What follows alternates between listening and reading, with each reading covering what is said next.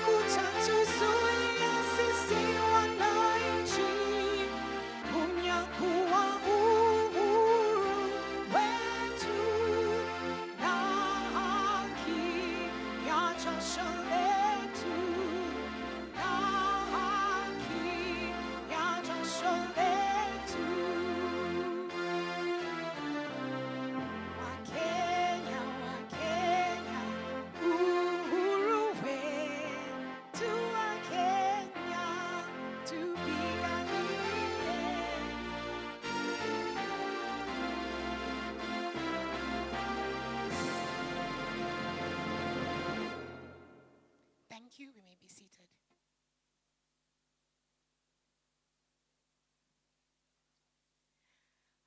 We have been going through a very big struggle as Kenyans. So I would like each of us to get one person, either someone next to you, shikilia tu mtu mmoja, any one person that you can get, either next to you or around you. Na kama if you're seated alone, ensure that you get somebody, one person. Where is your one person? Have you gotten your one person? Have you gotten your one person? Where are they? Where is your one person? Where is your one person? All right. Okay. Everybody has a person. So what you're getting today is somebody called an accountability partner. It's called what? Yes, somebody who you can go through, who will check on you, who in case you're abducted or lost or anything happens to you, they can report to us. So we are encouraging you to do this. Where's your accountability partner? So for the rest of the day, that person will be your accountability partner. So I want you to rise with your accountability partner and just move. Rise with you. Wewe na accountability partner wako na space yenu. Na space yenu, note. Gandhi, how are you? Good to see you. Who's your partner? Nimewaona. No, I want you guys to move. There's a lot of space here. I want to see you and your accountability partner, and I want you to hold them. Okay, for those who are hold your accountability partner. Mshikilie tu. Haraka haraka ndio tuweze kuendelea na program. Umepata accountability partner? Kama hujapata, you can join a group and then they be 3, so long as they accept you.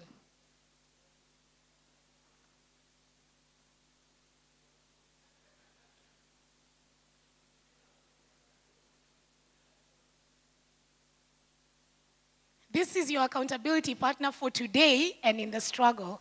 So they should make sure you've eaten, you're back here on time. When we need to do activities, you've gone to do your activity. Sawa? Aya, have you gotten your partner? Are you guys ready? Naona kuna watu wako kwa wings. Wavinya, kujeni huku. There's so much space here. When I say Kenya Left Alliance, you say? Hey, ni kama hamtaki mapinduzi hii Kenya. Kenya Left Alliance. Mapinduzi sasa. Kenya Left Alliance. Mapinduzi sasa. Haya, tuko tayari. Twende DJ. Wako tayari. Shika accountability partner. I hope muko tayari. Muko tayari? Twende. Twende. Twende. Haya. Ndio hao. Hey, hey, hey.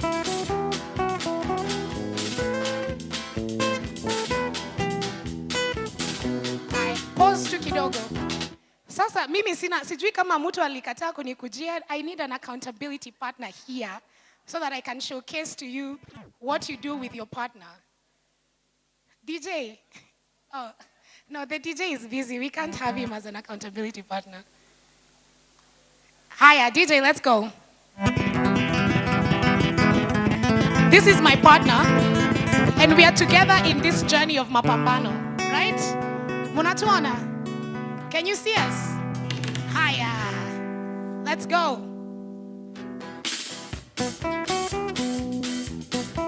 Hey.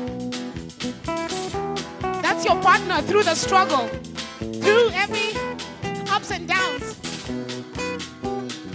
Change hands, alfajiri, nilizinduka. Oh bella ciao, kwaherini, bella ciao, ciao, ciao. Alfajiri, nilizinduka, nikampata mami. Change hand, wazalendo, niondosheni. Oh bella ciao, kwaherini, bella ciao, ciao, ciao. Wazalendo, niondosheni, kwani nahisi. Change hand, nikifa mimi, kama mzalendo. Oh bella ciao, kwaherini, bella ciao, ciao. Nikifa mimi, kama mzalendo. Naomba mnipumzishe. Change, nipumzishe. Jumulimani, oh bella ciao, bella ciao, nipumzishe. Jumulimani, kivulini mwangu. Now move your feet like this. Let's go. With your partner, oh bella ciao, kwaherini, bella ciao, ciao, ciao. Wapita po, wapita njia, watanisema wazuri. Hili ni ua la wazalendo. Bella ciao, kwaherini, bella ciao, ciao, ciao. Hili ni ua la wazalendo waliofia. All right, now clap your hands like this.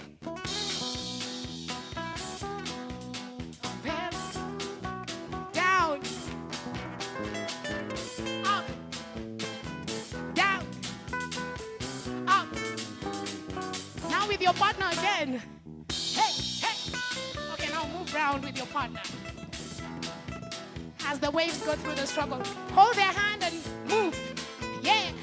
Move. Move. Move. Move. Move. Move. Move. Move. Move. Move.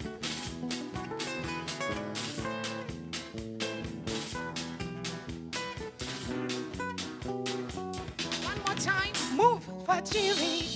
Nilizinduka. Oh bella ciao, kwaherini, bella chao alfajiri nilizinduka nikampata vamizi.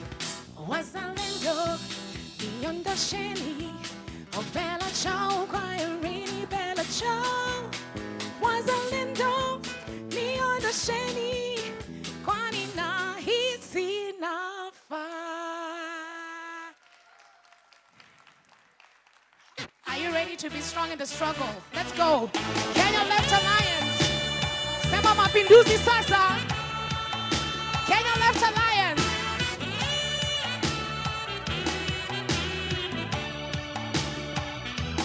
Hey, I'm on the run. And then I take a stop. Are you ready? Had to run like a fugitive to save the life I live. I'm gonna be like in. I'm gonna be like in Zion. Let me see you, let me see you, hey! Lion, lion, Zion, lion! Iron, lion, Zion. Iron, lion, Zion. What? Iron, lion, Zion. Kenya Left Alliance. Mapinduzi sasa. Makofi kwenyu as you go back to your seat. And please keep your accountability partner for the rest of the day. Sindio?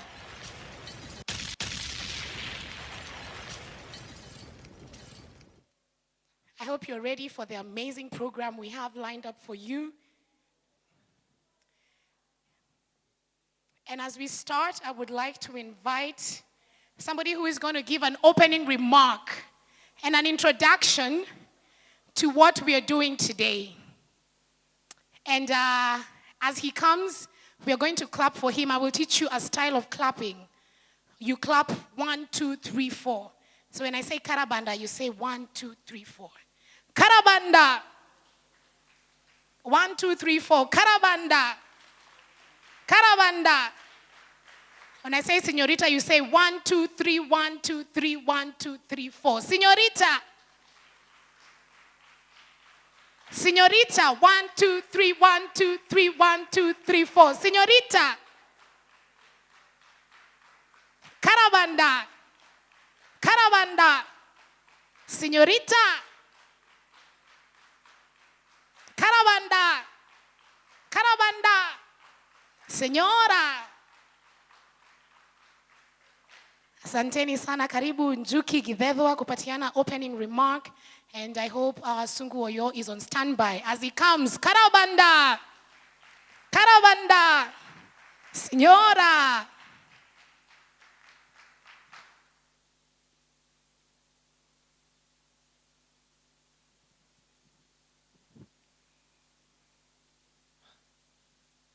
Viva comrades, viva! Viva comrades, viva! Afrika moja, Afrika huru. Yeah, thank you so much, MC Sefu, and all those people who have gathered here. I think mine is to give two things. One is some opening remarks, but also to introduce all of us who are assembled here. The first thing is that this is a very historical moment for the journey of this country towards liberation. If you look at our program, it's written Kenya's ongoing journey for liberation, struggle for liberation. And we always avoid to call it the first, second, or liberation, or that liberation. We see it as a process of liberation for all of us. But we must be able to come back to what this movement is urgent. This movement is urgent because the new generation, which has taken mass protest very vigorously on the streets, the youth led by the Gen Zs, have been able to reset the balance of power in this country. But also they've been able to bring the dynamism which has never been seen for a long, long time. But we said, and this is what you might call even poetry of God, it's a very beautiful moment to be in this country. But what we are seeing is that if this movement is not well harnessed, then the same status quo that has been taken over power in this country will take over. Once we go again without being organized, again the alignment that you are seeing in the country, the political alignment, will continue. We'll come again and we'll be told, you vote for the lesser evil. Sindio tena. But again, we see this is a historical moment for us to realign ourselves politically, but also ideologically. And that's why we said that the left must be united. The left has never been united in any political dispensation that comes in this country. We always see ourselves being swallowed in various forms of political groupings, and mainly the status quo. So we have never been united. But when we talk about the unity, we forget that forces before have been united. You remember that even the Mau Mau itself, when they were so disunited in the forest, Kimathi called all the battalions fighting in Mount Kenya, in Nyandarua, in Murang'a, and elsewhere. And he called a congress which is called Mother Conference. That was in 1954, August. So August is a crucial month. And he tried to unite all the forces that were fighting against the colonial forces. But of course, his dream was betrayed by the person actually. Today is ironically, when I was remembering it today, and people like others people know, is actually the day when the biggest betrayer of independence in this country died. I know who I'm talking to. Yeah? This ironically is the day that Kenyatta died, Jomo Kenyatta. Do you remember 22nd August? And I remember Ngogo Athiongo writing in his book, Going Retained. He said that, and Kenyatta died, and our dreams of independence grew wings. So this is the wings of independence that we are going for. But again, we are talking about the unity of the left has been tried for many years.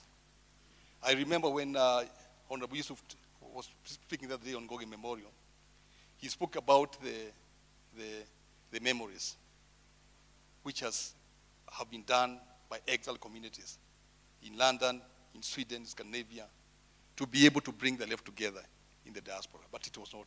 It came under Umoja Kenya then.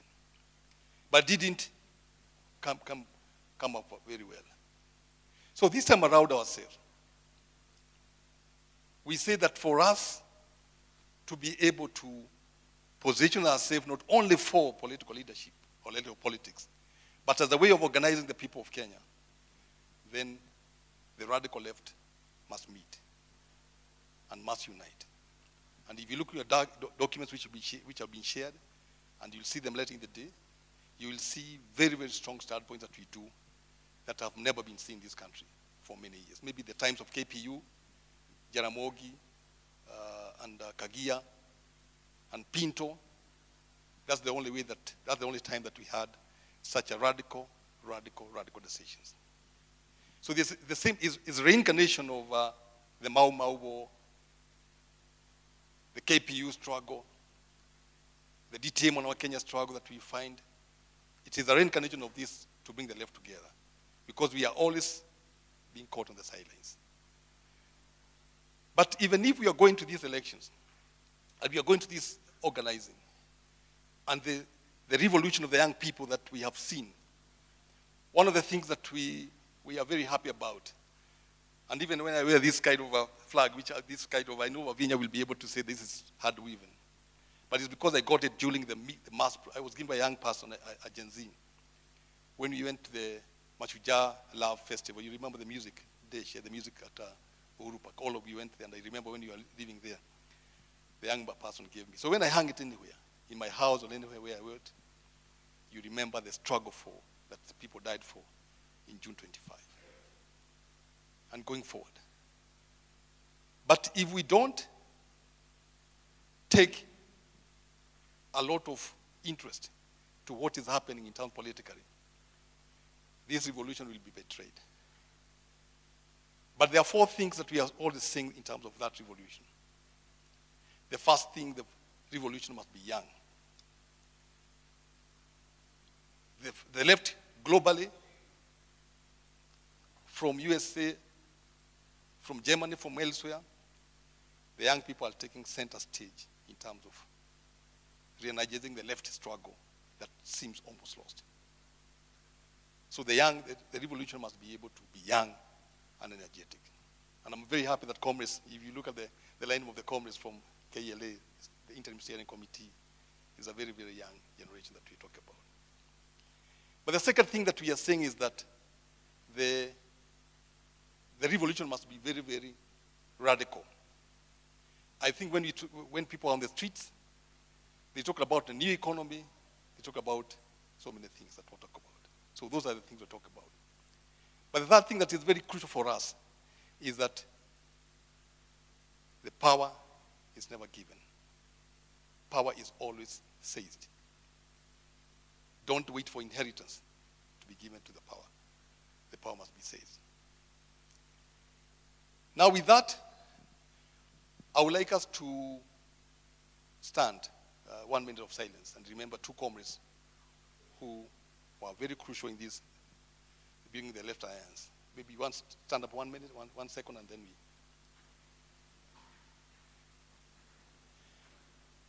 Today, of course, we are mourning the passing of our comrades Wanjau from Mathare. He was very strong, so you remember Wanjau very well. And I know other comrades from Mathare and others, and the Social Justice Movement come and remember Wanjau and minute of silence. But personally, I would like us to remember two comrades who have passed, who are very crucial in terms of left unity within us. And the first person is Comrade Michere Githai Mugo, who passed away, I think, 2024, 2023. But she was very crucial in terms of linking generations of struggle in our generations, but also in our generation. But she was very strong in terms of bringing the forces together that were fighting within the underground. Remember, she went to exile, and she was very crucial in that. And even when she came to Kenya, Michere Githai Mugo would remember each and every one. So we remember her very much, and she passed on. The other comrade that I want us to remember is comrades Zarina Patel. Actually, the discussions that were there during the COVID-19 times on left unity, the paper that we wrote about left unity were mainly from comrade Zarina Patel. And I'm very happy that her partner Zahid is here. You can raise your hands that Zahid is here. I don't know even whether the children are here. Rahat and others, they say they'll be here. But to remember and we say that her soul rests in peace.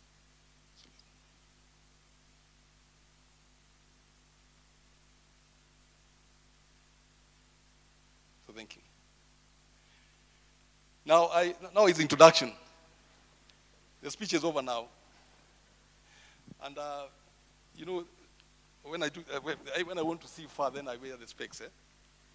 Now this movement, there are so many people, there are so many groups that are here.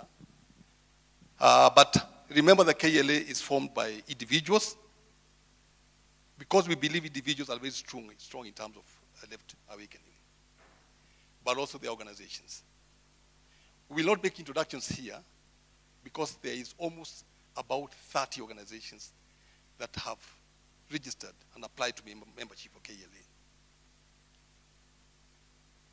But there are also 30 individuals.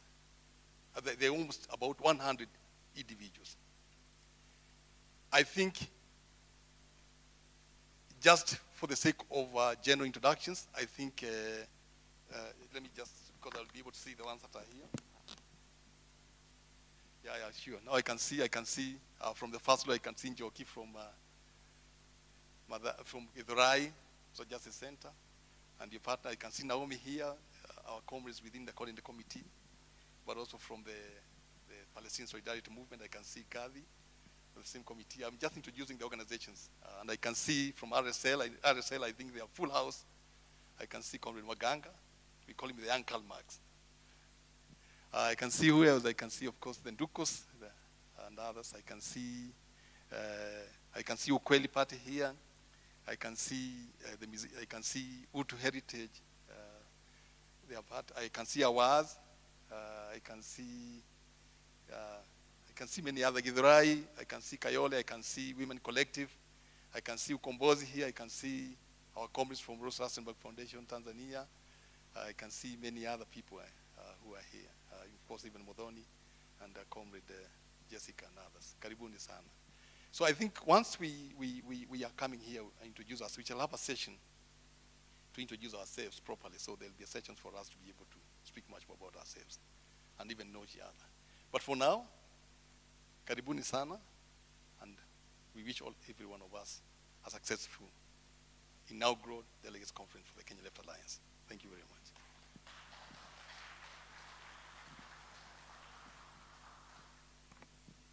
Thank you so much, Njuki. Nilikuwa nimewafundisha makofi. Karabanda.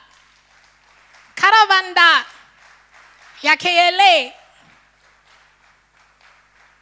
Karabanda. Karabanda ya Njuki. Okay, so next we are going to have a speaker who is going to be speaking. He will tell you what he's going to be speaking about. I would like to invite Sungu Oyo. Karabanda! Karabanda! Ya Sungu!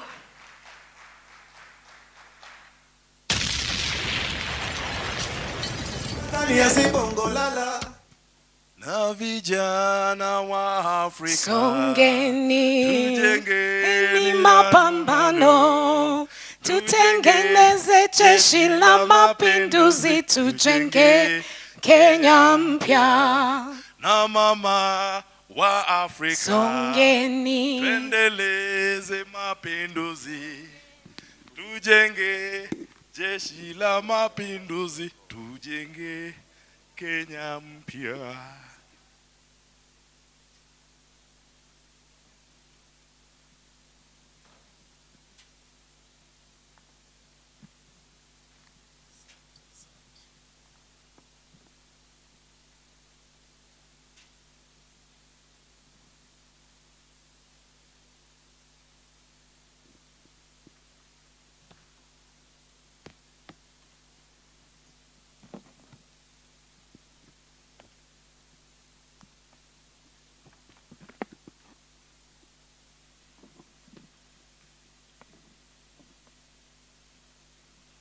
Viva comrades, viva.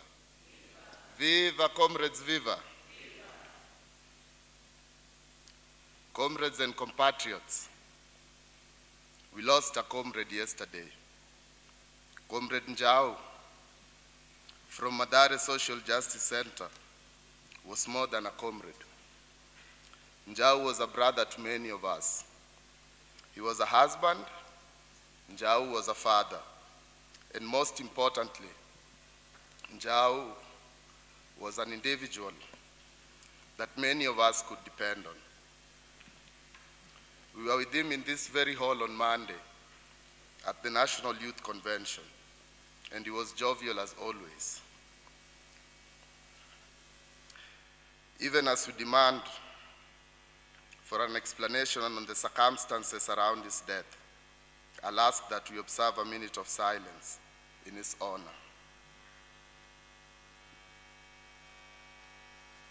Tula, Tula, tula mama, tula, tula mama, tula, tula mama, tula. pole, pole, Pole, pole mama, pole, pole mama, pole, pole mama, pole.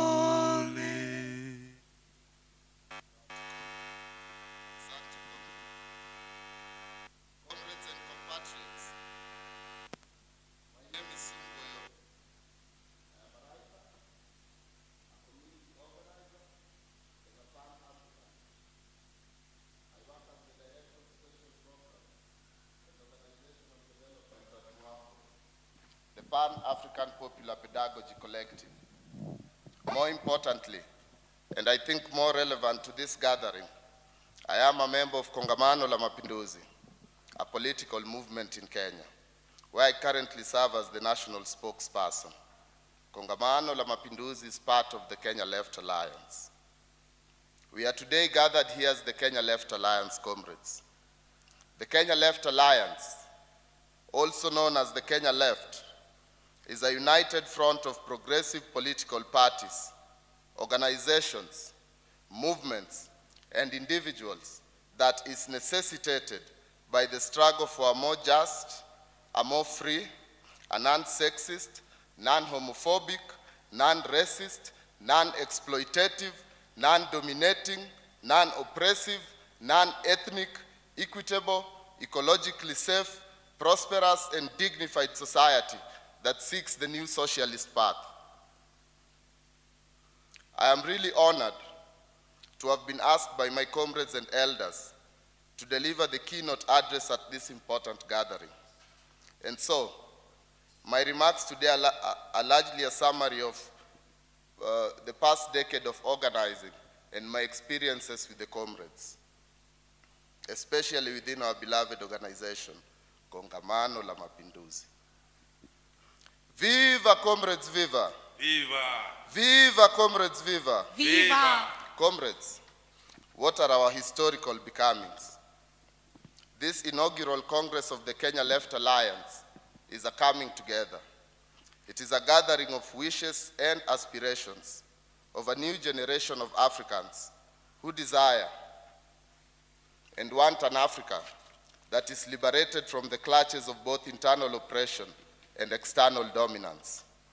As part of the Kenya Left Alliance, we at Kongamano la Mapinduzi, and by extension we at Mwamko, believe that this gathering will provide a roadmap that births a newness for a new context and age, even as it connects itself to longer genealogies of resistance and rebellion of African people both home and abroad.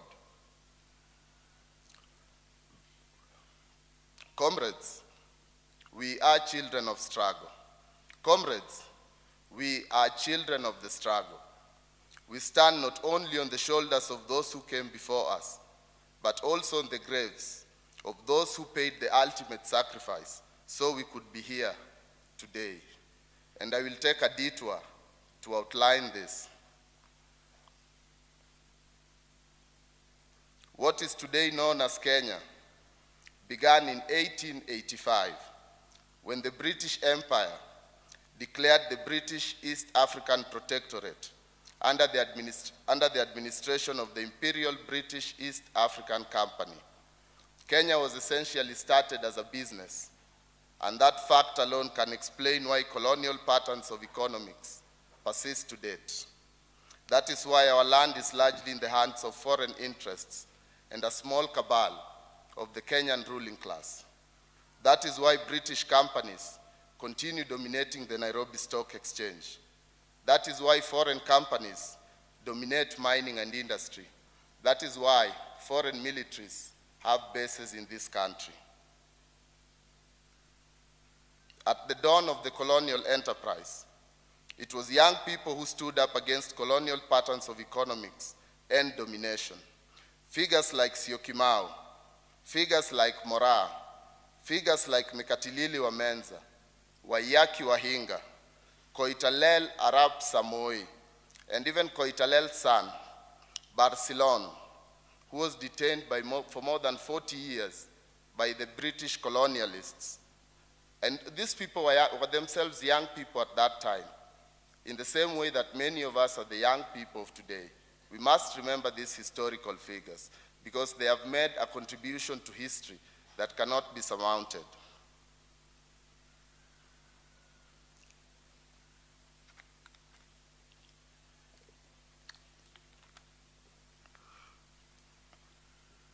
As young people, they stood up against the machine of colonial domination that had appropriated our land, appropriated our labor and resources. They stood up against a system that was anchored on violence. Many young people like Muthoni Njiru resisted that colonial machine and paid the ultimate sacrifice.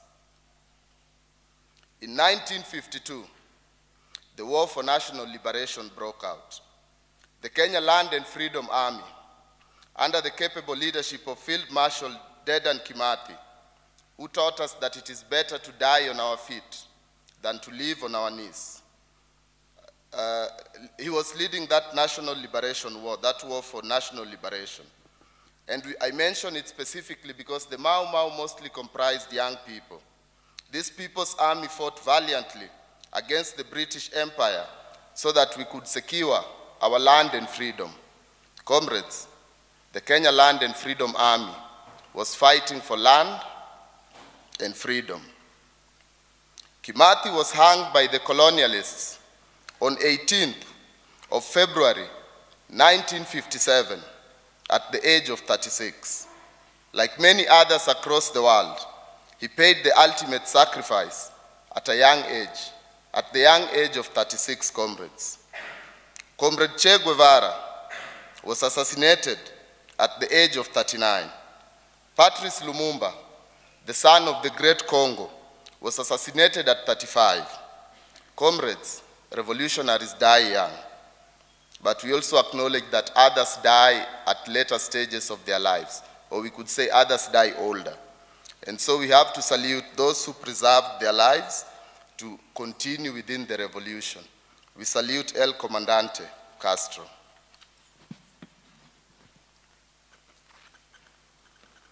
National independence in 1963 was meant to herald a new dawn, but it instead instituted the dictatorship of a minority. National independence marked a betrayal that created national questions that remain unanswered to date. The land question is still unanswered, comrades. There is many questions that are key to our collective history and our collective progress as a people that remain unanswered in this question, in this country. By 1965, the progressive forces were already repressed. The Kenyatta regime killed Pio Gama Pinto in cold blood and would continue to kill more, many more, over the years. It isolated the leftist forces, including Bildad Kagia and Jaramogi Oginga Odinga. In 1969, 19-year-old Abdilatif Abdallah, who was to be with us here today, was jailed for writing a pamphlet titled Kenya Tuendapi. Kenya, where are we headed? And I think it's a question that's still relevant today. And I hope that our deliberations over the next 2 days, today and tomorrow, will also again pose that same question to the political landscape. And Comrade Abdilatif lost a member of his family yesterday. He was to be with us here. He lost a member of his family, but is following our proceedings from Mombasa. That repression that led to the jailing of Comrade Abdilatif is why organizations like the Kenya People's Union, organizations like the December 12th movement, emerged to challenge the hegemony of Kenyatta and his acolytes. The student movement in Kenya blossomed, and its vibrancy was buttressed by intellectual circles at the public universities. That is why Mwakenya was founded, to create a newness in a society that had largely been intimidated and brutalized into silence. Comrades Ngugi wa Thiong'o, Willy Mutunga, Maina wa Kinyati, Oduoro Ngwen, Mwandawiro Mganga, Peter Yang Kihara, Oyangi Mbaja, and many others were jailed for the standing on the left side of history, for they were leftist. Shiraz Durani, Wanjiru Kihoro, Morris Adongo Ogony, Mukaru Nganga, Miguna Miguna, Mishere Mugo, and the great Gisheha Mungai, Yutuferi, were also exiled, among many others. Comrade Waroiru Mungai remained actively underground for 6 years, traversing between Kenya and exile without ever getting arrested. I mention these names because we must know those who have sacrificed for us to get here. Other comrades like Zarina Patel remained consistent all through to the bitter end. Our Shujas never gave up. Comrades, our Shujas never gave up. And I am proud to say that some of them are here with us today. Our comrades endured persecution and lost many of their compatriots over the years. They were also betrayed by others who decided that the geography of their stomachs was more important than the national question. And so even as we mourn Jau today, I will ask that we observe another minute of silence for all those comrades who we have lost over the decades.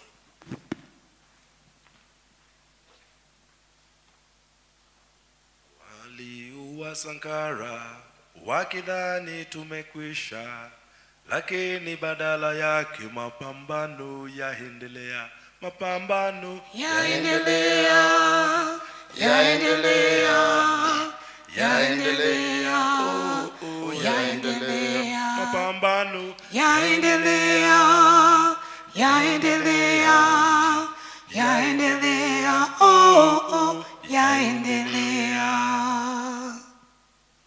When the mothers of political prisoners gathered at Uhuru Park, it was again out of this historical desire and historical responsibility to birth a new society, a society that would guarantee our collective dignity. Their children had been jailed by the Moi Kanu dictatorship for simply demanding a better society. Many Kenyans had been jailed, tortured, maimed, killed for engaging in the struggle for multipartism, which again had young people at its forefront. We salute RPP, release political prisoners.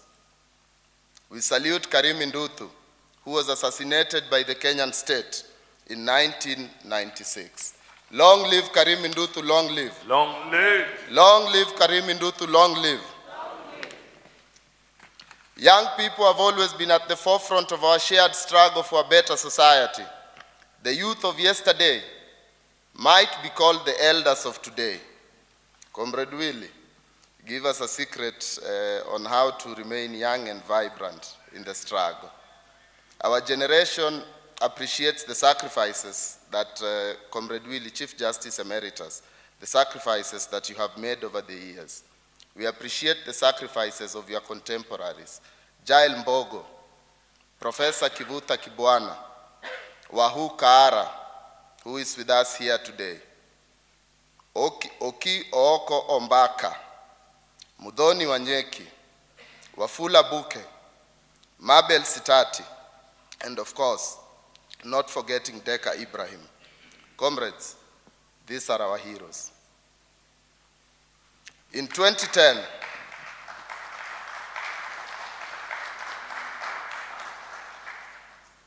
In 2010, our country promulgated a new constitution that many people present here worked hard towards actualizing.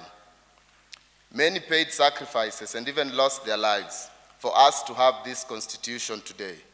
Odhiambo Mbai lost his life, comrades, for this constitution. And today the people in power want to stand before us and trash this very constitution. We must say no, comrades. We must say no. Siwaski, we must say no. We must say No. we must say no, comrades. Comrades, why have I taken this historical detour? I have taken this detour to remind us that we have a wealth of experience in this room and that the Kenya Left Alliance is not starting from scratch. We are building on the actions of those who came before us. We are building on the organizations, movements, and organized fronts that came before our generation. As Marcus Garvey reminds us, we have a beautiful history, but we'll create one that will astonish the world. We can only create that new and radiant history through struggle. But what is our context? Comrades, what is our context? The Kenyan state is a neo-colonial state. The neo-colonial state is created in the image of the colonial state. It every day subjects our people to poverty. It every day subjects our people to humiliation. It every day subjects our people to death. As Frantz Fanon reminds us, colonialism is a violent machine. And for many people in our generation, for Kenyan youth, they have witnessed this violence not just theoretically, but also practically, for we have buried many of our compatriots killed by bullets that were bought using our taxes, especially over the past year. And so, I will repeat again, that our generation stands not only on the shoulders of those who came before us, but also on the graves of those who paid the ultimate sacrifice. Comrades, what must be done? I know this is an old and historical question, but what must be done? Fanon famously said that each generation must, out of relative obscurity, discover its mission, fulfill it, or betray it. The 2024 Youth Uprising must be understood as a product of our people's material realities and the contradictions that continue to define our country since independence, and even prior to that. In 2022, Ruto was declared the victor of an electoral process. He rode to power on the backs of working class people. After assuming power in 2022, the Ruto regime scrapped fuel subsidies, increased tuition fees in public universities, started a process of privatizing public-owned entities and industries, raised taxes on essential commodities, and cemented an economic philosophy of beg, borrow, and steal. All within a year, they were able to institute this machinery. Ruto had within that period basically instituted a dictatorship of the moneyed. When the youth of Kenya went to the streets last year, it was out of a shared generational desire to break free from these chains of oppression. Kwa sababu hata juzi tukiwa hapa kwa Youth Congress, tulikuwa tunasema hao watu wamegeuza nchi kama duka ya hardware. Kazi yao ni kuamka kupora, kuamka kupora. In fact, a hardware shop is run better than this country. Sasa sisi, tukiwaacha waendelee na hii njia, tukiwaacha waendelee namna hii, sisi tutabaki na nini? Watoto wetu watabaki na nini? Kwa hivyo vita yetu, ile ambayo tuko nayo, is a struggle for dignity, na tutaendelea kusukuma na kukaza kamba.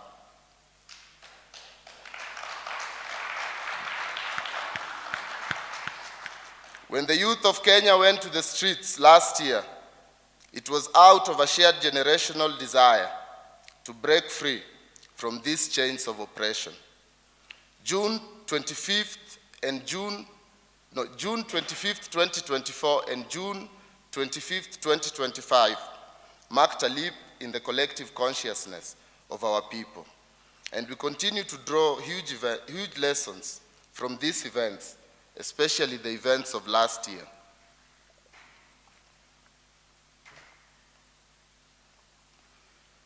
And I remember during the protest, there was a lot of people asking, where have all these kids come from? Because they're in the middle of town in their hundreds of thousands. I think there is a notion that must be corrected, because these are not kids. This generation constitutes the largest segment of the Kenyan population. We are easily recognizable as a generation that can see through your lies, as a generation that can tell you off. This generation has been speaking truth to power and rebelling against the status quo for more than a decade now. This is the generation that burnt the high schools to the ground when their teachers refused to listen to them. While some in this generation voted in the last election, a great majority did not, because they could see beyond the charade and knew that multi-party dispensations do not necessarily equate to democratic outcomes. This generation clearly understands the power structures in society and knows who comprises the unseen and unheard segments of society, those excluded and deemed as unworthy of housing, those excluded and deemed as unworthy of education, those excluded and deemed as unworthy of healthcare. The state had basically taken everything from this generation and left us in a situation where we didn't have much else to lose but our chains. I mean, where else would young people be if not on the streets? Because there is no jobs. Industries are closing every other day because of the taxes they are raising and the extortion they are doing on even small industry and businesses.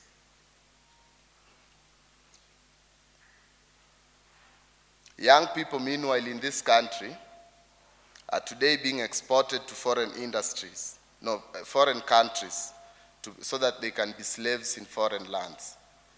That third pillar of the economic, the third point of the economic pillar of the government, which is labor export, basically is a ploy to get young people out of this country because the government has failed to create opportunities for them and to take them to other lands so that they can slave on and on. We refuse that. We want to stay here and live here and build this country.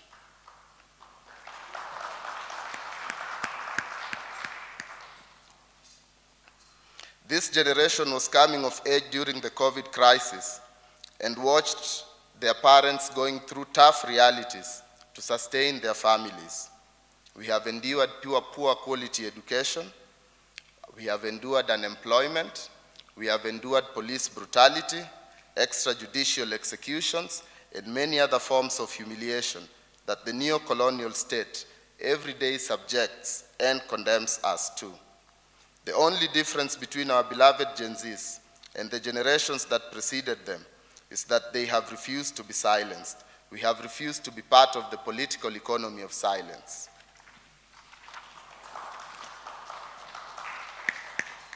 This generation gave us Shembeteng. This generation gave us Gengeton. They reminded us that cheki ya mafala wamekaa wamezubaa na wanacheki ya Subaru ya Mambaru inakaa na imejaa. They reminded us, if you remember, when Wakadinali told us that cheki ya mafala wamekaa wamezubaa na wanacheki Subaru ya Mbaru inakaa na imejaa.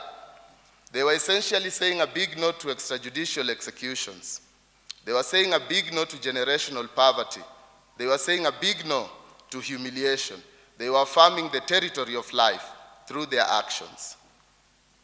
And I'm glad we are here again at Ufungamano today, and that we are with our comrades, especially the artists who are with us today, because liberation art has always been the soundtrack of our movement.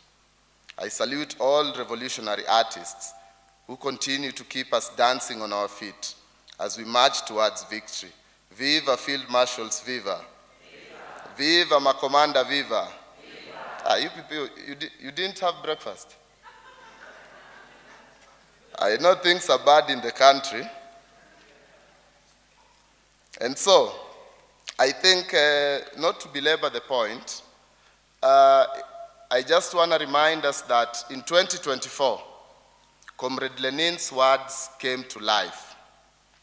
Lenin teaches us that there are decades where nothing happens, and there are weeks where decades happen. In 2024, especially the 4 weeks of June, the last 2 weeks of June 2024, and the first week of August in 2024, we witnessed decades happening right before our eyes. When Gen Zs took to the streets in 2024, it was against a finance bill that sought to increase taxes on a citizenry that was already overtaxed. We were enraged by the fact that the Ruto regime, which rode to power on a working class narrative, had literally betrayed us while giving tax breaks to the rich. For example, through the exemptions they gave on helicopter spare parts, while increasing taxes on essential commodities, food and whatnot. We were also livid because our parliamentarians, who are among the highest paid in the world and who live opulent lifestyles in a highly unequal society, had turned a deaf ear to objection of their tax increases. And so, like I said, when we went on the streets, we were met with tear gas, water cannons, batons, and bullets. And when the protests finally simmered down, at least 60 lives had been lost. 60 lives had been lost to the conveyor belts of violence, the Kenya Police Force. And we maintain it is still a police force because despite the cosmetic changes and calling it a Kenya Police Service, it offers us no service. Death is not a service. We have to make that very clear.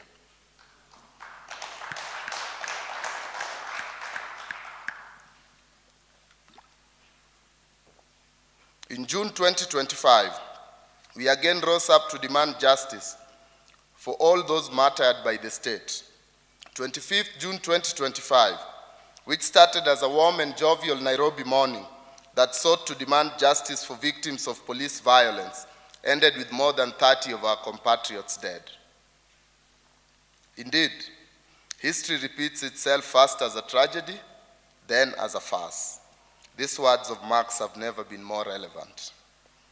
I wish to take a minute to salute my comrades, Wanjiru Wanjira, Shakira Wafula, Sophie Njehia, Hanifa Adan, Joshua Okayo, Mamka Anyona, Lewis Maganga, Soreti Kadir, Comrade Jera, Comrade Kasina, and all those people who we were with on the streets, Comrade Brian Madenge, all those people who we were with on the streets, I salute you. I must especially mention the Muthaiga 3, whose fabricated charges were dropped by the court yesterday. Comrade Mulingwa Garang, Comrade Mutunge Mwangi, and Comrade Mark Amiani, generally, our National Organizing Secretary at Kongamano la Mapinduzi. Comrades, let's not drop this ball. Viva Gen Z, viva! Viva! Viva Gen Z, viva! Viva! And our compatriots continue to face trumped-up charges. A lot of people are facing charges related to the protests. A lot of people are still facing terrorism charges. A lot of our compatriots are still in jail, in remand prison, I mean. And so let's not lose sight of the goal. But we must say that these maneuvers, just like last year, these maneuvers did not intimidate us. Comrades, these maneuvers did not intimidate us. Last year, at the height of the protest, we continued marching, we continued singing, we continued dancing on the streets. We shared the little water that we had brought to the protests among ourselves in a bid to quench the sting of the tear gas. Beyond being a protest, we must also view this process as a festival of freedom that continues to inspire hope of future prospects and earthquakes in the political landscape. As the crowds dispersed in June 2024, Rex Masai lay dead. He was the first martyr of the political process that this generation had brought to life and thrust upon us. Aliuba, our great Pan-African comrade and ally, who is with us here today, once reminded us that we stand not just on the shoulders of those who came before us, but also on their graves. We today stand on the grave of Rex Masai, in the same way that we stand on the graves of Dedan Kimathi, on the grave of Pio Gama Pinto, J.M. Karaoke, Alexander Muge, Odhiambo Mbai, Onyango Olo, the unsung Cindereri, Chelagat Mutai, and all others who paid the ultimate sacrifice for us to enjoy the rights and freedoms that we exercise today. Our struggle, comrades, is a just and righteous struggle.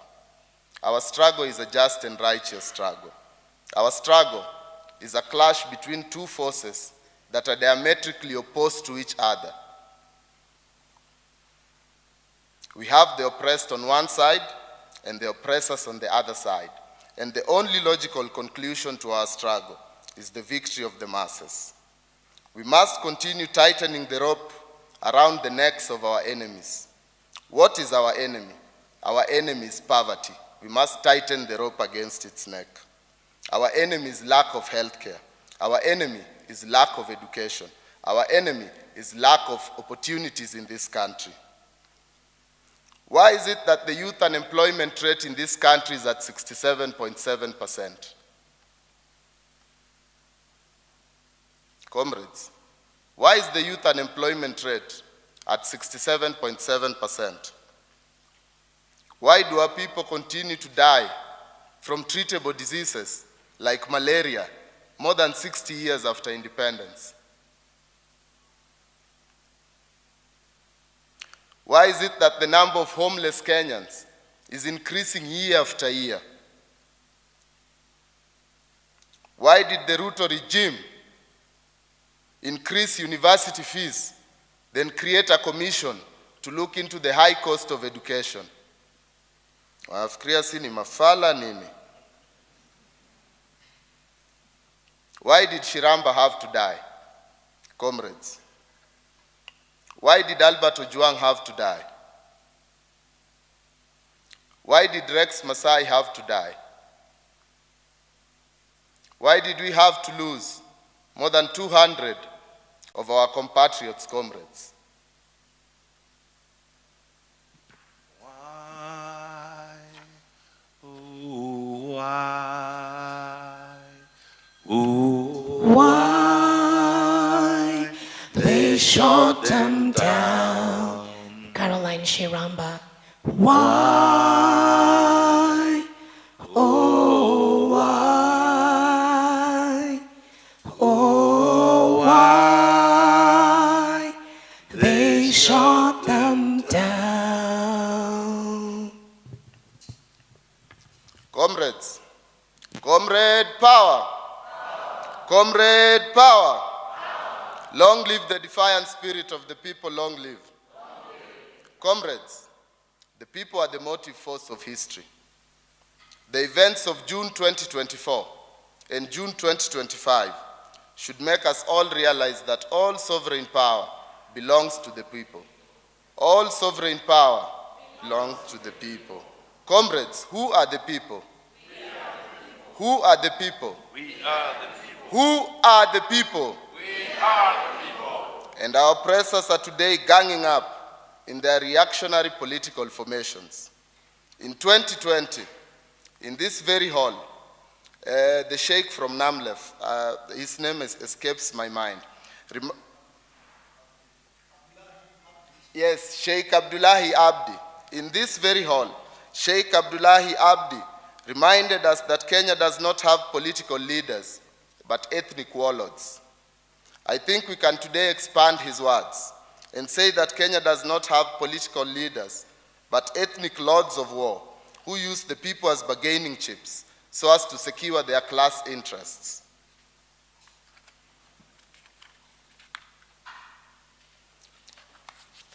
Ruto, for example, has lost all legitimacy to govern this country.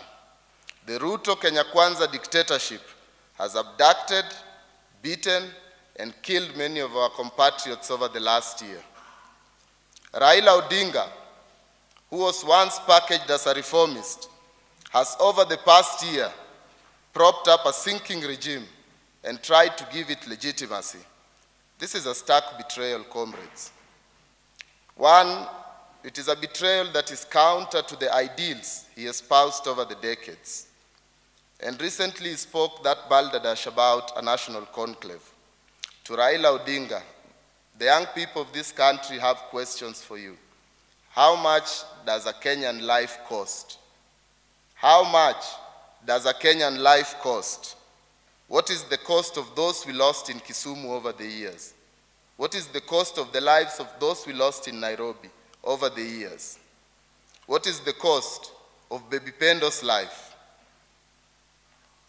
We must realize that the ruling class is united as ever, that it is dancing on the graves of those compatriots who are martyred by the state so as to enable them protect their collective class interests.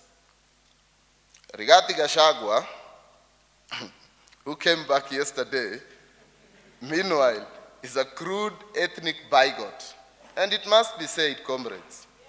Rigathi Gachagua is a crude ethnic bigot who seeks to reverse the gains of our uprising.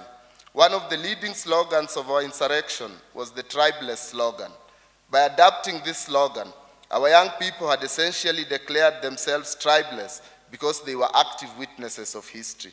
They had witnessed firsthand how tribe and ethnicity was weaponized in this country by these very ethnic warlords who are united against the poor. As perennial victims of economic violence and unemployment, our young people instinctively understood that intergenerational unity was a key ingredient in reversing decades of marginalization. To our elders, you will have to tell us how to handle some of your former comrades. Your generation, like all generations, also had traitors. You are not the only ones who have faced betrayal from your contemporaries. We have also faced the same from people we trusted and organized key actions with. Some of them have joined the bourgeoisie in their reactionary political formations. Others are busy, day in, day night, trying to reverse our forward march into history, trying to slow down our forward march into history. These characters represent a backward and liberal type of politics, and this generation must consign them to the dustbins of history. Kenyan civil society, which was at the forefront of struggle in yesteryears, has in many ways largely taken a backseat, either out of ambivalence or intimidation. That is why a press conference by the mothers of victims of state killings at the Kenya Human Rights Commission was attacked by goons. The KHRC was attacked at a moment when its former board chair is sitting pretty in State House as chief advisor to the aspiring dictator. Shame. Shame. Shame. And the state is again trying to sow confusion within our generation. They want to use the people, especially the young people of this country, to validate people like Marage and Matiang'i. They want to use us to validate people who speak about the rule of law at a moment when we are speaking about the rule of the people. The law must submit to the people and their dignity. We are simply not interested in bourgeois law. To our elders, we vow not to repeat your mistakes. Mwakenya and other progressive organizations making a decision not to contest the 1992 elections, then loaning some of their organizers and leadership to other political formations was a mistake, at least according to our analysis. Not actively participating in the 1992 elections as a movement was a mistake, and that is why our generation thinks that it is best for us to contest the 2027 elections under the banner of the Kenya Left Alliance.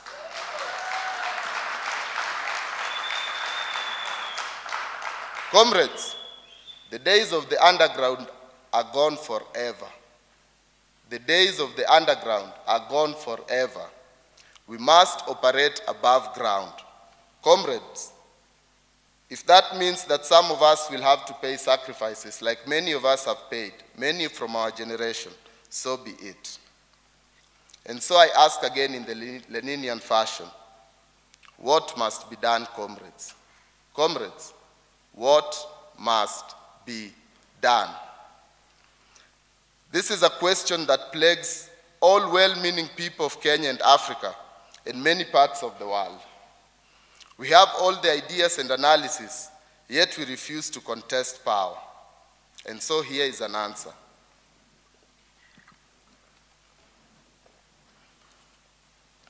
I, Sungu Oyo, will be contesting for the presidency under the banner of the Kenya Left Alliance through Kweli Party.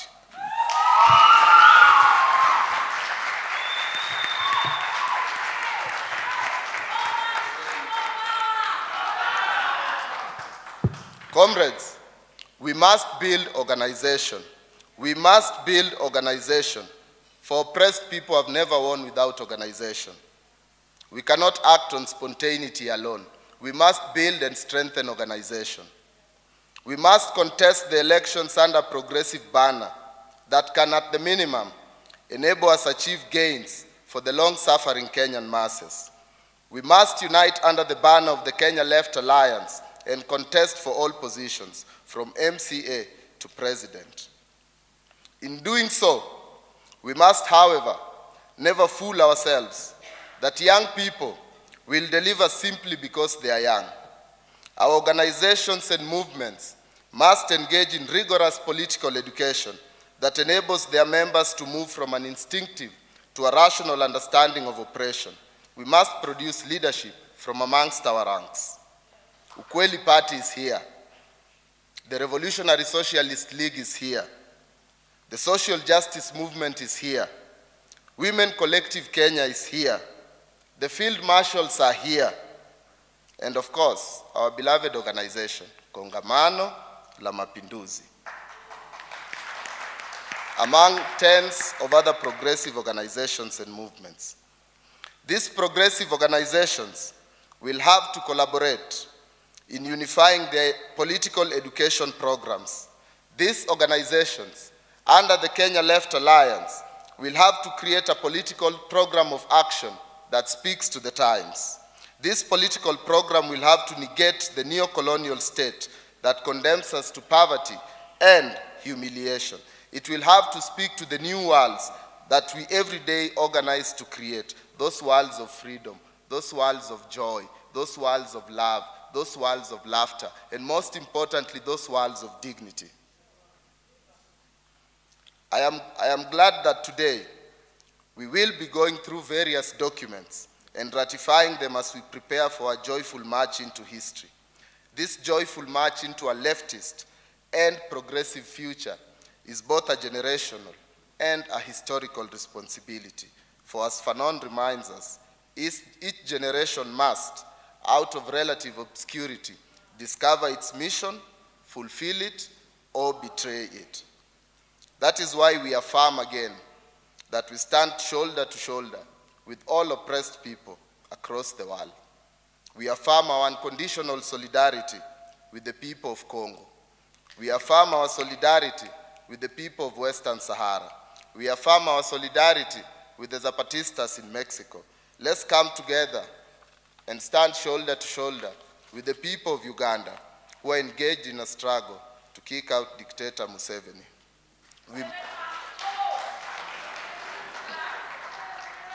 We must stand firm alongside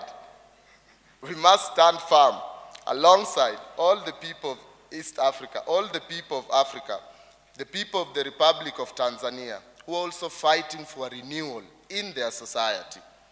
And lastly, we remember not to forget our brothers and sisters in Sudan and the people of all parts of the world who are being, especially in Europe, the people who are being eroded by fascism. I will finish by coming back home. Comrades, I will finish by coming back home. What we have witnessed over the past year is a generation coming of age, a generation openly declaring that they will not live in poverty and humiliation, a generation saying it will not be cowed or intimidated into silence again. It is a rupture on the Kenyan political landscape. It is a reverberation on the African political landscape. Let this be an eruption on the global political landscape, a rupture that might just eventually push aside anything and anyone who stands between the masses and their dignity. Rest in power, Comrade Njau. Long live the memory of Comrade Njau, long live. Long live the Kenya Left Alliance, long live. Long live the African Left, long live. Long live the progressive forces of the world, long live. Asanteni sana.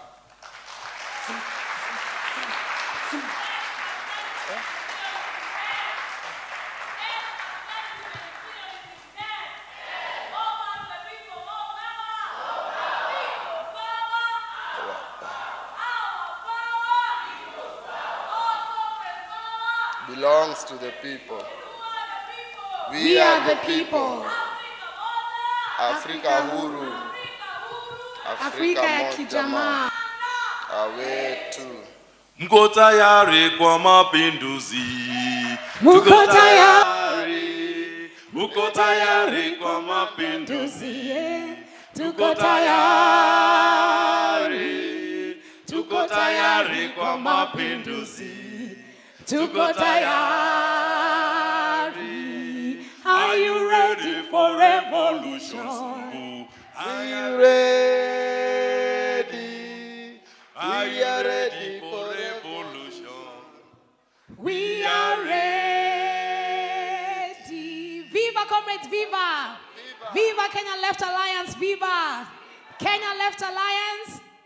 Mapinduzi sasa. Kenya Left Alliance. Mapinduzi sasa. Ardhi, chakula, ukombozi. Mapinduzi sasa.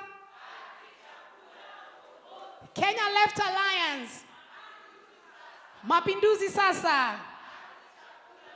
Tupigie President makofi. Karabanda! Hey!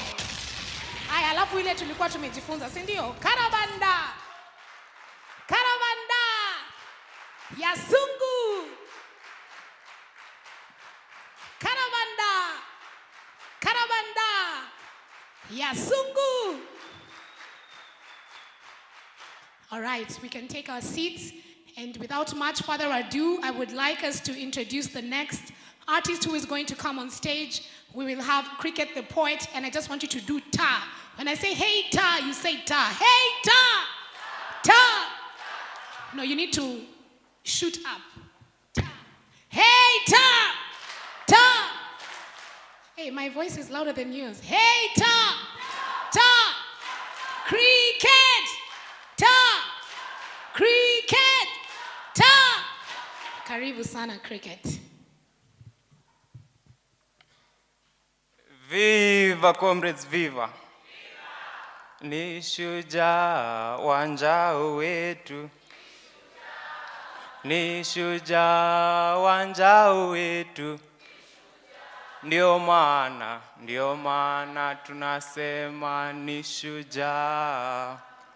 Ndio maana tunasema ni shujaa. Naitwa Cricket, right? And nimekuwa nikifikiria maybe this ni to comrade Wanjao.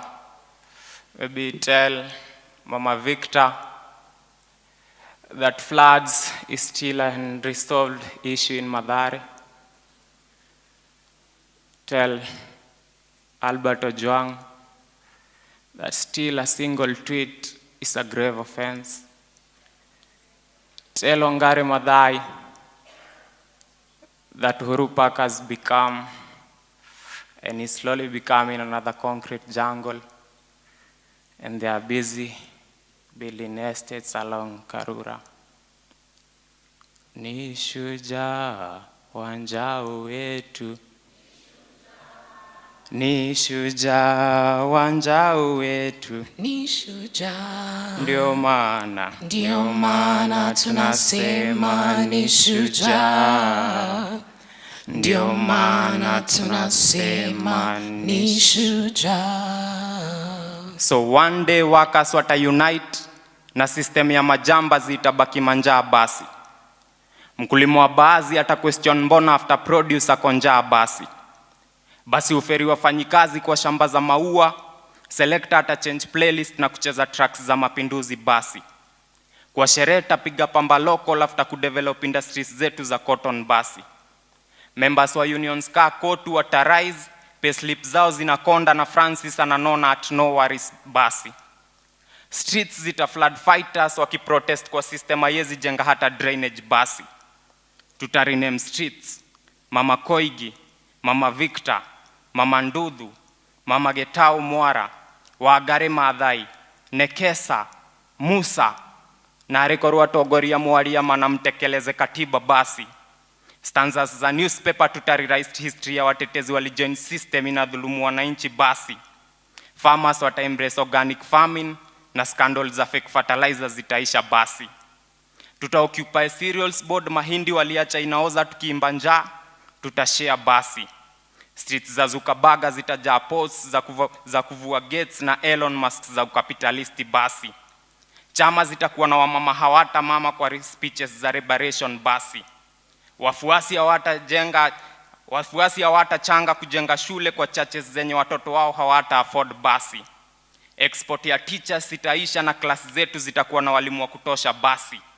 Lectures kama za Misere Mugo, Kamoji Washira, Goge wa Thiongo, Maino wa Kenyati, Mazrui, Edward Oyugi zita inspire militant students, Onyangolo, Tirop, Tito Adungosi, Karemi Ndudhu, likes za Wafula, waibuke basi. Ni shujaa makomrades wetu, ni shujaa makomrades wetu, ni shujaa. Ndio maana tunasema ni shujaa. Ndio maana tunasema ni shujaa. So leo hata wakichain my body lazima nita free my mind kama misere. Sita betray hii motherland kwa kusubmit kwa oppression. Kwa hii country imejaa patriots kwa jails na prisons.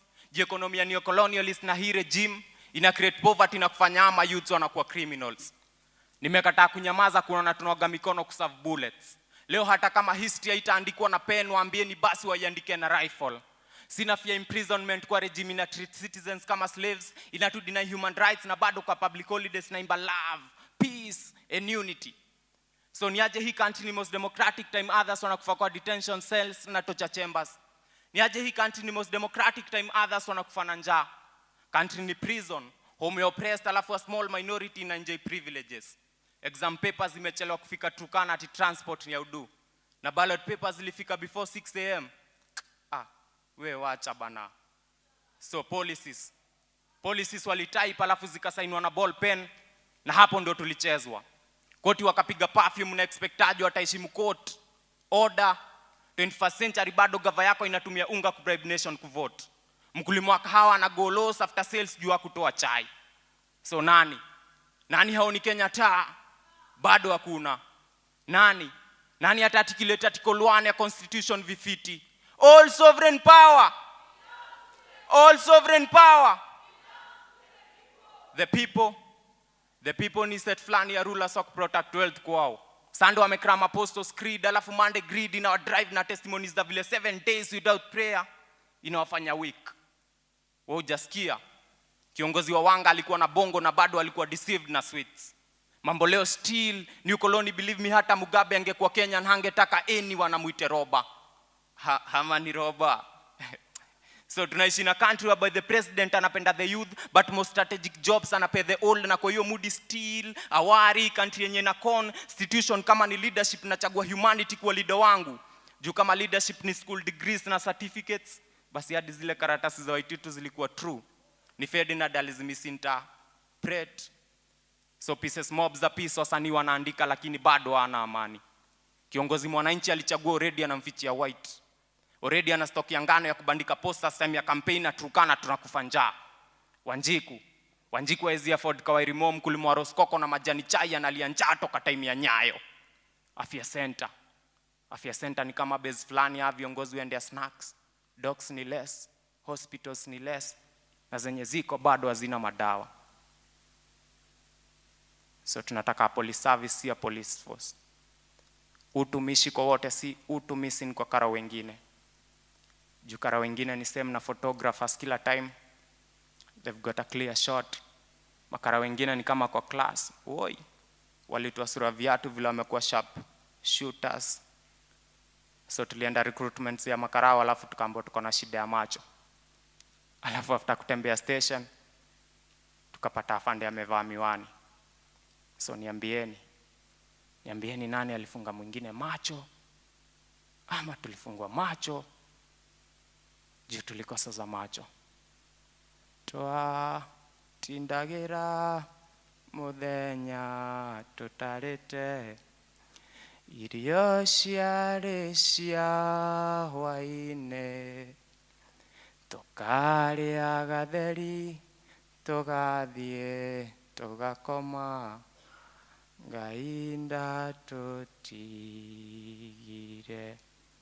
Tutaunganisha stima, tutaunda barabara, tutajenga serikali na vijana ya bodaboda na mama mboga. So aka slogan nikaga sha goa where Mr. President ni route O gani unatupeleka? Kusema education ni free na vile books ni expensive ni ku-exercise our minds. Kusema education ni free na jana kuna mtu yalisare shule juu alikosa uniform ni ku-exercise our minds. So unafilaje Unafilaje sasa zenye urezo wako na kuongoza national anthem na tujenge taifa?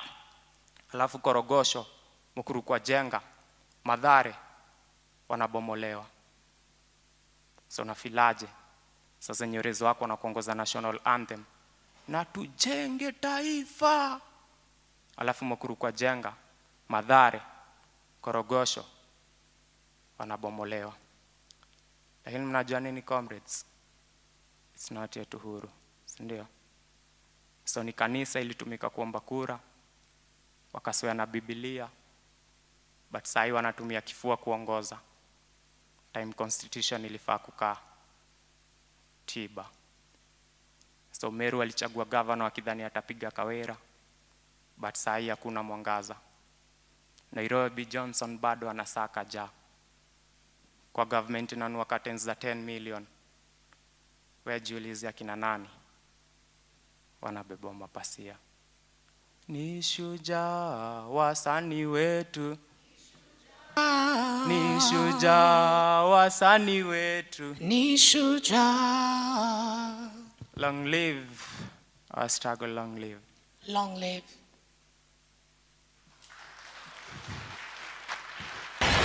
Thank you so much. That was Cricket the Poet. Makofi ya Cricket. Karabanda. Karabanda ya Cricket.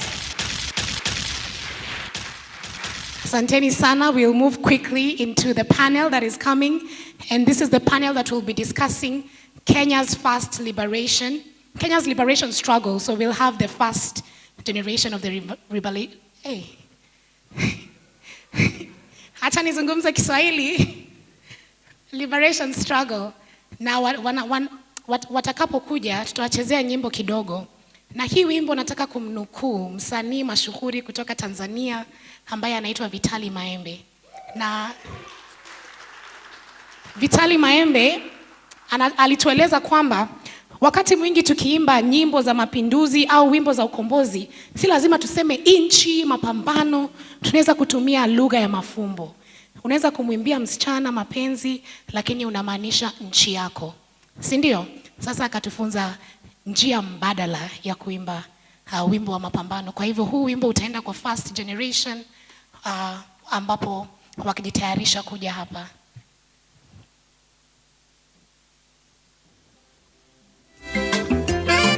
Na tunaweza kuungana na wao.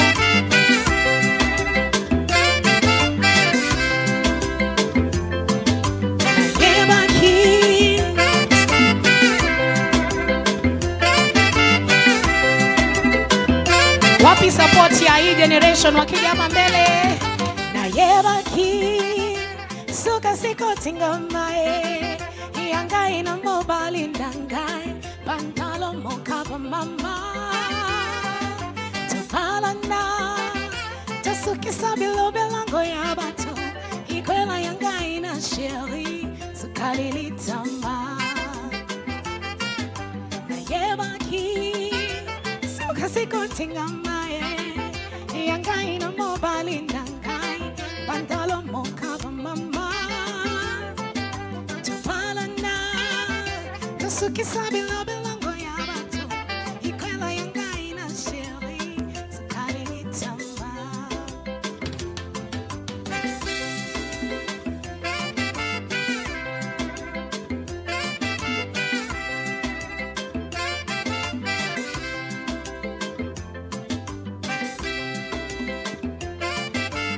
Makofi jamani, hivi ndio tukiwakaribisha. Oh gaida yao na yebi komo ya mandate oh ya gaida yao libalango ya bombandate ae oh gaida yao na yebi komo ya mandate oh ya gaida yao libalango ya bombandate ae. Makofi yao jamani.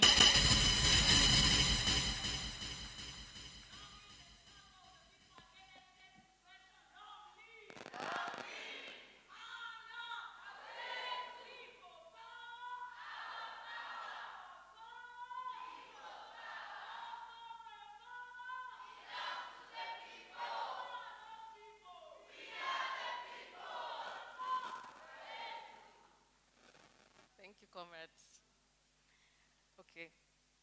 So we're here on our first panel. I'll introduce myself. My name is Mombi Kanyogo. I organize with Trans and Queer Fund, and I'm also a member of Kenya Left Alliance. Karibuni to our first NDC. So I'm going to begin with explaining why we're doing this panel first. As Comrade Sungu has explained to us, Kenya Left Alliance sits on multiple struggles over time.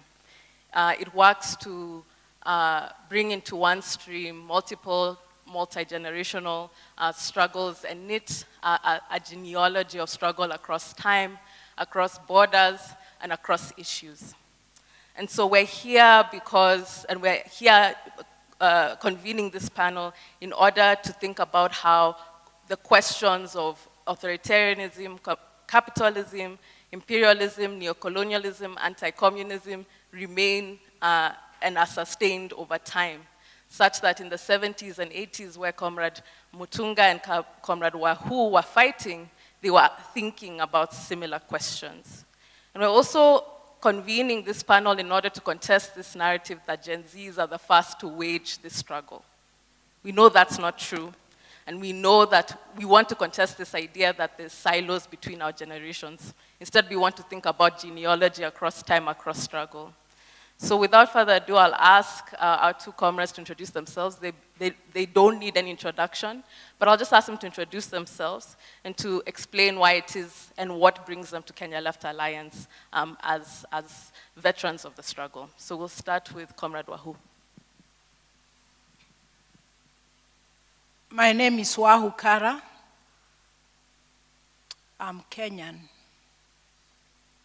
And I'm here because my spirit has always been that I have to be a Kenyan, and I must do what needs to be done to the truism of the fulfillment of my life as a Kenyan.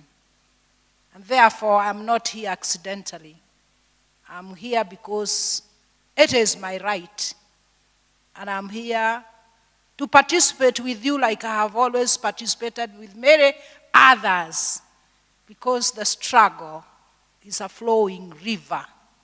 It depends on when you see how it is getting so full and making sure that it doesn't drown you. I thank God because I have not been drowned. This is a triple heritage experience for me. And therefore, I'm delighted and happy that you are able to bring me here. A luta continua.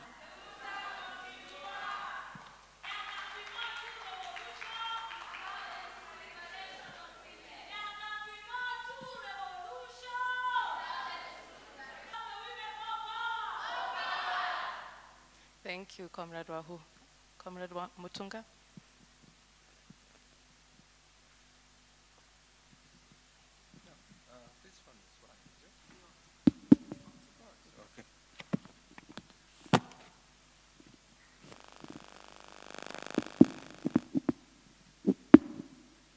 So I am in the steering committee of Kenya Left Alliance. And my reason for joining that alliance is because I see a great opportunity for this country, particularly after the Gen Z revolution last year. And I think we have to see this, what Rodney called links and continuities. And we see opportunities where, changes, can happen. And we see where a country like Kenya doesn't have a people's opposition, because whenever we have opposition, the opposition reinforces the dictatorship. And I think the only opposition we had, people's opposition, was KPU, which was banned in 1969. But the resistance is recorded by history, where there is oppression, there is always, resistance.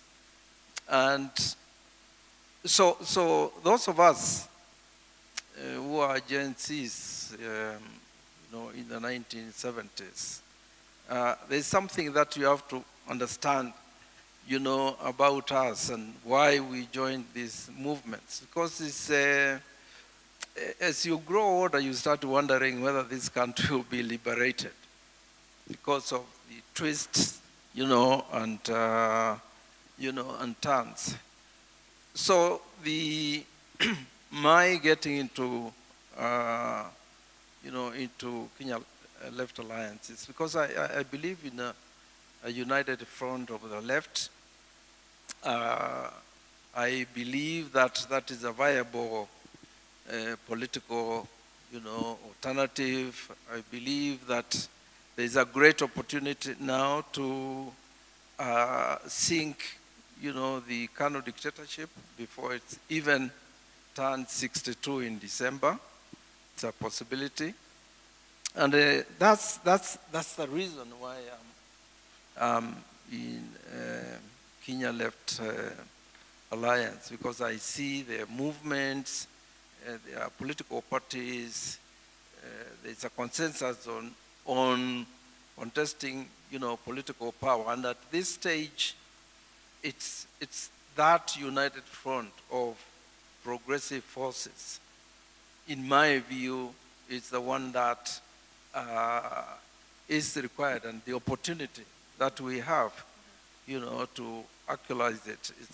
It's something that I believe in. Thank you. So let's start from the beginning. So we've been talking about how every generation has its own revolutionary task or its own particular challenge to contest. In the 70s, what were the concerns that were top of mind, the political and social justice concerns that you were thinking about? And how have you seen these concerns endure and evolve over time? Yeah, sorry. Okay.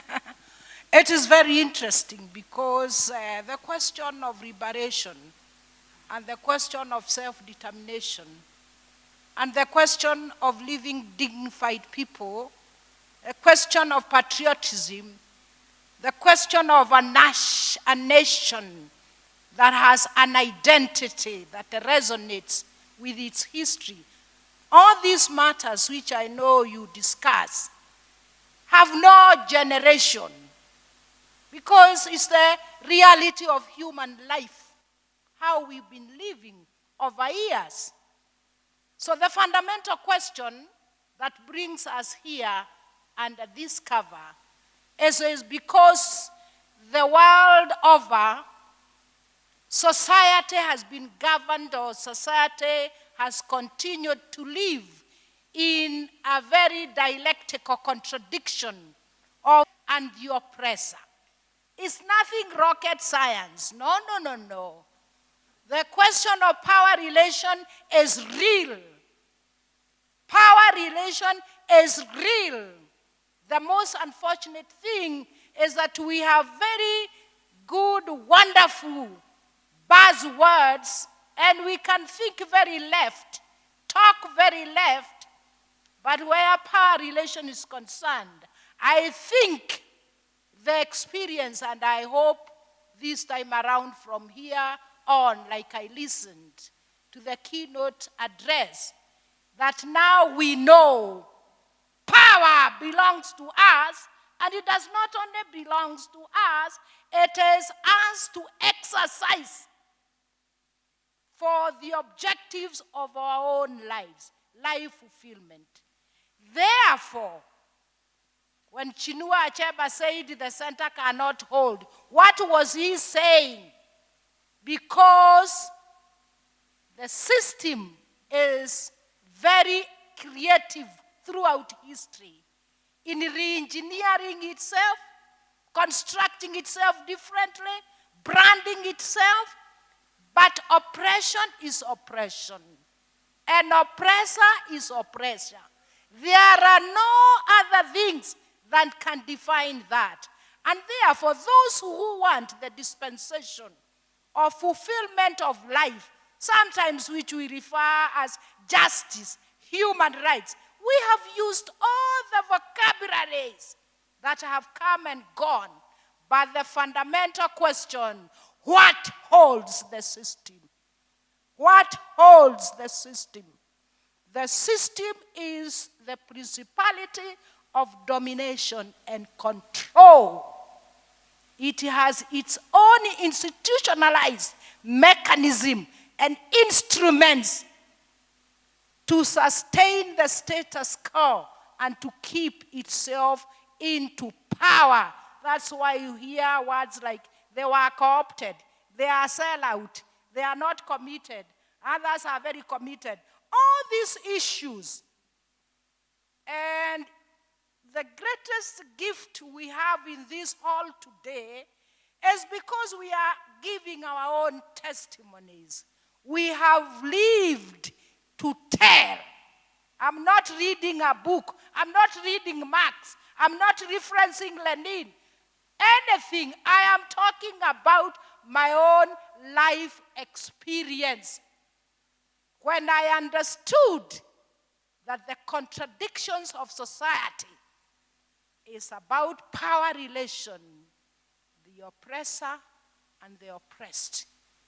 There is no apology about it, but those who engage with the status quo find themselves at other times trying to apologize, trying to belong and actually belonging, but the system continues to remain intact.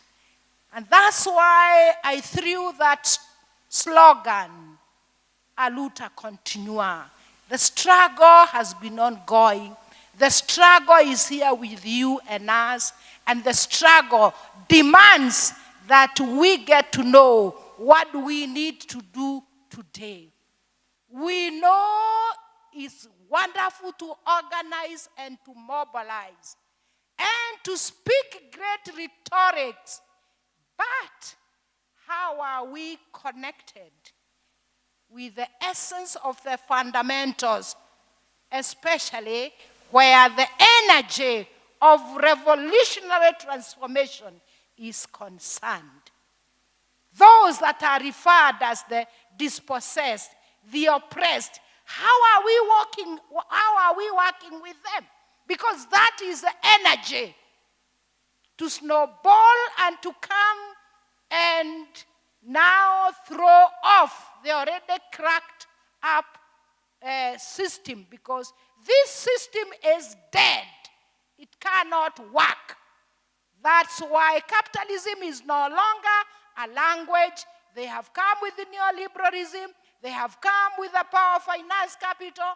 They have come with very many definitions in trying to survive. During Margaret Thatcher and Reagan, shameless, they went on to say, there cannot be any other alternative. And we sang that song, which brought us to the logical conclusion of globalization. A small village of the world, we belong to it. Globalize them, package them, so that we can dominate and control for the essence of keeping them at the status of dispossession, while we keep our loyalty to the power of capitalism, today to the power of finance capital. And that's why we must get to know the conspiracy of the military hardware, how it works with the pharmaceutical companies, how it works with agribusiness, how it works with the insurances, and how everything is being settled at the banks. And so long as the balance sheet is balancing, all is well. And the balance sheet is to kill life at the altar of profit. So we are here taking up the baton like the Gen Zs demonstrated. We are here to consolidate that our history has. And that's why I'm sitting here, and that's why we are having this panel, and that's why you are listening. So, as we listen to one another, we must be very, very alert that we are engaging with a system that has been in place for over hundreds of years. A system which has systemic issues. And those systemic issues do grow to a point that they can no longer be hidden, like today when we are saying whoever must go. And we have said many times they must go, but they never go because the system remains intact. So for me, and I'm happy to come here to add my voice to you young people, you must have the imagination and the vision of how to create a people's state. That's why our new constitution has the sovereignty of the people, which I have heard you have already internalized. The sovereignty of the people must dismantle. This is a state which is not a state of the people. This is a state of rulership, not leadership. And that's why today we do not even only have a dictator, but a fascist dictator. A fascist dictator. So here is mambo ya kuongea. When life becomes lesser than people having armchair conversation on how they are going to destroy life, then the people who believe in themselves, even if you are a one or a two, you must arise. You must arise and demonstrate that the system must go. It is not people. It is the system. The system. The systemic questions. And that is how I was inducted to this left thinking when I was a Gen Z in the 70s. And the greatest gift that Marx gave us is the Communist Manifesto. How many of you have read it and understood it? About contradictions. The contradictions and the conflicts of our lives is what we must become master of it. And therefore, I can see I'm not a good time manager. But you know it's because you've given me a subject which is very passionate in my life. And I am almost finishing my race. So when you are finishing the race, you know you can run like you have 3 times power. For it is to finish and finish once and for all. So my submission, the question is the system. Can we destroy this system and build another system? Wachaneni na mtu must go. We are able to offer ourselves a people state. The question, and I put it in Kiswahili, ni ukuu wa jamii dhidi ya ukuu wa dola. Na jamii lazima wachukue mamlaka na ni lazima wajenge upya kwa miundo misingi ambayo inaambatana na jinsi tutaweza kuishi kama vile Mwenyezi Mungu alimuumba binadamu. There is a call for a system that can work for life, but not to destroy life for profit. It has been built by people, we can build our own. Count me if that is where we are going. Thank you.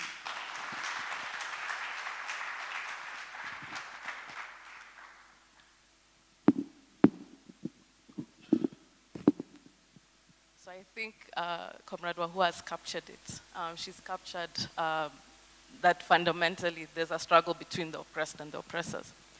So to move on, to thinking about what the oppressed have been doing in order to contest power, I think it's important that we learn from tactics that have been used in the past, learning what is to be gained by replicating them and also understanding their limitations.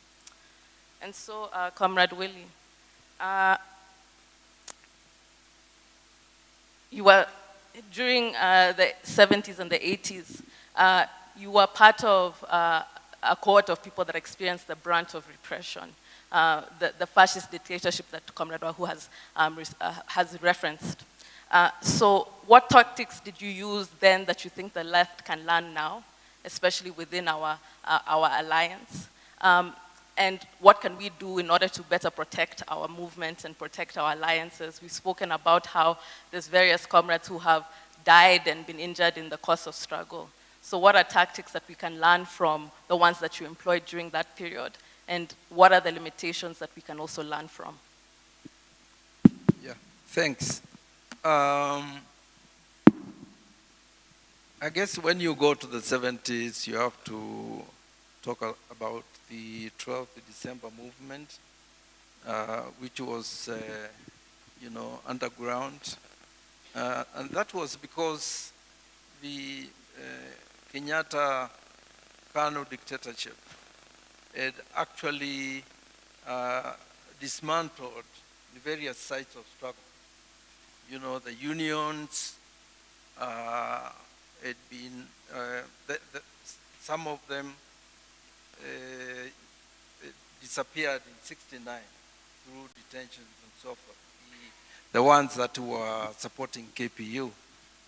And the others, of course, the history of what remained of unions is that walking jewelry shop called, what's his name?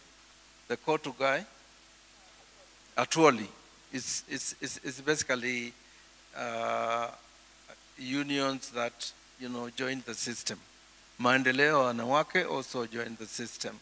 There was no opposition to talk about because KPO was banned in '69.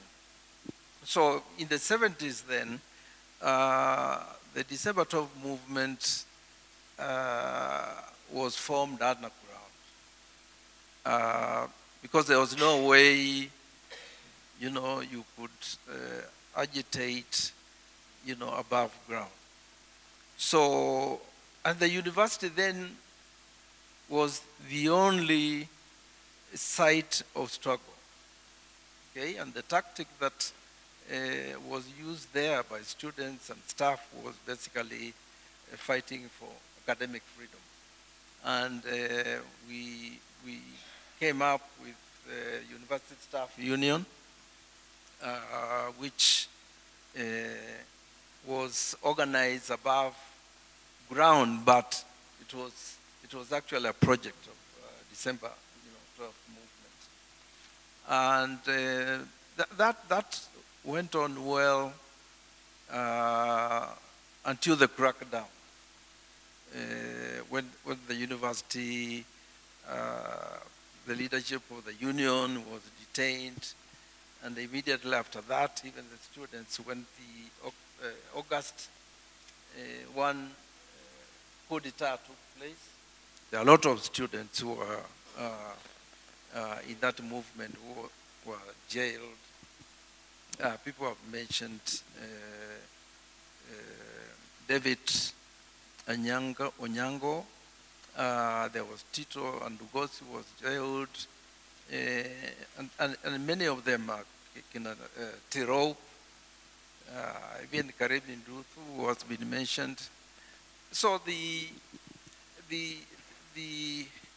what you see in terms of struggles is these twists and turns. The fact that although there was oppression, the resistance, still continued. Those who went into exile, also continued the struggle. And that is, documented. And of course, the other thing about these struggles that when we talk about system, is to look at the planet itself. Because I think it's 1989 when the Soviet Union collapses, that politics above ground starts. You know, what was called the Second Liberation was just about multipartism. But when we want, to fight for liberation, sometimes, and in this country, I hear it all the time, we talk about the state of the nation, but we don't talk about the state, of the planet. And the keynote speech today, I think, linked those very well in terms of showing that when you are dealing with liberating this country, you have to realize that the leaders here are supported by a system. And that in terms of KLA, the reason why the KLA talks about a leadership, an alternative leadership that is anti-imperialist and anti-comprador, is because of that point. You cannot underestimate the two factions of the ruling elite, because they are also supported by serious foreign interests, and you have to take that into account. And I think even in the 70s, there was a lot of reading and analyzing, and we knew what imperialism was, and we knew what we were going to fight. So that aspect, and the keynote speech, I think, did very well in drawing those links. It's ideologically something we have to be very clear about, very, very clear about as we deal with leaders. And I think my sister here was talking about how sometimes some slogans individualize, struggles, okay? Because I remember once when the Oxfam report came out, I guess it was 2 years ago, and it said Kenya has 8,300 billionaires. And those billionaires control or own 8,300. Their assets equals the assets of the rest of us. And I remember speaking to an activist who told me, but why don't you just kill them? If there are 8,300, it's easy. We just massacre them and then it's settled. Very simplistic, of course, because those 8,300 are connected to very powerful interests that are militaristic. They have the money, they have the machinery of violence. And just like Kimathi, like Mek Telili, the history, those histories we have, they were very clear about this particular issue. And I think in terms of analysis, that make sure that those links are clear, because that will help in terms of the tactics, whether it's global solidarities, regional solidarities, Pan-Africanism, Africa Revolution. That linkage, in my view, is very, very important in coming up with strategies. Thank you. And then just to close, we're in a moment where the Kenya Left Alliance is trying to move away from this tradition of endless critique, endless resistance, and no viable strategy to win power. So both of you have engaged with institutions. So Comrade Wahu, you've been, your debt cancellation work, you've interacted with government in order to sort of shift how they are addressing the debt question. And then, of course, Comrade Willie, you've worked in the highest court in the land. And so what is to be gained by fighting for power in terms of actually working towards creating a people status as opposed to remaining in a state of perpetual resistance? And what are the things that we need to learn, that we need to be careful of as we work towards taking power? Just a brief comment. I think, I'm already, so it's okay, I think what I heard in the keynote speech is that KLA is a movement that has political parties and radical movements as such, and that movement is the one that is going to anchor the struggle to capture political power. Okay, and that's what I understood, and I think that's important. Because even the resistance, any resistance that we are talking about, it's ultimately it was a resistance to capture political power.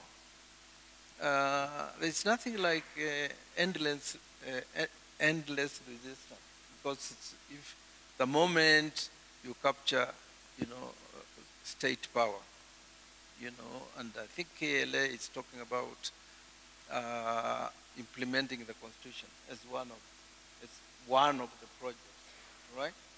It's talking about very, very, very clearly that government is not going to be homophobic, okay? And it's going to start this journey of sexually liberated, planet. So it's once that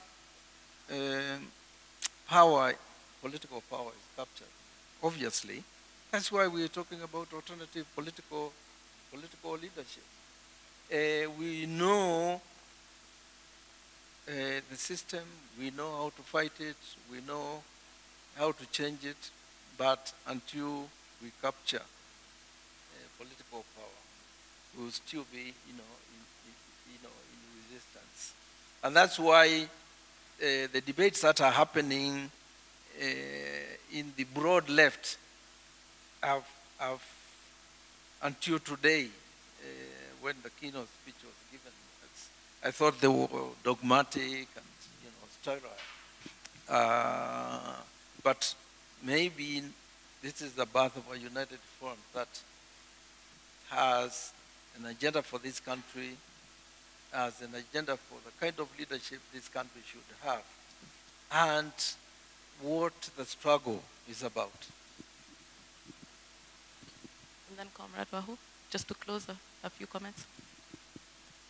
I think you have started off with what needs to be done now for this flow of the struggle, because the question of power now is among and between, and it's in conversation among those who are spearheading and however you are organizing and mobilizing.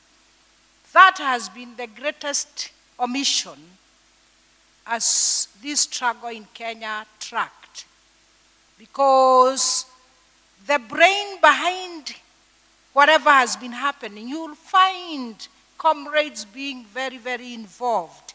But when it comes to question, do we go to power or don't we? Now other debates start coming. And I will only give my experience because I departed from that. When we graduated as teachers and went to teach schools, we were very hesitant to take leadership of schools. But I was convinced unless we take the leadership of schools, we are not going to be instrumental anywhere. And I took it upon myself, and I don't want to be the lizard which fell from the iroko tree, but I think I did a good thing when I was a teacher.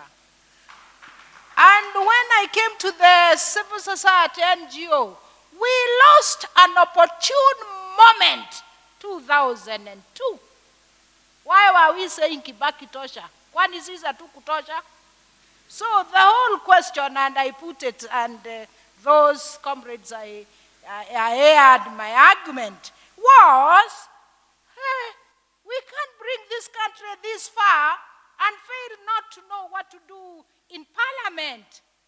See, we organize and we all go in parliament, the way now you are wanting to take power. Then we can transform what we want to transform when we are in parliament. Is that not the process we went with the constitution? But 2002, we had an opportune moment to be that house that the Gen Z put down. We would have put it down earlier. That's all what I'm saying. And I went to vie in Starehe for year 2000 and 2007, because that's where things are going to move to where we want to move. So what I'm saying, the dynamics of power, we become very good analysts and very good advisors, but very poor in operationalizing and being in practice where exercising of power is concerned. So I hope this time around you be more determined, because you can't build something and then give it away before it has gone to maturity.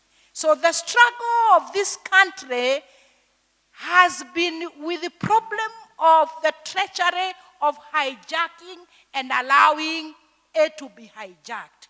I hope this time around you are saying that you are determined to be the agents of indeed revolutionary transformative agency that is going to deal with the system locally, continentally, globally. So that when we think globally, we are acting locally.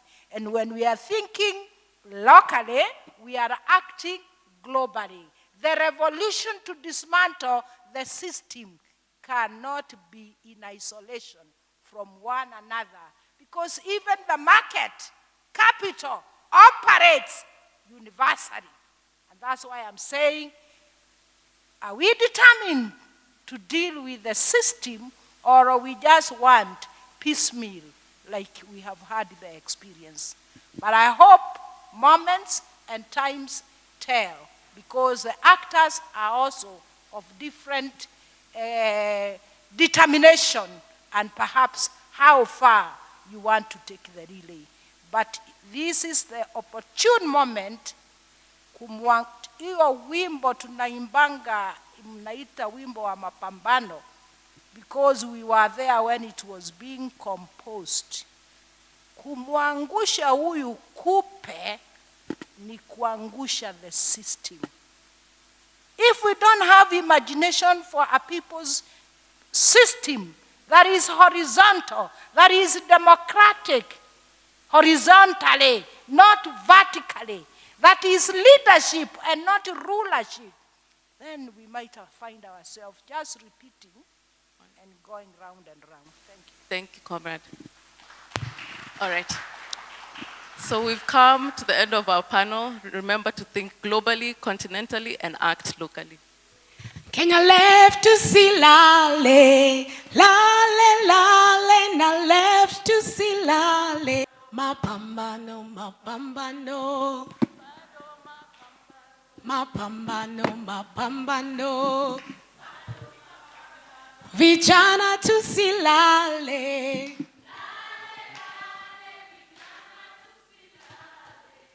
Bado mapambano, mapambano, mapambano. Wa Kenya tusilale.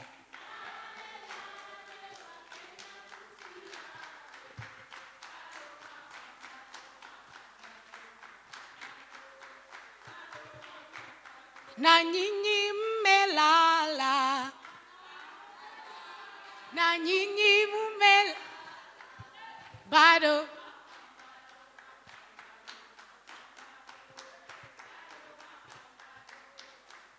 mapambano, na sisi tusilale.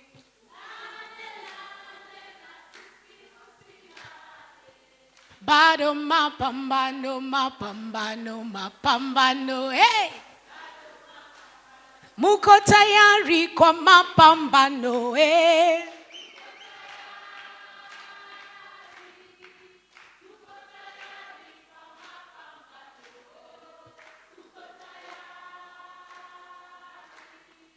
Muko tayari kwa mapinduzi, hey! Tuko tayari kwa mapinduzi, eh. Tuko tayari. Viva comrades, viva! Viva comrades, viva! Kenya Left Alliance. Hey, I was going to give out a gift, but Kenya Left Alliance. Mapinduzi sasa. Najua nataka kama unasema ardhi, unasema kitu yenye una feel. Land. Chakula, watu wako njaa by the way, kama tuendelee. Sasa nataka kusikia hizo sauti. Kenya Left Alliance. Mapinduzi sasa. Kenya Left Alliance. Mapinduzi sasa. Viva comrades, viva! Viva comrades, viva! Forward with unity of the left, forward. Forward with Kenya Left Alliance, forward. Homeland or death?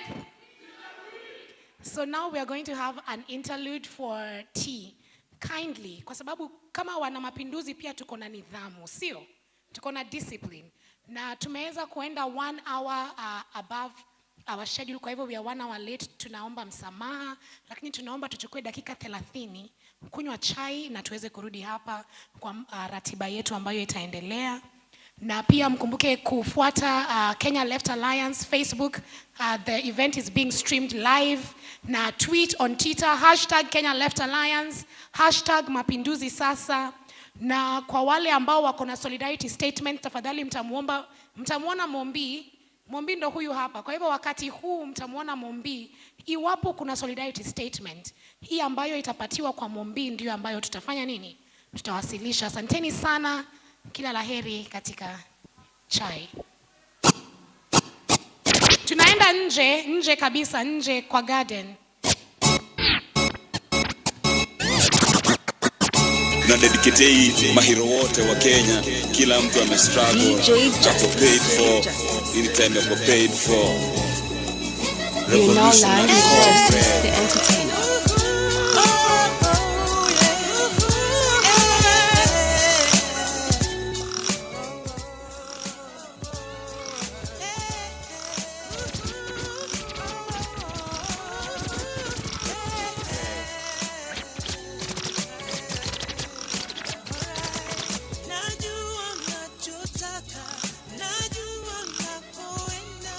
Najua wataka haki yako.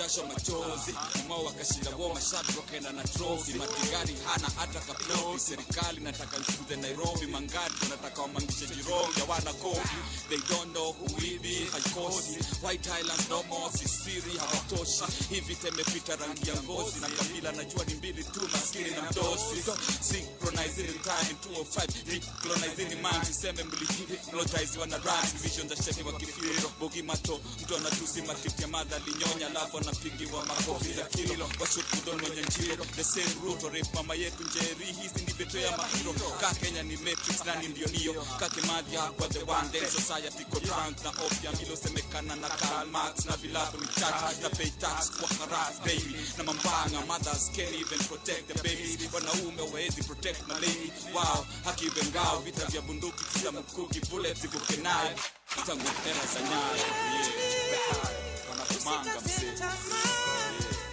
usikate tamaa wewe ni shujaa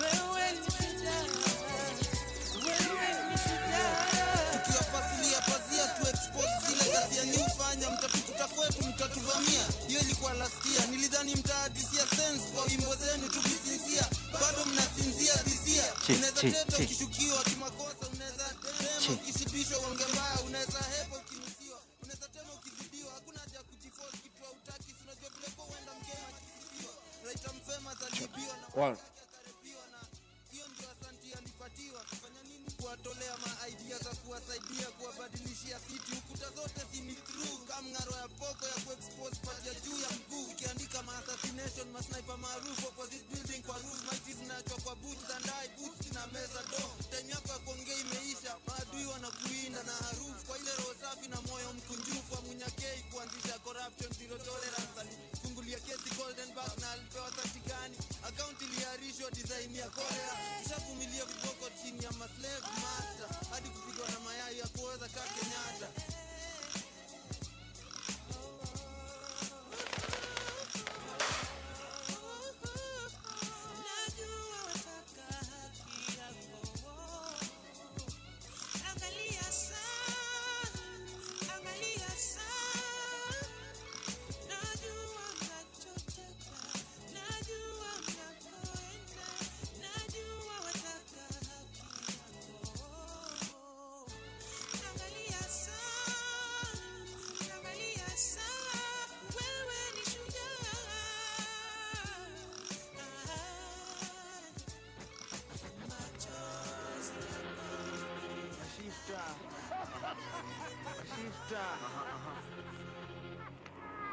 hivi ndivyo si ufanya hivi ndivyo si ufanya hivi ndivyo si ufanya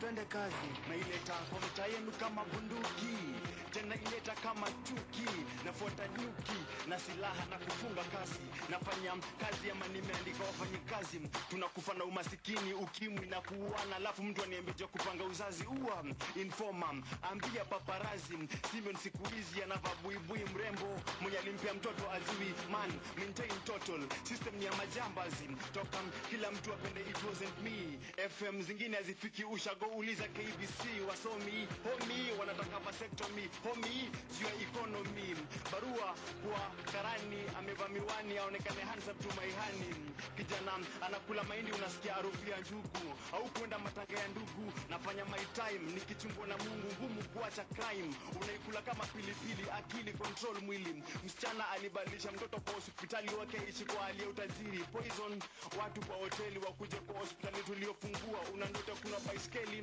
mi ndege chapa wasenge dijeni lenge na rege wa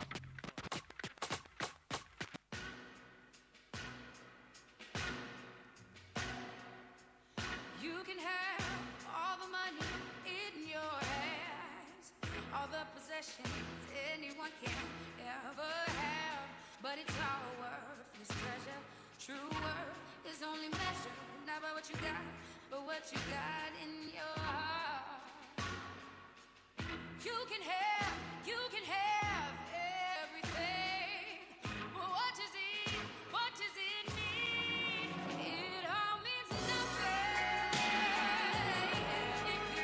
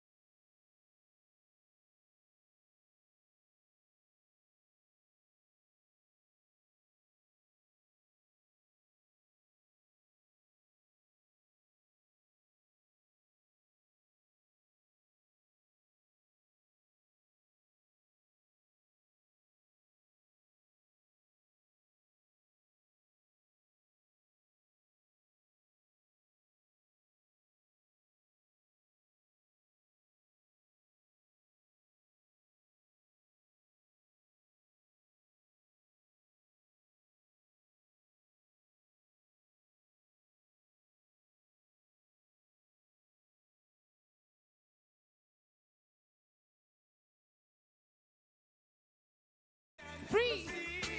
Free. Sema free. Free. There's no difference between you Hey, and Siwaski. me. From the same race, but Kenya Left Alliance, are you ready? what kind of blood do you see? Just say I'm Let me hear you. Let me hear you say free.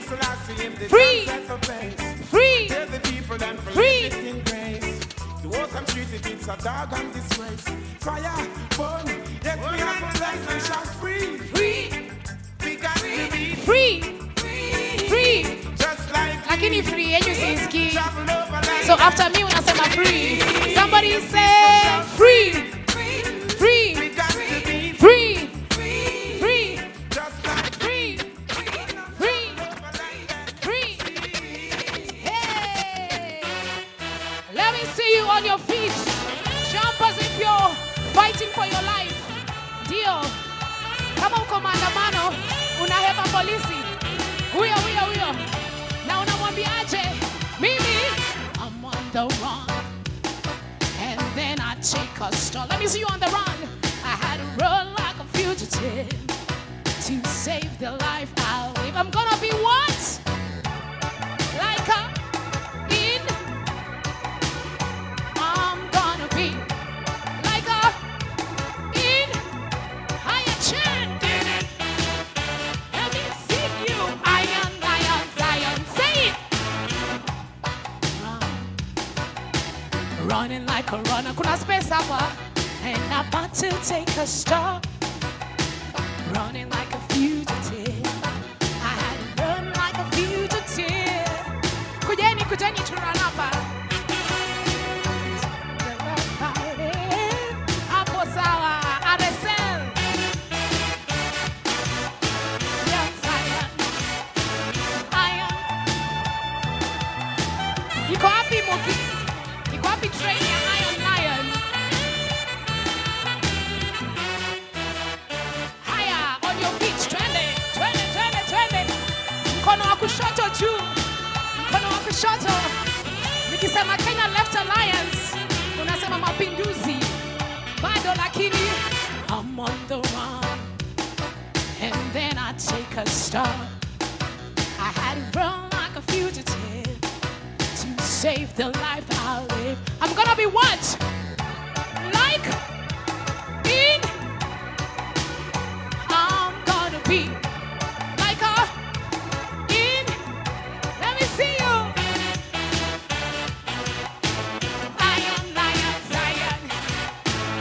Nikisema KLA unasema mapinduzi sasa. Kenya Left Alliance. Kenya Left Alliance. Mapinduzi sasa. Mapinduzi sasa. Ardhi, chakula, ukombozi. Ardhi, chakula. Sema ardhi, chakula. Ardhi, chakula. Iron, Zion. Iron. Hey. Kenya Left Alliance. Kenya Left Alliance. Mapinduzi sasa. Now on my cue. Mapinduzi sasa. Ardhi, chakula, uko. Mapinduzi sasa. Hey, on our feet. Twende. Kenya Left Alliance. Hey.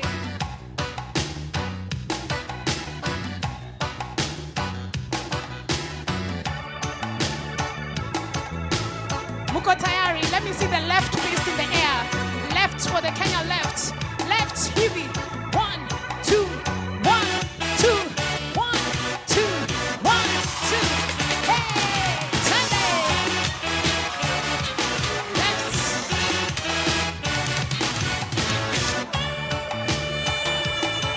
Sema left. Left. Left. Left. Left. Left. Left. Kushoto.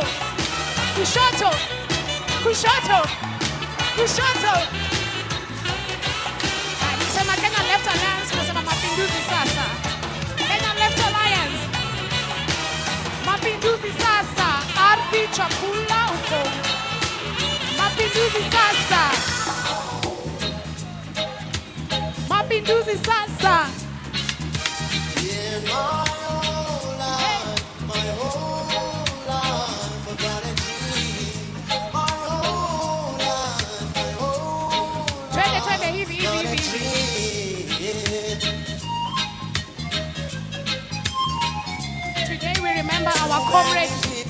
Moses Chao, who was with us here on Monday.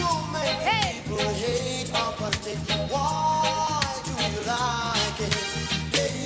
Are we ready to unite? Indiana man, we gotta fight together as one. Not forgetting the Japanese. Hey, you Rastaman, hey, European. Indiana man, we gotta fight together as one.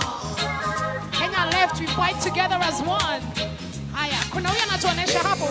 Kuja. Hey, European. Indiana man, we gotta come together as one. Don't forgetting the Japanese. Kuja utuoneshe. Ndio hii move. Sisi wote tunamfuata. Hapa mbele hapa. Twende. Hapo. Twende. Hapo. Naomi sikuoni lakini. Nduko sikuoni. Mamka sikuoni. Wanjera. The kids and the dogs have forgiven each other. What is wrong with us? Kashanga, I see you. Mwekali, karibu sana. Haya. Mapinduzi.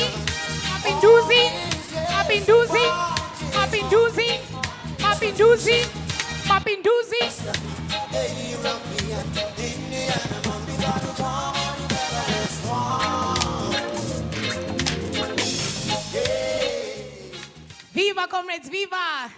Viva comrades, viva! Kenya Left Alliance. Mapinduzi sasa. Kenya Left Alliance. Mapinduzi sasa. Haya, karibuni sana katika hii session ya pili. We can take our seats. I hope mko tayari kwa mapinduzi. Mko tayari? Hii sasa ndio session ya mapinduzi. Nataka mtege sikio. Mtege nini? I want you to listen attentively because this session we are going to present the Kenya Left Alliance papers, and there are different papers that will be presented by select members from the steering committee. So we will have it in, a paper will be presented, so there will be a reading out of the paper that is being presented, and after the reading out, we will have a 15-minute plenary on each of the paper. Kwa hivyo tutachukua dakika 10 ili kuweza kusoma ni nini ambayo mrengo wa kushoto wa leo umetuandalia katika karatasi zao. Na baada ya hapo tutachukua dakika 15 kuweza kuzungumzia karatasi hiyo. Kwa hivyo kama ni karatasi ambayo inazungumzia kujisajili, if there is a paper that is going to be discussing membership, it's going to be read out, and after reading, we will have 15 minutes of plenary. Afterwards, there will be another presentation which will take 10 minutes, and after the 10-minute presentation, we will take a 15-minute plenary in that order. Kwa hivyo naomba tuwe wasikilivu kwa sababu hizi ndio documents zitakuwa zikituguide sisi kama watu ambao wamejisajili katika mrengo wa kushoto au Kenya Left Alliance.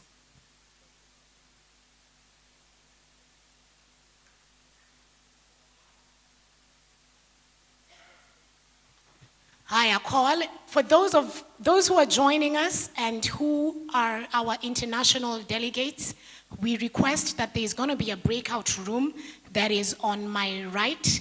So the breakout room is on my right, right here.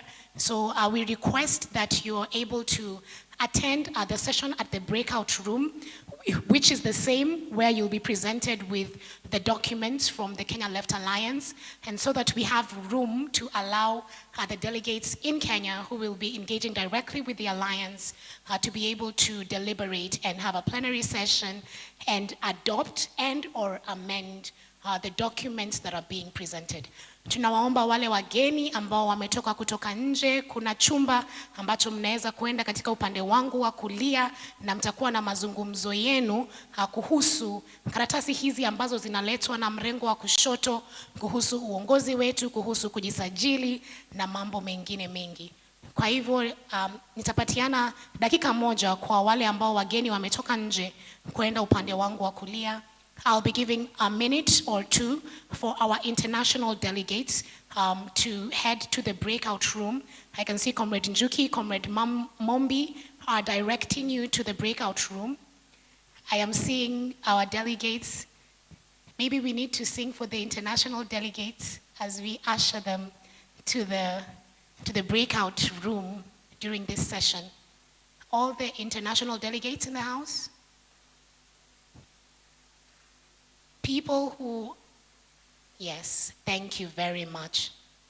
All the international, are you all the international delegates? If you're coming from any place outside of Kenya to attend this Congress today, we kindly request you get into the breakout room. Kwa wale ambao sio wa Kenya na wako hapa kwa siku ya leo, kwa kongamano hili la mrengo wa kushoto, tunaomba kwenda kwa chumba kilicho katika upande wangu wa kulia ili kuweza kuzungumza karatasi ambazo zinaletwa na mrengo wa kushoto kuhusu uongozi wetu, kuhusu kujisajili na mambo mengine ambayo tutaweza kuwasikia. Haya, na nimesema kwamba tutakuwa na dakika 10 ambapo mmoja wa viongozi wa kongamano la mrengo wa kushoto watakuja hapa na wataweza kusoma, na baadaye tutakuwa na dakika 15 kuweza kuzungumzia mambo ambayo yameelezewa hapa. We'll have 10 minutes to read the documents and we will then have 15 minutes for plenary, meaning that it will be an organized plenary and we'll be able to move to the next part of the program. So, when I say, are you ready? You say 4. Are you ready? You don't sound ready. Are you ready? Not yet. Are you ready? Are you ready? Are you ready? We'll have adoption of membership guide and discussion on structure and steering committee, which will be led by Comrade Louis Maganga. Makofi yake. Karabanda! Karabanda! Aresel!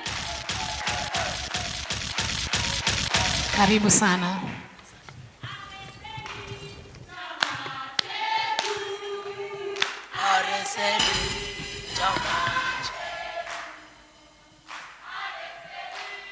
Chama chetu Areseli, chama chetu Areseli, Areseli, chama chetu Areseli, chama chetu Areseli, chama chetu Areseli, chama chetu.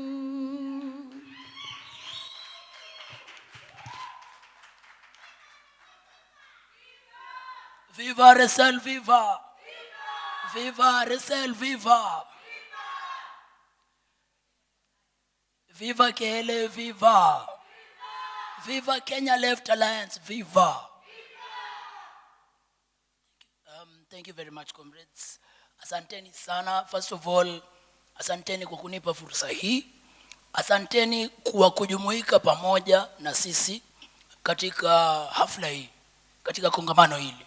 Nadhani kujumuika pamoja kumetuonyesha ya kwamba tuna msimamo wa kujileta pamoja, sisi kama wana mapinduzi, sisi kama wanaharakati, sisi kama Wakenya ambao tunataka mabadiliko katika nchi yetu.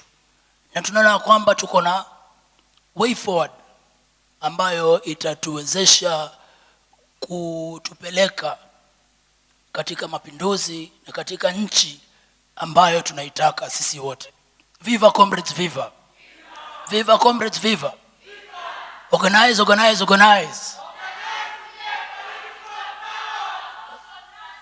Organize, organize, organize!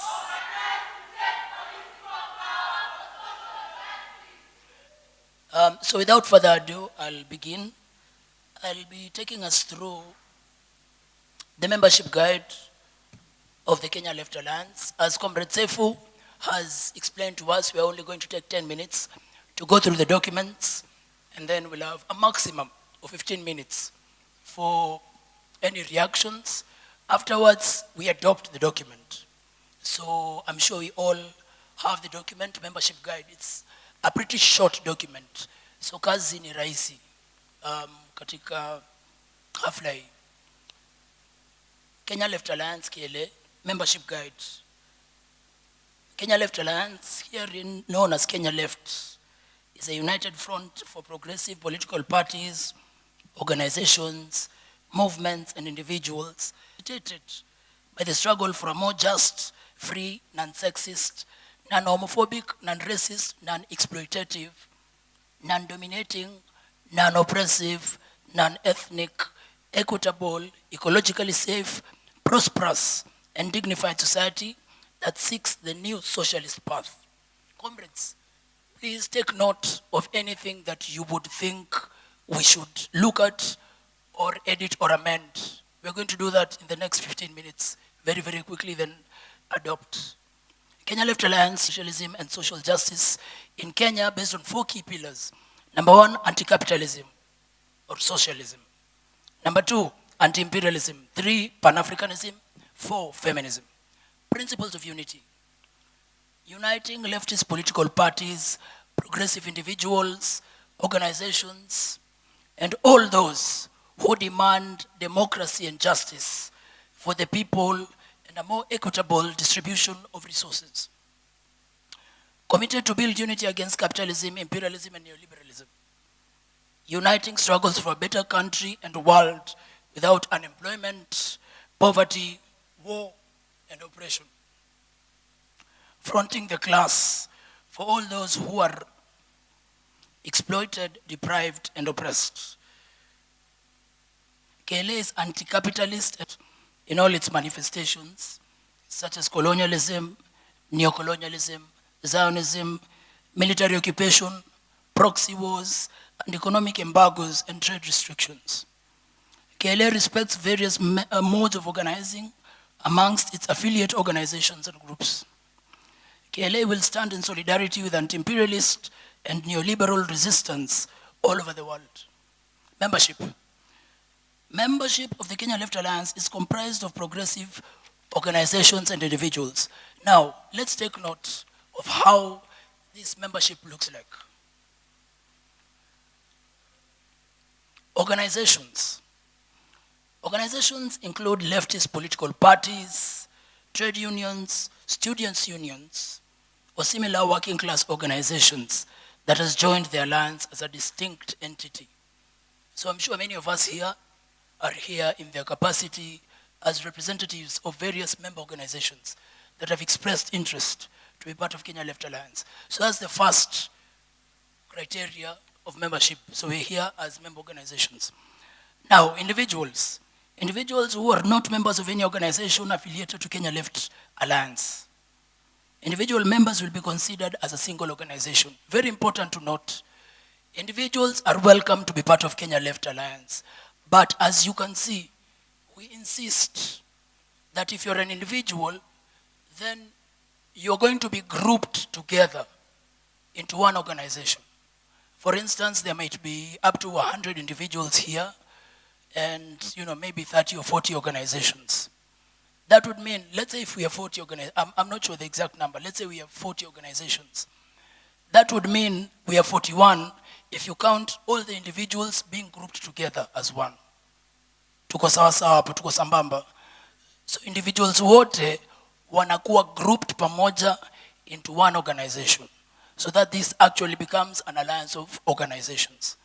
Because it wouldn't be proper if tuko na alliance na wengine ni only individuals, na wengine ni organizations na wako na members wengi.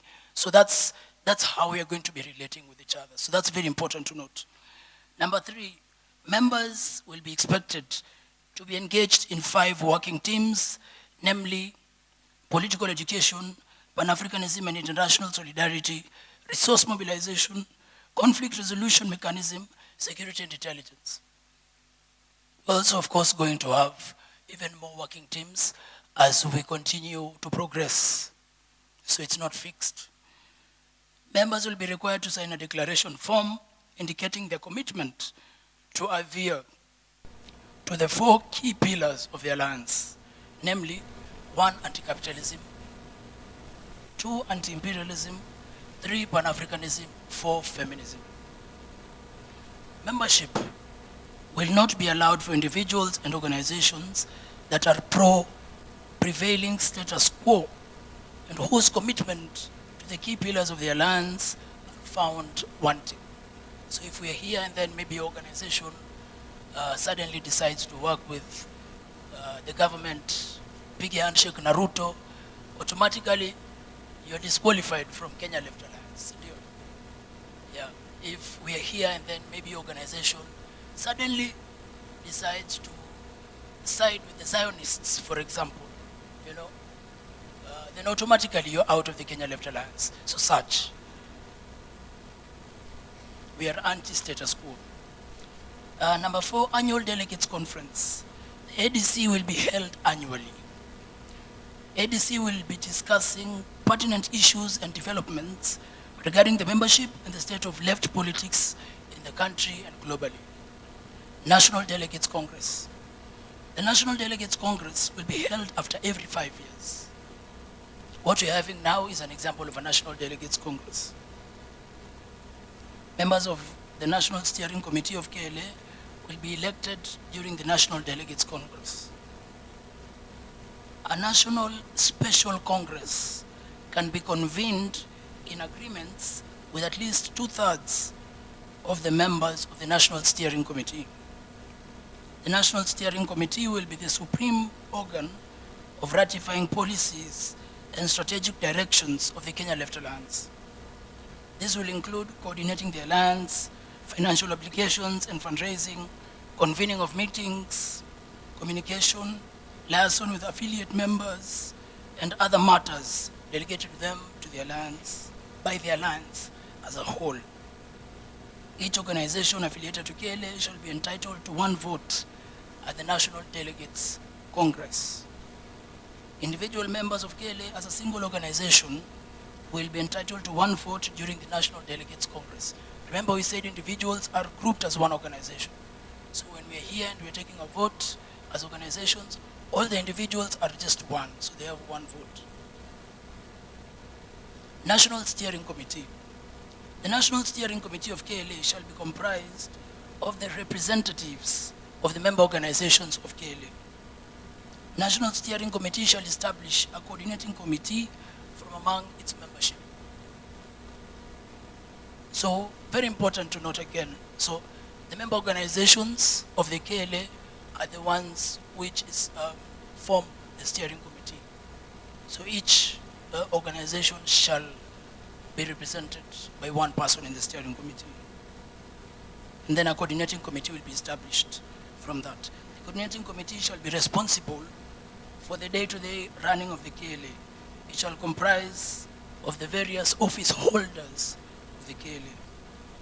The National Steering Committee shall have the mandate to establish working teams, committees, and departments as desirable from among the membership to carry out its functions. So, comrades, that summarizes what we heard regarding the membership guide of the KLA. I think we now have a rough idea on what the criteria of membership is, how the membership looks like, how we shall be relating to each other, and when we say individuals and organizations, actually what that means, what the kind of relationship that means that has been established regarding this. Viva, comrades, viva! Viva! Viva, comrades, viva! Viva! Organize, organize, organize. Organize to take political power. Okay, so now if we have any comments or any proposed amendments. We are going to take, just raise your hands for the people who have comments and questions. We also request that if there are people who are watching us online, either on Facebook or on Zoom, they are being allowed to ask their questions or write it down in the comments, and we are going to be able to read them. So the first round, I am seeing 1, 2, 3, 4 from here, 5. So we'll take those 5, 6.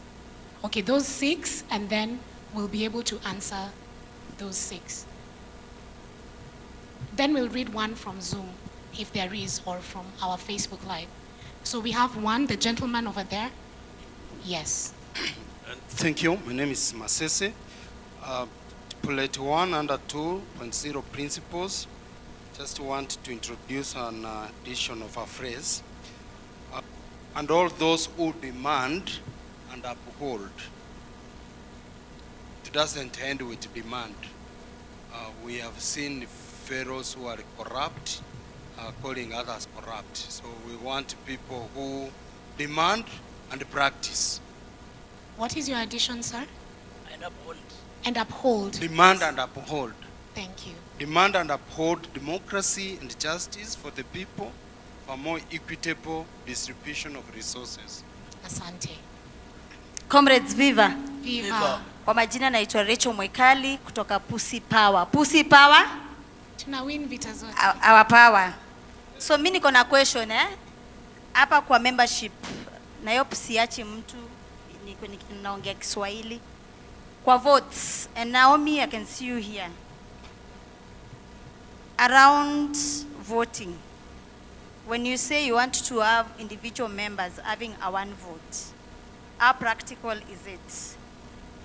Yes, from also some of the organizations that we have been part of, that mali ya kuvote inaletanga shida kwa sababu hamwelewani. And I think a good case study pia maybe tunaweza copy ni Amnesty. Sisemi na to copy kwa exactly, na mapi tusi Modhoni Wanyeki Viva. Tumejua kwa nini na wakingi huko ama I work from a local perspective. In a way that also we're able to prevent co-option, because also we need to talk about that. Because I can come here as an individual member, but how sure are you mini activist ama we align to the same way? Nisiende nichukue maybe pesa ya Raila huko nikuje niambie watu wakue members alafu nipigie kura. So we need to find a way as a movement collective. I don't know the answer, how we are able to determine that when it comes to voting. I'm a strong believer voting wanga change vitu kwa movement. As Rachel, and you can critique me. Voting wanga change vitu. Naweza chukua mbogi yangu nipigie kura na tuharibu movement. But there are ways we can choose our leaders even without voting, but also with consensus. But democracy is respected. But I'm not a strong believer in the movement. We need to vote. Thank you. That is noted. Here. Thanks. 3-4.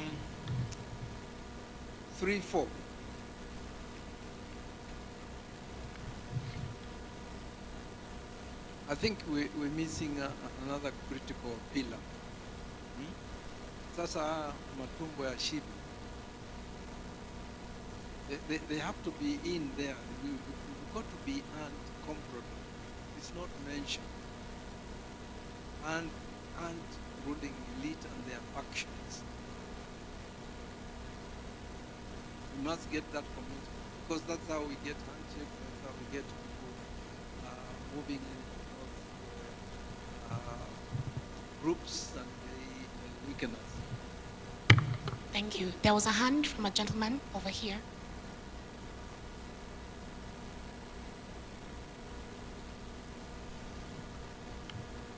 Thank you. Naitwa Julius Okoth. I'm an individual member. Now, I have two concerns and reservations. Go to point 3.5 and 5.1. Now, in 3.5, it says that membership will not be allowed for individuals and organizations that are pro the prevailing status quo and whose commitment to the key pillars of the alliance are found wanting. I've got some reservations here. What will be the measure? Because sometimes, there are other people maybe who are in their status quo, but they are believing in the cause. So if you see me with them, will you consider me to be not to be one of the member? So I think it shall be some clarity on that. Point number 5.4, that's Article 5.1. The National Delegates Congress will be held after 5 years. Members of the National Steering Committee of KLA will be elected during the National Delegate Congress. My friend, 5 years is so long. We don't want more Mugapes in this movement. It's so long. So I suggest that let it be 2 years. 2 years, and somebody can be allowed also to contest again. That's my point. Thank you. Thank you. That is noted.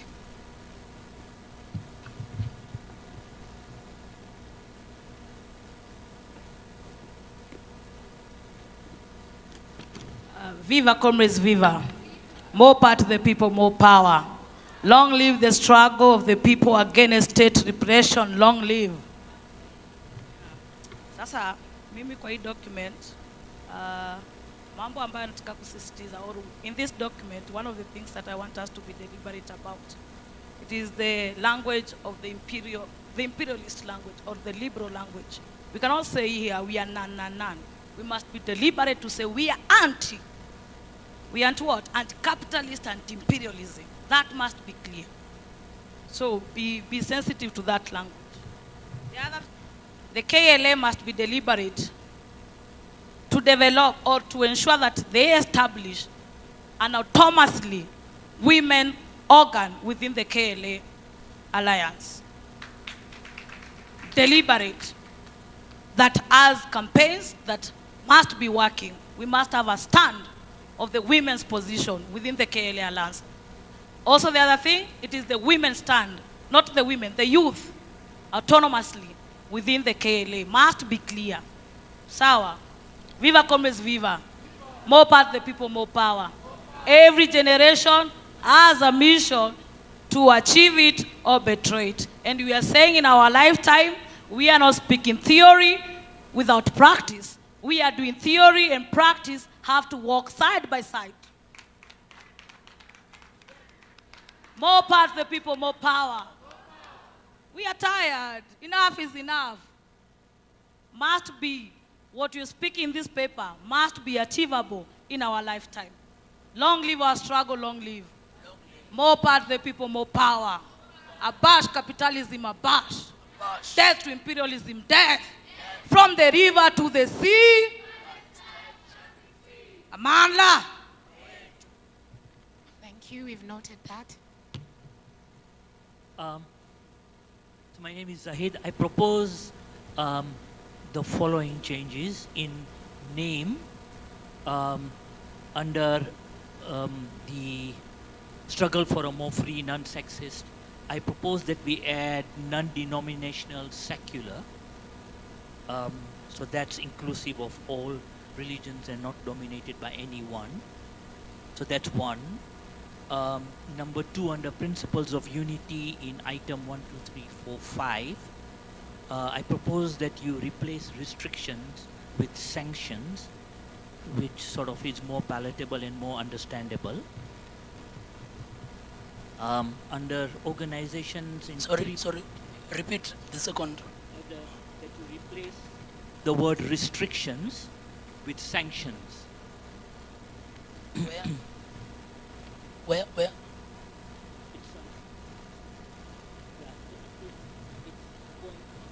It's 2.5. 2.0. Yeah. 2.0.5. Yeah. Which it says KLA is anti-capitalism. I propose you remove restrictions and replace it with sanctions. Then 3.1, I propose that in terms of organizations, you add women's organizations. They cannot be left out. They always are. The idea of individual members being considered as a single organization in 3.2, I think needs to be deliberated. And what is their voting power? So they're not only, maybe they can vote, I think somebody else raised it, but for example, do they get to be a veto vote or not in case there's a tie break? So what would be the principle behind that? So maybe it's worth sort of thinking through that too. I'm not proposing a solution. I think it's things for debate. Under 3.3, in 5 working teams, I propose that you add a group on feminism as a deliberate working team. They always get left out. I think it's important.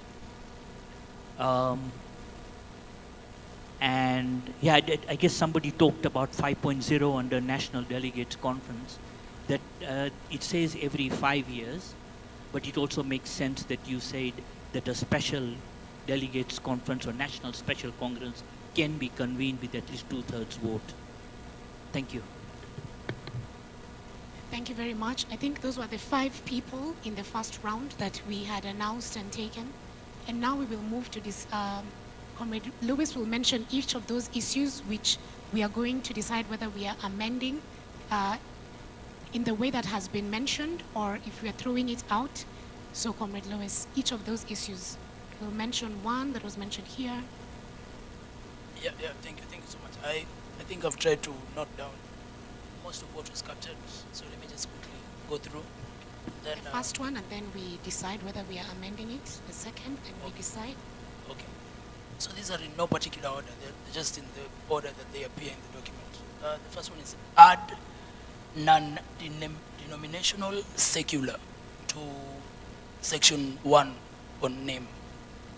Are we? Is this something that we want to adopt, and we will do this by a raise of hands and acclamation for all those who are for and all those who are against?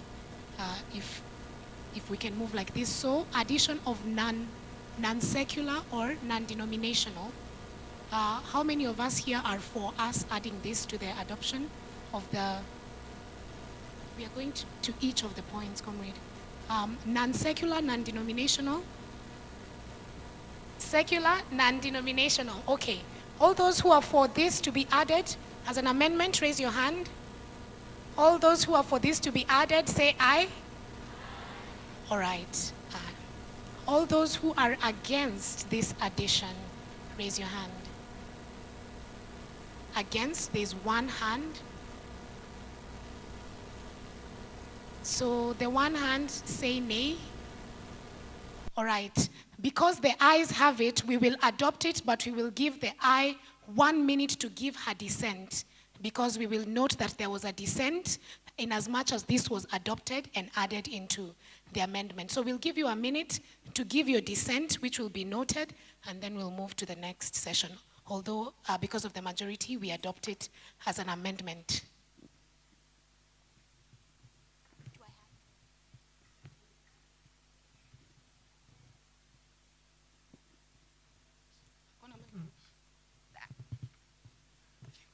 Okay, viva comrades, viva.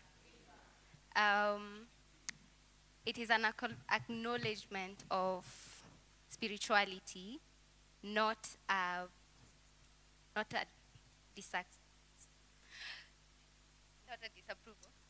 disapproval of the Western religion.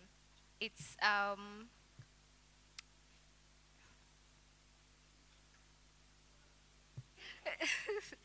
ni mimi kusema kwamba sikatai dini na sitaki watu wengine wakatae, lakini mada kuu si dini, na the problem is not religion.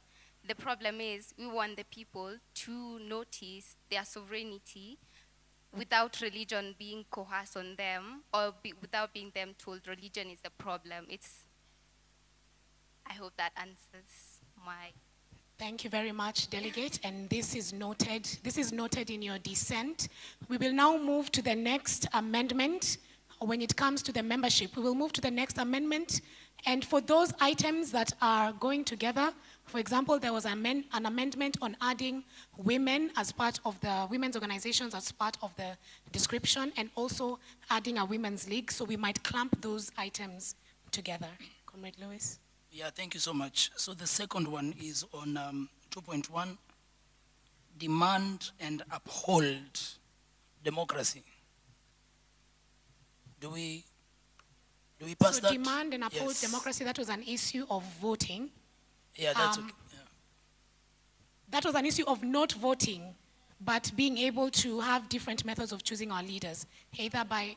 No. Sorry, comrade. No, 2.1. Just let her. Tukweni practical hapa. Comrade, just clarify the point on democracy. Democracy kama hii ya Ruto na watu wengine hatutaki kwa movement. We have seen from Bunge la Mwananchi, how many people are members of Bunge la Mwananchi? And now Bunge has been messed by elections. Tunaplantiwa viongozi, wanapatiwa pesa State House, wanakuja wanaharibu movement. Wakiona kwa kijiji tumeform vitu, wanaplant watu, tunafightiwa. So I'm for the idea that we can't be saying we are anti-imperialist and following the same election imperialist way of voting, where we have seen movements having consensus, which also if you say we are voting, we are contradicting another point we are looking with Mombi here on decision making. If you're saying decision is by consensus, why are we voting? And then Okoto unasema 2 years. Iwezi tungeni tupie ukweli kama comrades. Comrade hatujafika hapo, so tuko hapo kwa voting. So comrade Delegate Mwekali is telling us that we can vote by consensus and it does not have to be through, a process of voting. So this is what we are agreeing on. So all those who agree that we need to have a different way of choosing our leaders, for example, by consensus, kindly raise your hands. Kindly raise your hand. Kindly raise it high. Kuna watu wana raise hivi hatuwaoni, like just raise your hand. Okay, all those in favor of this say aye. All right. For those who are against this and you think that we need to actually vote in case we have leadership, kindly raise your hand.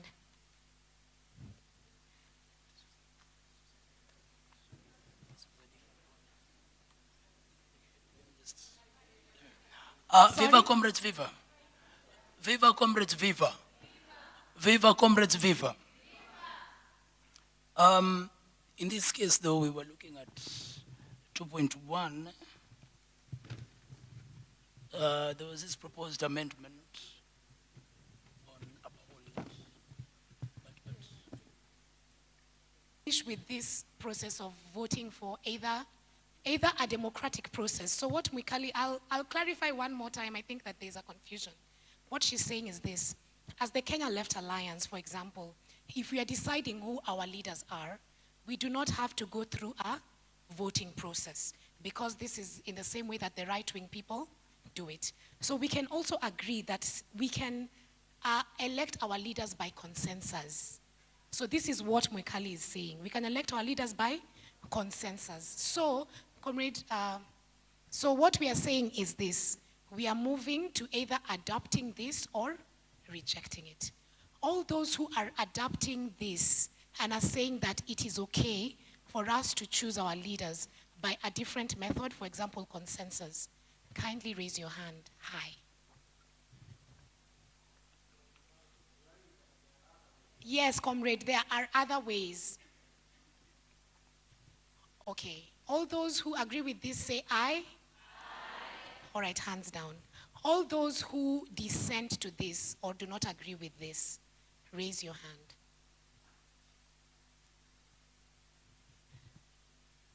All right, so the two of you say nay. I will just give one of you to give a very short dissent, but this is adopted by the Congress.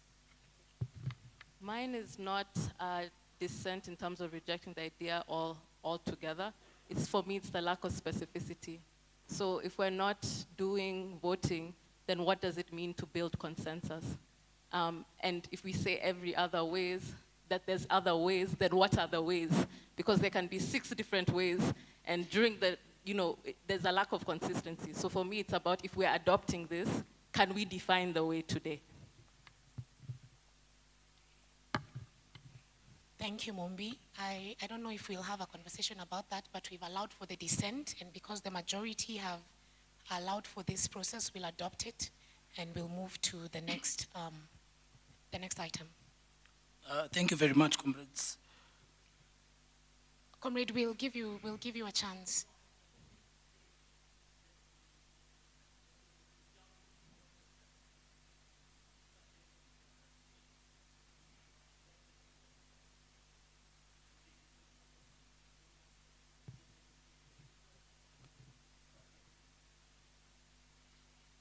Okay, so I think, thank you for that clarity. Yeah, we'll move to the next. Yes, thank you very much.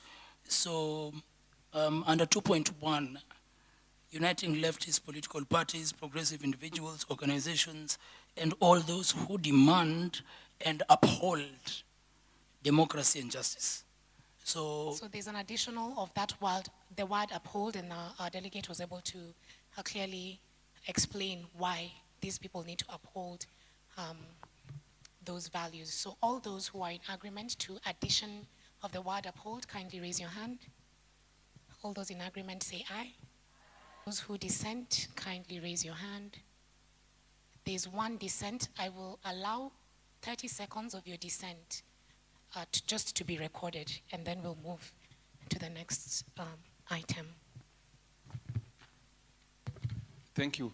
I have no problem per se with adding the word and uphold. My only concern in that particular sentence is that perhaps we need to end it after the word people, so that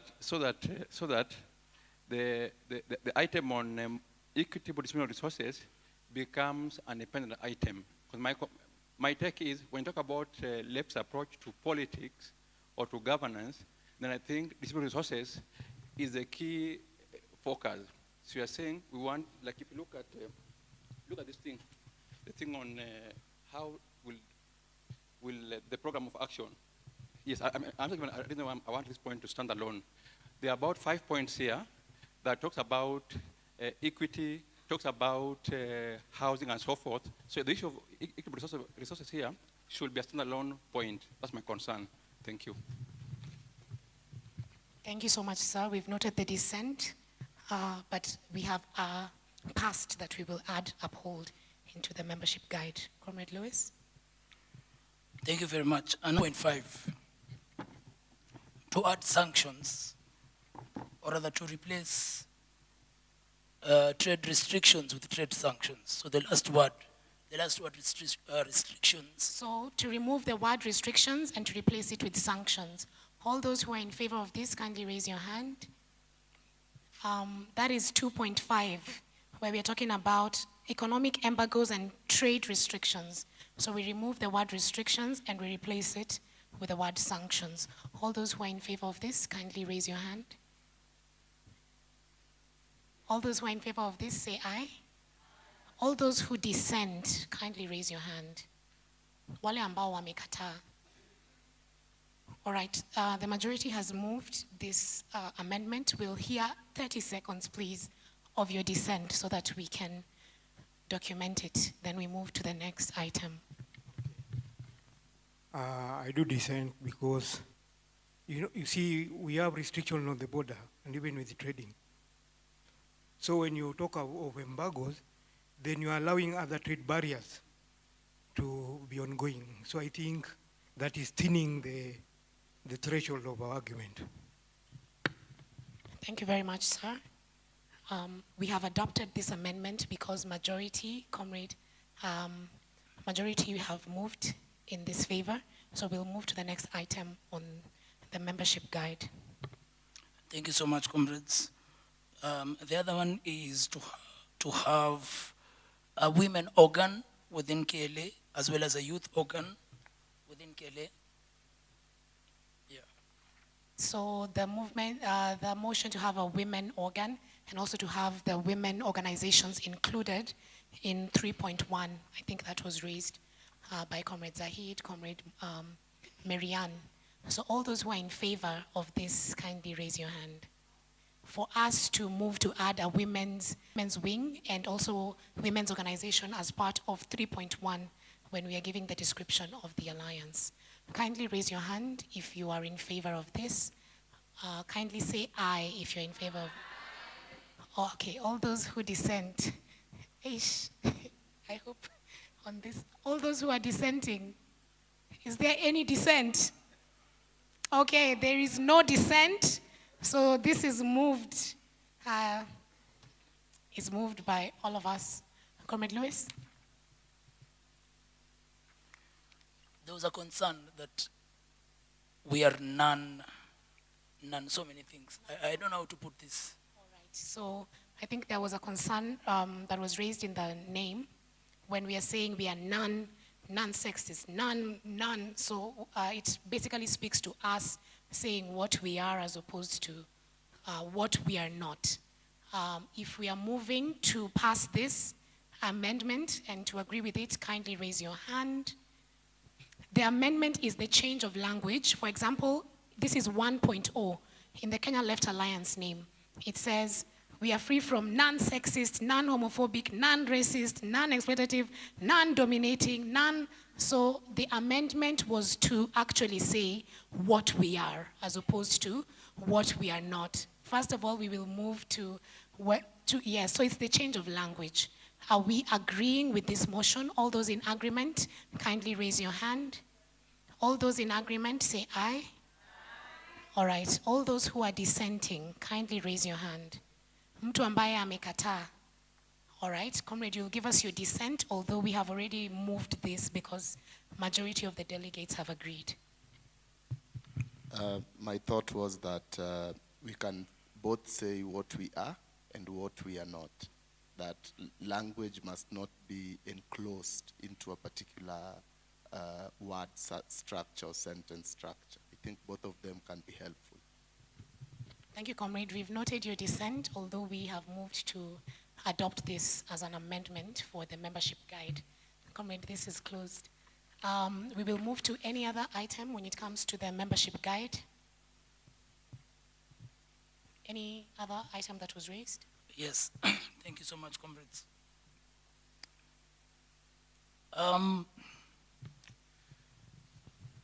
There was a point on individuals, although I'm trying to see how to frame it, because of course we said in 3.2 that individuals are being considered as one single organization, but there was one point from someone that said we need more debate on how voting power, on how voting is going to take place, and also how they come together. Comrade Sefu, maybe you can help. Comrade, sorry, just say it again. Yeah.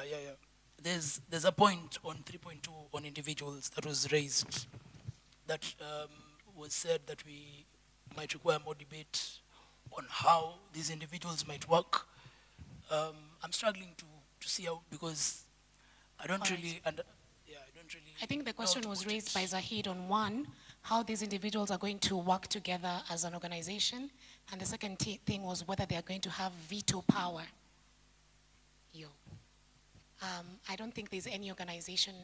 So as Comrade Lewis said, how many organizations are represented here? We have Madare, Kongamano, Ukweli, very many organizations. So as the Kenya Left Alliance, we are giving room for individuals, those people who are not in organizations, but also identify as leftist, anti-imperialist, anti-capitalist, pan-Africanist, and feminist. As such, these individuals will come together, and all those individuals, from wherever they come, they will form one organization. This organization will be called the Kenya Left Alliance, the organization, not the alliance. So if you're an individual and you do not belong in an organization, there's room for you at the alliance. So you can come in, but all those individuals who come in will be grouped under one. They will form one alliance, they will have one vote, and they will decide amongst themselves how their leadership will be, the constitution, the political education, etc.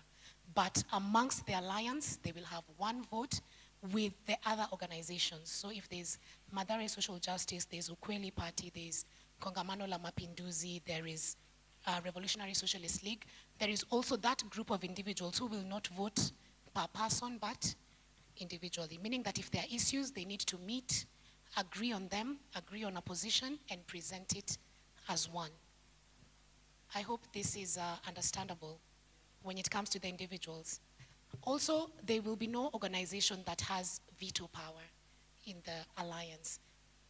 We will all of us are equal. I think we are all fighting for, we are all equal when it comes to decision making of this. So first of all, before anything, I will now invite the question on the individuals.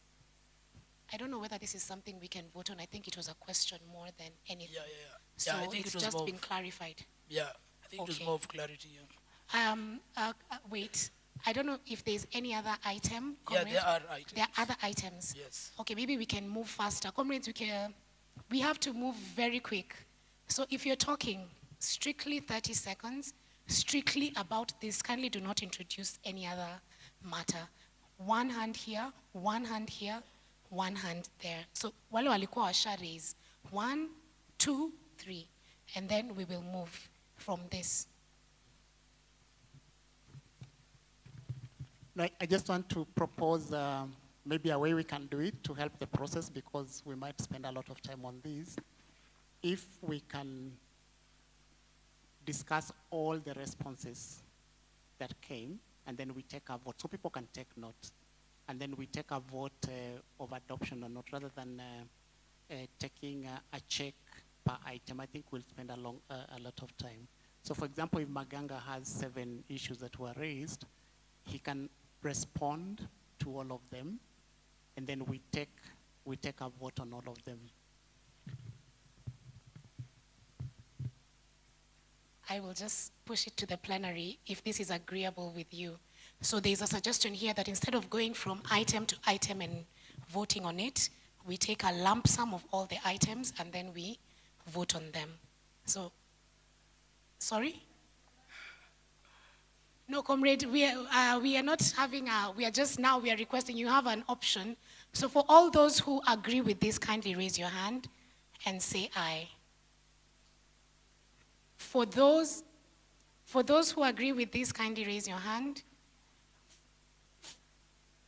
For those who disagree with this, kindly raise your hand.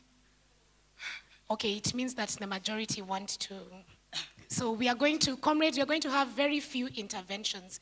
And kindly, if you didn't raise your hand for an item, don't raise it when we are voting. Just allow for the process to finish. One hand, he's outside, he's not here anymore. Okay, where are you? Okay. 1, 1, 1. And please move something that we are going to vote on, not a comment or something that we are going to vote on when it comes to the individuals as an organization. Something that 1, 2, 3. Something that we are going to vote on when it comes to the individuals. So my point just goes directly to the inclusion of women-associated movements on the Comrade, alliance. we are talking about the individuals as a KLA. We've already passed. Wacha tu niseme yangu. Yeah, because I feel we also need disability organizing groups into the alliance. Yeah, it's a very critical part. No one is talking about it, and we feel left out. So it's supposed to be included. Thank you. Thank you. Comrades, we've already taken hands. 1, 2, 3. So the second one is here. And Derito, the second person here. Ndaongea juu nataka kuparticipate effectively usinigag. I think on the voting we have agreed this consensus, whether it's decision or everything. So if you say we still go back to making people form small milk cards of organization, it will also contradict the whole essence we are here. I feel as movements, we know clearly we are here to build, not to destroy. Kama nafanyanga kalongolongo yangu kwa madhara nisilete hapa, in such a way that we know clearly what works. We have practiced, all of us, comrades. We know. See, we know. Tunajua decisions hizi wa kwa movement na hizi story tutaambiwa tupige kura, tusipige kura, ama madhara social justice, ama pussy power. But there's a way, even if I transition from those organizations, I'll still be a member of Kenya Left Alliance. So I still insist, comrades, tuangalieni, tuko hapa kujenga. Na tuko hapa kutumia experience zetu za vitu zenye tumefanya, zika fail, tuka learn. Zile vitu tumefanya, zika work. Na zile tunaona ikifanywa hivi itakuwa different from other movements that we have formed and they have not reached where we wanted to reach. Which also to the other point enye huyu msichana na raise, comrade, si kila mtu hii kizungu inatuchanganyanga. Na sometimes tukiambiwa na dona tuandike hizi vizungu, unapatanga policies zina contradict. Not for the sake of the movement. Kwa hata mimi nimesupport Marianne, but nikajiuliza, we also have gender diverse people. So, and women, not all of us identify as women. Let's also be honest, isn't it? So does it mean now when we want to include women with disability, do we look on the day, diversity, equity and inclusion, or do we look on equality and discrimination, if it's kila mtu? Because we need to unpack, comrades. Najua naongea sana, but niko hapa njuki kujenga, siko hapa kudestroy. Comrade, maybe kidogo tu, wacha tu tafadhali kunene kujoin mali amewacha tunaweza kwa the first paragraph of who we are. Kenya Left Alliance herein is known as Kenya Left, a united front. Maybe ili kuleta inclusivity and diversity, maybe we can add Kenya Left is a diverse, inclusive. For the first line ya hii document, ikuwe diverse, inclusive, and or maybe intersectional, ikuwe ina nini hizo vitu zote. Thank you. Na kizungu yetu kidogo ya Mathare.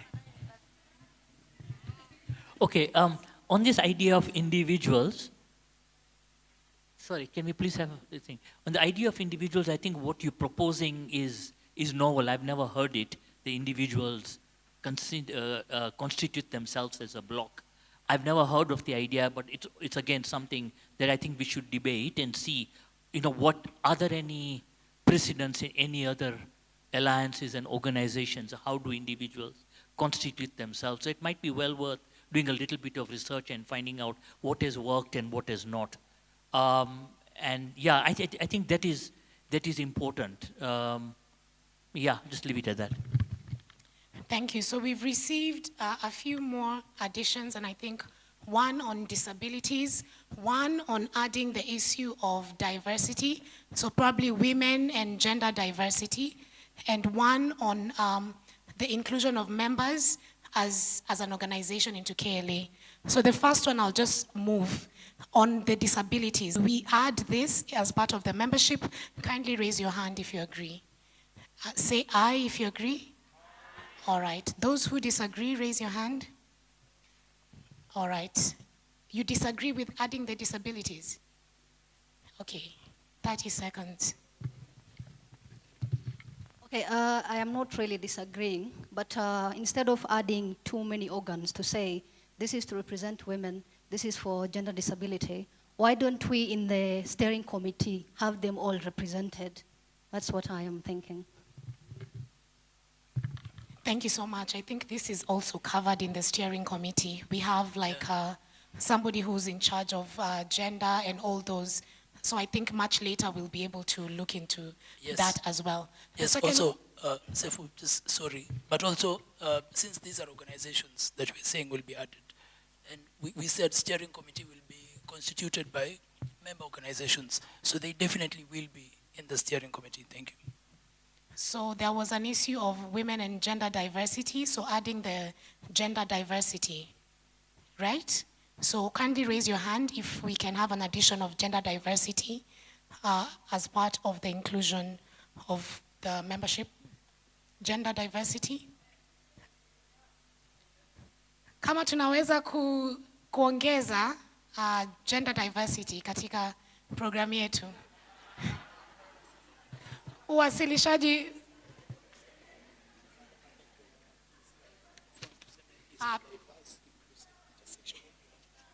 Haya. All those who are in favor, kindly raise your hand. Sawa wa kijinsia? Okay, just let's finish.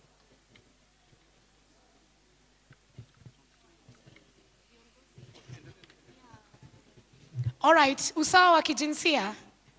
Tunakubali kwamba tuongeze usawa wa kijinsia. Tafadhali inua mkono. Inua mkono kama unakubaliana na swala hili. Haya, wale wanaokubaliana sema ndio. Haya, tuweke mikono chini. Wale ambao hawakubaliani tuinue mikono. Ulishainua mkono na ulishaongea, kwa hiyo na tumesikia maoni ambayo umeongea kuhusu huo usawa. Kwa hivyo tutasonga kwa mswada mwingine ambao umeletwa. Jamani, tafadhali ni sawa. We've noted the dissent. Somebody had already spoken. Comrades, we need to also move because we've noted a dissent, meaning that it's a representation of the fact that there was dissent. But the majority has moved the motion to amendment, so we've gone with that. Swala la mwisho, the last thing that was talked about on this was the issue of having individuals as an organization in the Kenya Left Alliance, which is a novel idea, and I just want us to see whether we agree or disagree. Those who agree with us having the individuals as one organization, kindly raise your hand. Tafadhali inua mkono. Haya, sema ndio. Wale ambao hatukubaliani pia tuinue ni sawa, inua mikono. Wale ambao hawakubaliani tafadhali inue mikono. Haya, tafadhali tuwe na nidhamu. Haya, semeni la. Nitapatia mmoja wenyu ambaye hajaongea aseme jambo moja kuhusu hili swada alafu tuweze kusonga. You know, I can see the hands, but some of the hands are going up after people have raised. So if you want to dissent, because these are the 3 people who dissented. So I'm giving the hand to the person who has dissented. So kindly don't get angry if you did not dissent and you've raised your hand and we did not give you a mic. Hello. Kwa majina naitwa Steven. I think wakati watu wote watajumlishwa kutengeneza kikundi, maoni ya wengine inaweza kosa kuonekana. So mimi ningeomba labda watakuwa hawana organizations waweze hata kama nikuzungumza pamoja, but wapewe nafasi ya kila mmoja kutoa kauli yake ili iweze kusikika kwenye alliance.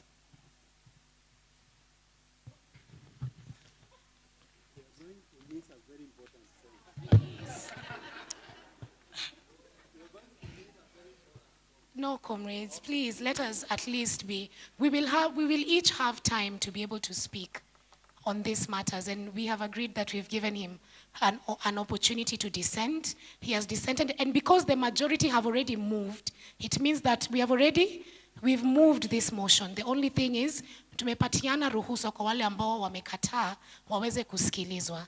Haya, tutasikiza watu wawili kutoka Zoom, halafu tutachukua swada lingine.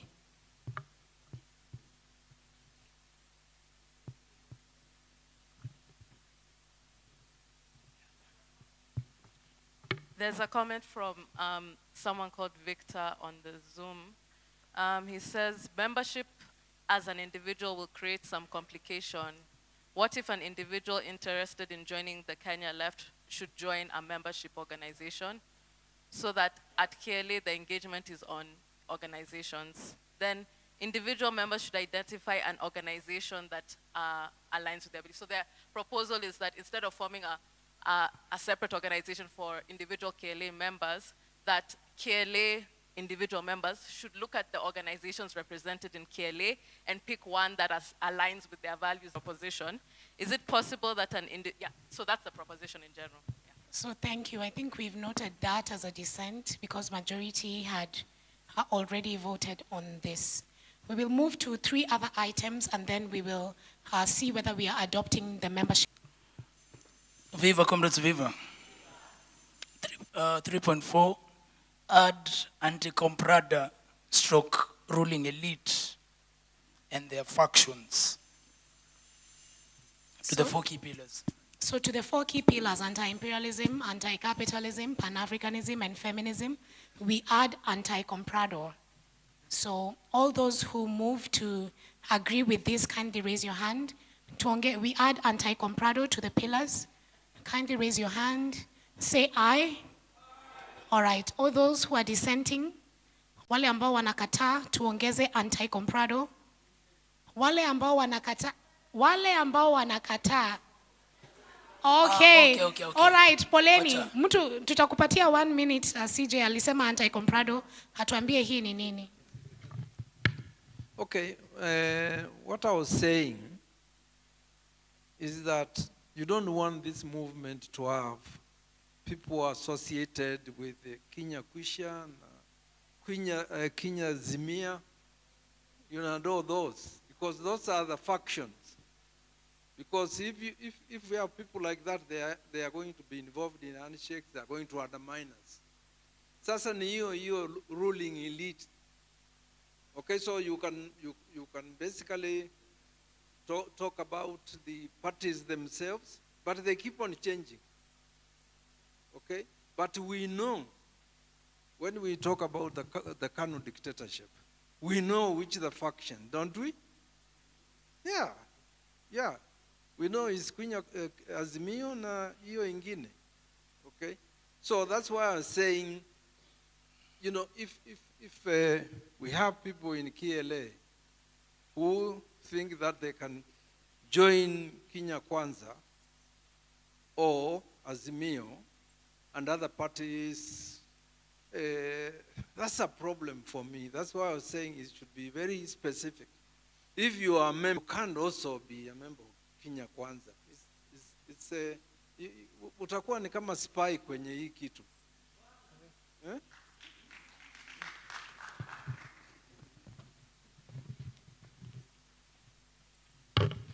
Okay, so all of us who would like to vote to add anti-comprado, kindly raise your hand as the pillars of the Kenya Left Alliance. Say aye. All right. All those who are dissenting, wale ambao wamekataa, kindly raise your hand. Wamekataa. Nitapatia. Hata nipatie 10 seconds, comrade, kataa. Lakini watu wamesha move. Viva comrades, viva.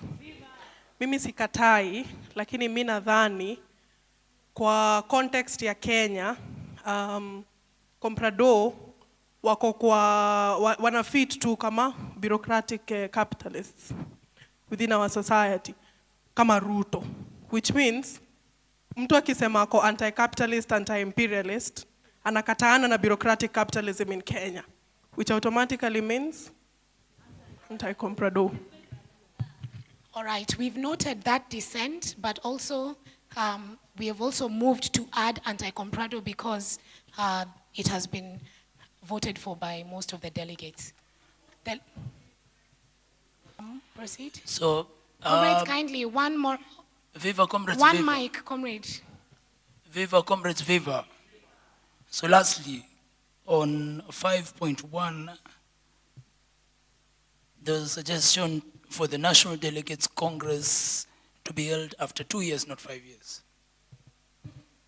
So there was a move, there was a suggestion that in 5.0, the National Delegate Congress be held after every 2 years instead of 5 years. So wait, comrades, all those who are agreeing with this, kindly raise your hand. Raise your hand. Say aye. Those who are disagreeing with this, kindly raise your hand. Those who are disagreeing, kindly raise your hands. Say, comrades, kindly raise your hand, not your voice. Kindly raise your hand and say nay. Okay, nays you've shouted, but we have, comrade, we have majority of the people who agreed to this. But I just want to say this. For the purpose of this Congress, we are going to adapt most of these things. But also we will allow for feedback within your organizations, because as we are forming the steering committee, your organizations will come. So there'll be further debate in your organizations, and the steering committee, when it's being formed, with a representative from each of your organization, will be able to also do what? Discuss further. But for purposes of this Congress and for us moving the documents that we have today, we will adopt it from what the majority of the delegates are saying. And from what has been said, I think there is the move that we are going to be having an NDC after every 2 years. And I will allow for one dissent who will represent the majority of the dissenting voices that we have, and then we will move to adopt the membership guide. Did you dissent? I think to organize the NDC, all the membership, takes time. But also it takes resources. But also you might spend so much time organizing for NDC. You want to bring, and particularly when the KLA grows, it will cover the entire country. So you must be able to talk about bring people to Nairobi or elsewhere within 2 years. Planning an NDC almost takes half an year. Vetting delegates take half an year. So if you have such a short time, it will make KLA to be only an organization which does organize only the NDC. It doesn't organize its work. That's what I was saying in terms of why it is 5 years. And then we have said And then we have said also that since the NDC is not primarily for elections, it is for, we can even do consensus. It means that, and then if members completely are aggrieved, 0.52 covers them very well, that they can be able to call for an NDC with 2/3 if they feel completely aggrieved with the committee which is coordinating it. But that's my argument regarding the NDC for 5 years as it was initially. Thank you very much. All right, we have noted that dissent, and as I have said, there will be another channel for these conversation to be streamed through your organization and the steering committee, where each organization will be able to send a representative to represent what has been discussed in the organization and what you have, what decisions you have reached. I think so far, ladies and gentlemen, that is the membership guide with all the amendments and the ratifications. So I will now move again to ask the Congress, all of those who are moved to adopt the membership guide as has been presented and amended, excuse me. Kindly let us raise our hands if you're moving to adopt this document as the membership guide of this alliance with the amendments. So all those who are adopting it, say aye. All those who dissent, kindly raise your hand. Any dissent? All right, there's no dissent, meaning that we have adopted this document. Makofi. So comrades, we have 4 other documents, and I would just like three. I would just like for us to be able to go through this document as fast as possible, also so that we can be able to go for lunch and listen to the voices which are inside here. So I will ask the people who are coming, kindly just read the document as is. We will be picking, so when we ask for input, kindly raise your hand. And after we have picked the people to speak, kindly do not raise your hand after them. Because what is happening is you're raising your hand, and then after we've picked, another person raises. So when we raise the item, raise your hand at that time. After we've already closed that chapter, it will be impossible to come back to you because also we are running in the interest of time. We will take propositions, and we will take assent and dissent. So, Organize. organize to take political power. Organize. Organize to take. I now invite Comrade Sungu Oyo, who will be discussing the minimum program. Comrade Sungu, karibu sana. Karabanda ya Sungu.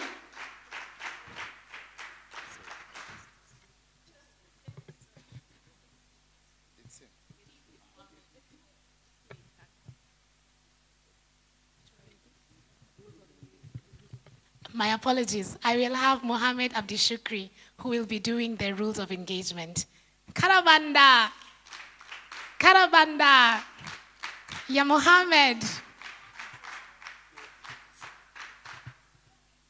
Viva comrades, viva. Poleni for the confusion. Sungu atakuza. But for the flow, we move from membership to rules of engagement. I'll just read directly. Starting with the preamble. These rules of engagement govern the internal operations, decision-making processes, and collective conduct of the Kenya Left Alliance, rooted in our 4 foundational pillars, 5 now I think that we've adopted anti-comprador, socialism or anti-capitalism, anti-imperialism, Pan-Africanism, and feminism. These rules ensure that our alliance operates with revolutionary discipline, democratic participation, and unwavering commitment to the liberation of Kenya and Kenyans. As you'll notice, we have about 11 articles. So I'll try and run through them as fast as I possibly can because most of it is direct and straightforward. Article 1 is on the foundational principles. 1.1 is on revolutionary unity.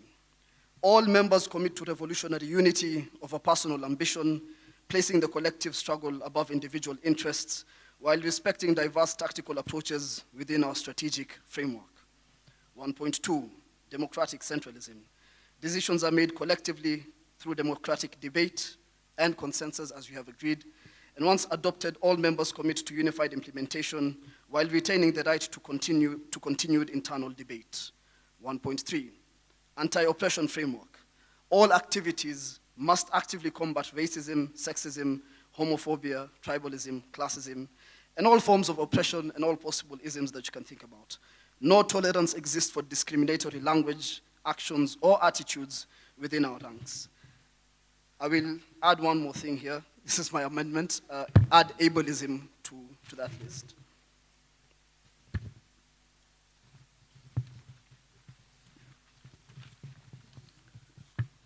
(1.4) Ideological clarity.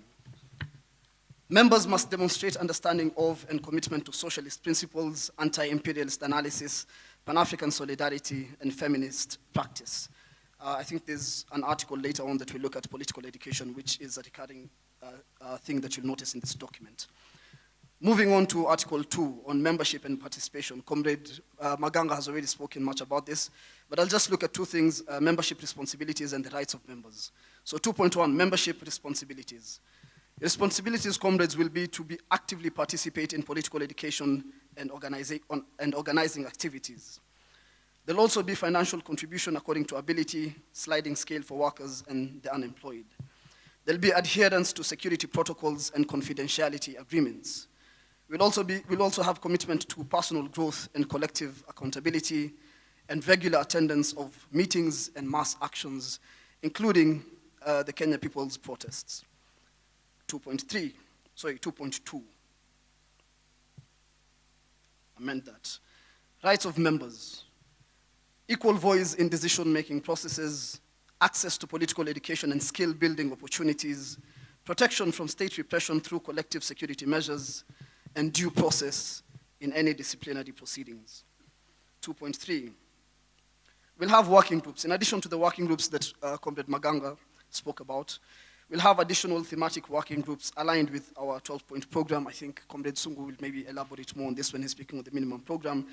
But we'll have working groups on labor and youth employment, on land and agrarian reform, on healthcare and education, anti-corruption and debt justice, international solidarity, gender and social justice, environmental justice, and popular communication and culture. 2.4.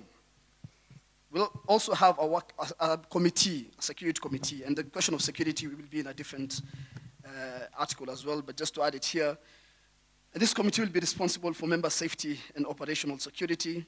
It will report only to the coordinating committee, and it will implement protection protocols for all threatened comrades. Article 3 will be on the decision-making processes. 3.1, consensus building.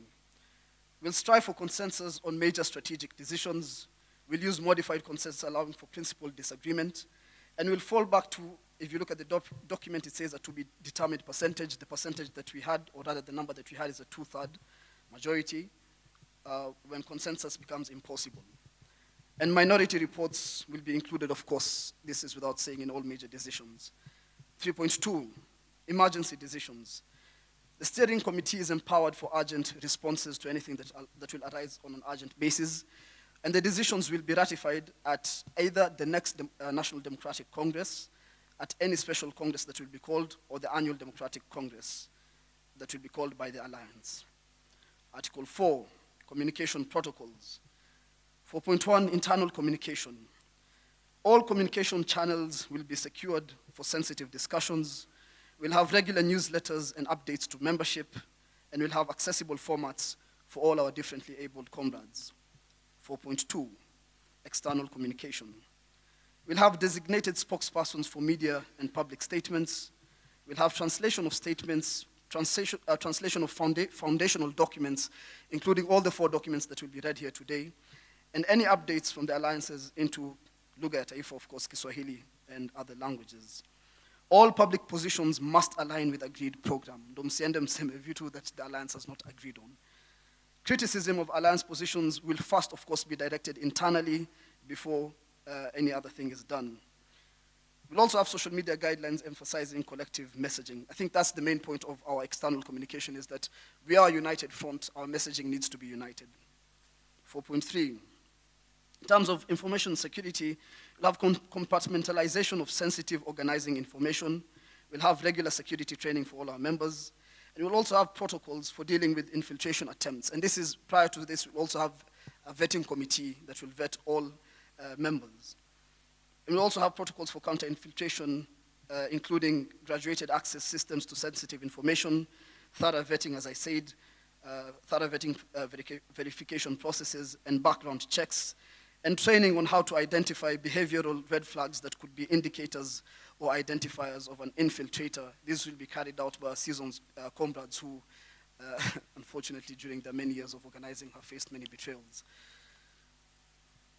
And lastly, on that point, we'll have protection of member identities in hostile environments, including but not limited to protests. So for example, if you're out with a comrade and they're wearing a balaclava on purpose or a mask during a protest and they don't want their photo taken, you have to adhere to that. Article 5, conflict resolution. 5.1, principles of revolutionary justice will be employed, which means we aim for transformative justice over punitive and petty measures. We aim for community accountability and healing-centered approaches. We recognize that conflict is inherent in struggle. And we also recognize that we will be committed to growth and political development. 5.2, in terms of conflict resolution processes, we have 4 stages or 4 steps. Stage 1, direct dialogue. Under this, all parties involved in a conflict will attempt direct resolution. If needed, we'll employ a mediator. The parties will focus on political education and movement accountability. This particular point cuts across all stages. And the timeline, if you look at the document, it says X number of days or weeks for resolution attempts. The number that we settled on is around 1 week. Stage 2, if that doesn't work, we'll move to a working group mediation, where a relevant working group will facilitate structured dialogue. Or even the working groups that you guys will be putting, the thematic working groups that I had mentioned earlier, that Comrade Maganga had mentioned, will facilitate structured dialogue. The power dynamics and oppression factors will also be considered because, in as much as we are a horizontal organization, such dynamics will always exist. And in this stage, we'll also have written agreements on behavior change and accountability. The timeline for this, and the document says X weeks maximum. Again, we'll place it at a week. Stage 3, organizational intervention. If stage 2 doesn't work, the steering committee will assign a resolution team. And it will include members that are not directly involved in the conflict. It will involve temporary separation of parties. And once again, educational requirements and restorative actions will be deployed. The timeline for this, again, 1 week maximum. Because the whole point of me placing everything at 1 week is, if this goes through all the 4 stages, then that conflict will take a month to resolve. Stage 4, which is the last stage, is disciplinary action. For severe violations threatening organizational integrity, we'll have suspension from leadership positions if one holds a leadership position. We'll have supervised participation in activities. Once again, if we find a resolution, you'll once again be required to undergo political education and accountability work. And there'll only be expulsion for violations of anti-oppression principles, which we had discussed earlier, or security breaches. 5.3, appeals processes. You will have the right to appeal all disciplinary decisions. The appeals will be heard by a panel that is not involved in the original decision. And if necessary, only if necessary, we'll have external mediators from allied organizations when needed. Moving on first to Article 6, financial management. 6.1 on resource mobilization. We are trying our best, in as much as it's difficult to move away from donor funding and so on and so forth. So we'll be looking for membership dues, of course, sliding scale based on income and the organization's capabilities. We'll have fundraising through aligned community events. We'll still look for grants from progressive foundations.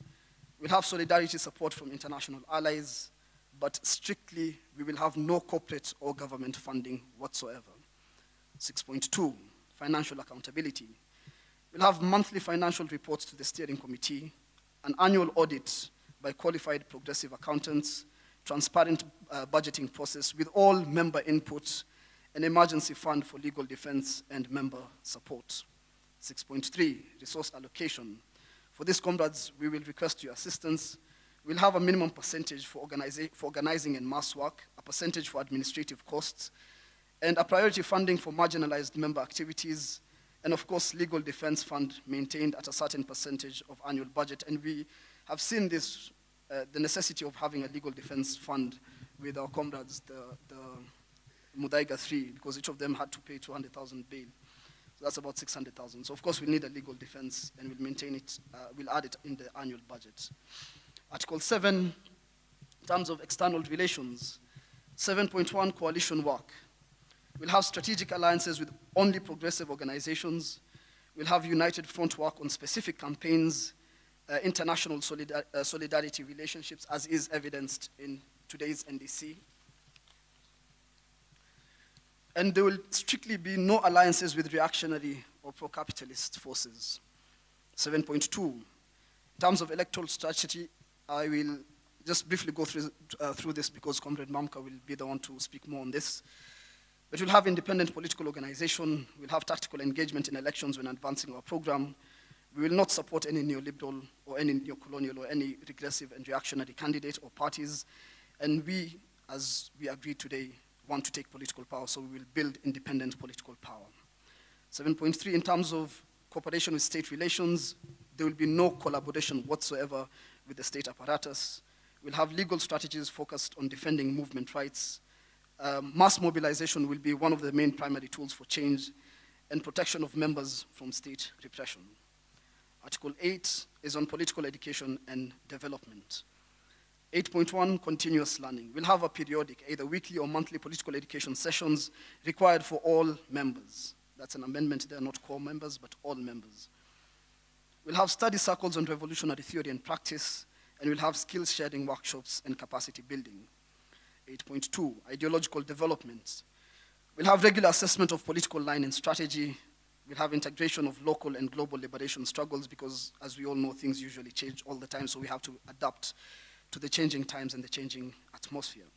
We'll have cultural work and consciousness-raising activities, and we'll have constant critique and self-criticism sessions. Article 9 on security and safety. 9.1, operational security. There'll be security culture training for all our members. We'll have secure communication protocols. We'll have counter-surveillance awareness training. And we'll have physical security for meetings and events, as is evidenced in today's Congress. 9.2 on member protection, which we have spoken about already. But just to repeat, we'll have rapid response networks for threatened comrades. We'll have legal support and jail solidarity. We'll have financial assistance for persecuted members.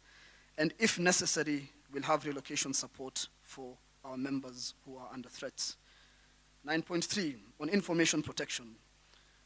Particular information, such as sensitive information, will be only on a need-to-know basis. We'll have regular security assessments and updates. We'll have protection of member identities and personal information and their data. And we'll have protocols for media engagement and public exposure. And as you said, we'll have designated spokespeople who will be the ones addressing the media. Article 10 on accountability and evaluation. 10.1, there'll be regular assessment, either quarterly review of organizational effectiveness, to see how far we are with our goals as an alliance. We'll have annual strategic planning and goal setting, as Comrade Maganga talked about the annual Congress. We'll have member feedback and evaluation processes, which again is also one of the things that we're doing right now with reading these documents. And we'll have external evaluation by allied organizations. Our comrades who are in the breakout rooms will also have a chance to tell us what they think about this alliance and what we're trying to build here. 10.2 is on adaptation and growth. We'll have regular updating based on lessons learned, integration of new movement strategies and tactics. As we said, things are always evolving, so we need to adapt. And we'll be responsive to changing political conditions, dynamics, and atmospheres. Article 11 is on enforcement and implementation. Comrades, 11.1 is on collective responsibility, which for me is one of the most important things in this document, that all members here today share a responsibility for upholding these rules and holding each other accountable to revolutionary principles and practices. 11.2 is on leadership and accountability. Anybody in a leadership position will be held to higher standards and subject to recall by membership for violations of these rules or betrayal of organization principles, could be suspended or ultimately expelled from the alliance. Last but not least, Comrades 11.3, this is a living document. It's not the gospel, it's not cast in stone. It always will evolve with our struggle while maintaining fidelity to our core principles and revolutionary objectives. These rules of engagement serve as our collective commitment to building revolutionary organization capable of challenging capitalist exploitation, imperialist domination, and all forms of oppression. Through disciplined unity, democratic participation, and unwavering solidarity with the oppressed masses, we advance toward the liberated society we seek to create. That is the end of this document. So we'll open up to Thank you very much, comrades. We're going to open up the floor for any amendments or additions, or even just if you want to reinforce this, rules of engagement. So the floor is now open. Those who are raising their hands, if you're raising your hand for comments, adoptions, agreement, just raise your hands. So we'll have 1 over there, 2, 3, 4, 5, 6, 7, 8, 9, 10, 11. So we've taken those 11 hands. Please, if you're not a part of those, if you raise your hand, we won't pick you. Those 11 will be able to give their feedback. So 1 over there, is there a mic? Comrade, 1. Is there a mic?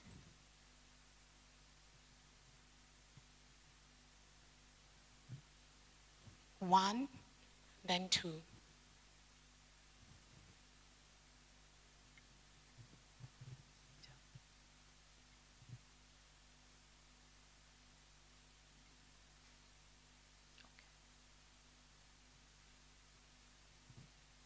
Is there a mic? There. 1, 2. Revolutionary greetings, comrades. I propose on, is it clause 2.4 on working groups? Yeah. I propose that we amend on the labor and youth empowerment. I propose that we replace youth employment with youth empowerment. Thank you so much. 2.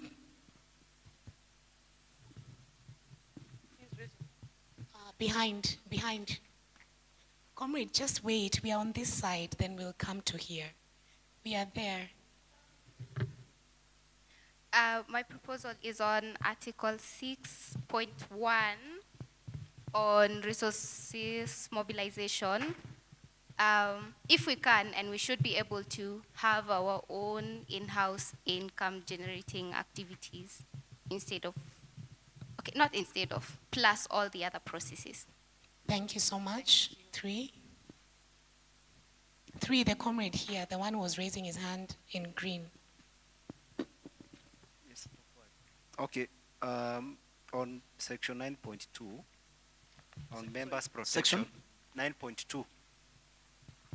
On protection of members, I think we should also add we should offer psychosocial support. Okay. Yeah. Thank you. Here.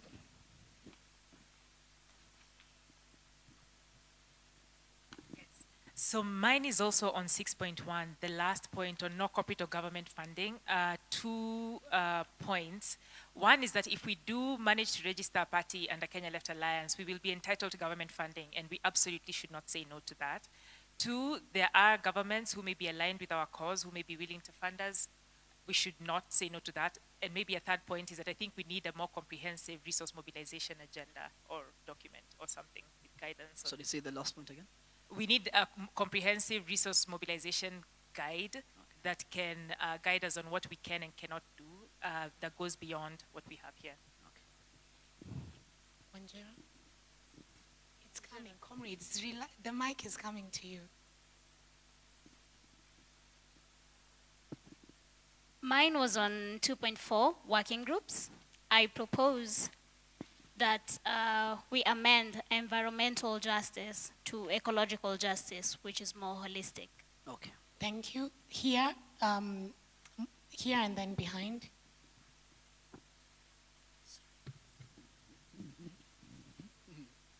So I actually had two comments. One was said, but I would just like to add.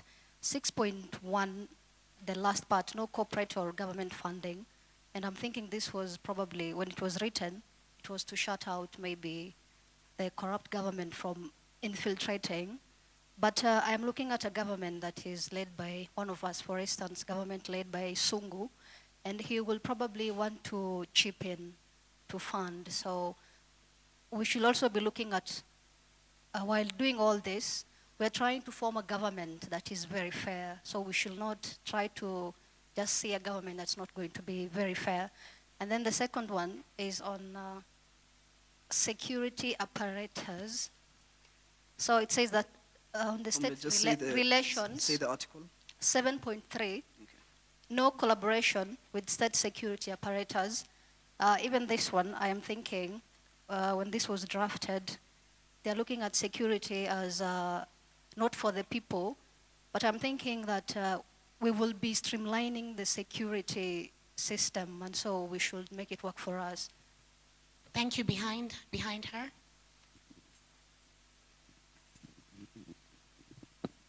Mine is about conflict resolutions.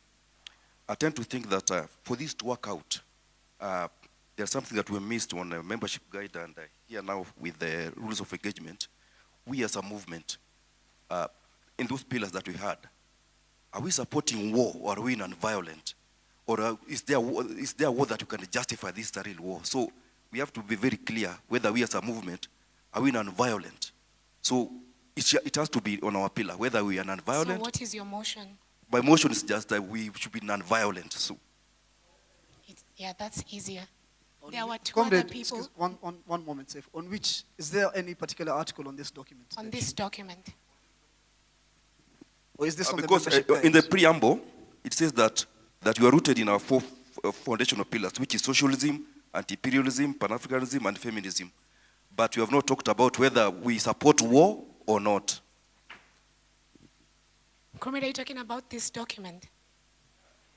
In the preamble. Okay. Fine. So they move for non-violent. There were two other people here. Had you been chosen, comrade? Yes. Mine is just to seek clarity regarding the 4.3 information security, the protocols that are going to be implemented regarding vetting, especially with the individual members. So please clarify how that is going to work out. Yes, that's it. Thank you.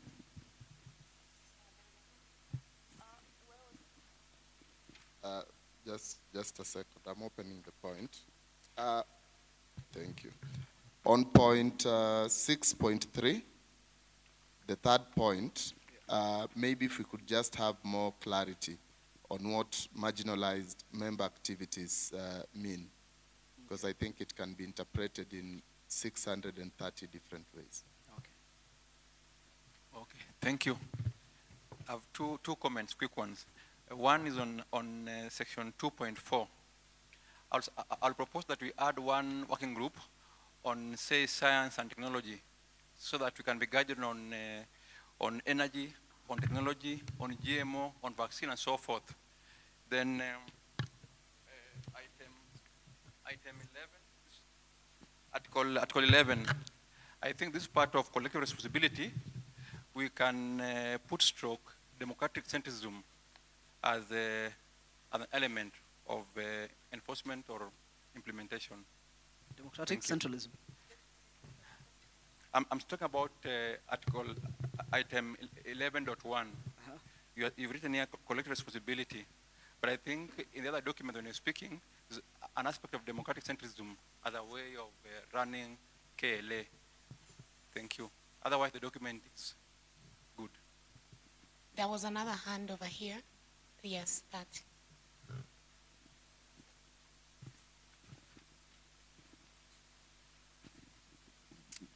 So mine is on 10.1, regular assessment. We can add from annual strategic planning and goal setting, we can also add quarterly planning as well. And on 11.2, leadership and accountability, I think we should add how the leaders will be recalled. Okay, so we've taken the 11 hands as we agreed, and now... Wait, let me check on. Sorry? Zoom. Okay, we'll only give an allowance of Zoom, comrades, because we had asked for the first 11. So we will move...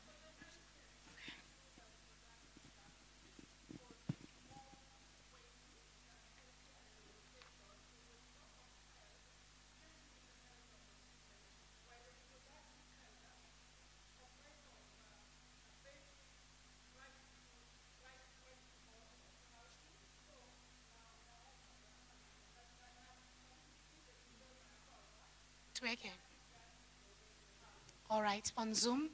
So Victor is saying for 8.2, can we find a way to address cultural work and consciousness? Comrades, one meeting. For 8.2, can we find a way to address cultural work and consciousness raising activities? Because I think we need to add supporting cultural workers materially. All right, any other comment on Zoom? No, that's it. All right, comrades, so we will move to either adopting or agreeing. Most of the things that have been presented are amendments or additions, so we'll move to see whether we are agreeing with that, and then those that need clarification we'll finish with, and then we'll adopt the document. So the first issue from that side was an addition of empowerment in the labor, youth and labor, as opposed to employment, right? Can we, do you have all of them noted? Okay, no, it's fine. That's what I'm saying, instead of doing that, because we don't know all of them noted, let's go with page by page, in no particular order. All right, so guided by Comrade Mohammed, for this document we'll go page by page, according to what has been raised here. So on the first page of the document. So the first one on the preamble, our comrade here suggested we include non-violent and anti-war. Non-violent and anti-war. If this is something that is agreeable to majority of the comrades, those who agree with the position of adding non-violent and anti-war, kindly raise your hand. Say aye. Those who dissent to adding non-violent and anti-war, raise your hand. Say aye. All right, we move to not adding non-violent and anti-war. In this case, the proposers have already spoken on this matter, so we will not hear the dissenting voices. The second page? On the second page, on Article 2.4, comrades, one meeting, please. Article 2.4 in the working groups, we have a couple of recommendations. The first one is to replace youth employment with youth empowerment. All those who agree with this, raise your hand. Say aye. All those who dissent, raise your hand. All right, no dissent. It's been adopted. The other one was on the healthcare and education to include and add reproductive justice. So to include and add reproductive justice to the healthcare, all those who are in favor of this, raise your hand. Say aye. Comrade, raise your hand. Say aye. All those who dissent, raise your hand. There is no dissent. So still on Article 2.4, there was a motion to replace environmental justice with ecological justice. All those in favor of this, raise your hand. Say aye. All those who dissent, raise your hand. There is no dissent. We move. Still on 2.4, the last one, to add a working group on science and technology. All right, all those in favor of this, raise your hand. Say aye. All those dissenting? There is no dissent. You're dissenting?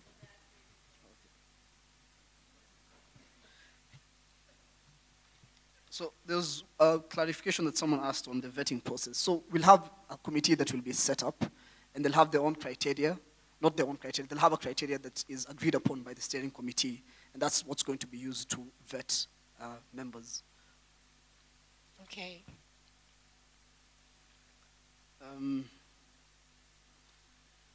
think on Article 6.1, there was a comrade who suggested that we include in-house income generating activities by KLA.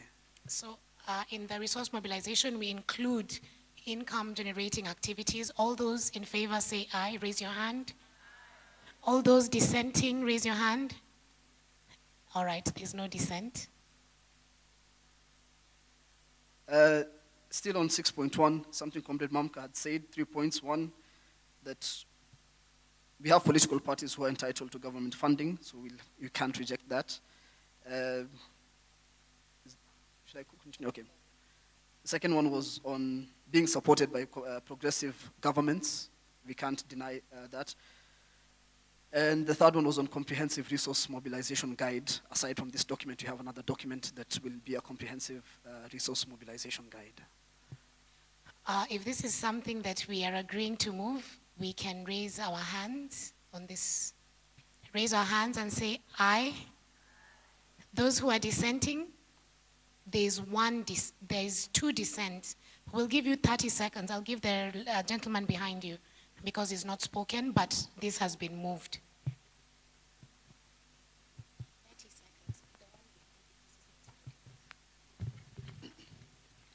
seconds. I believe we should not allow any funding from the government, but instead we should at least engage the corporate instead of the government. Thank you. Your dissent has been noted, although this motion has already been moved.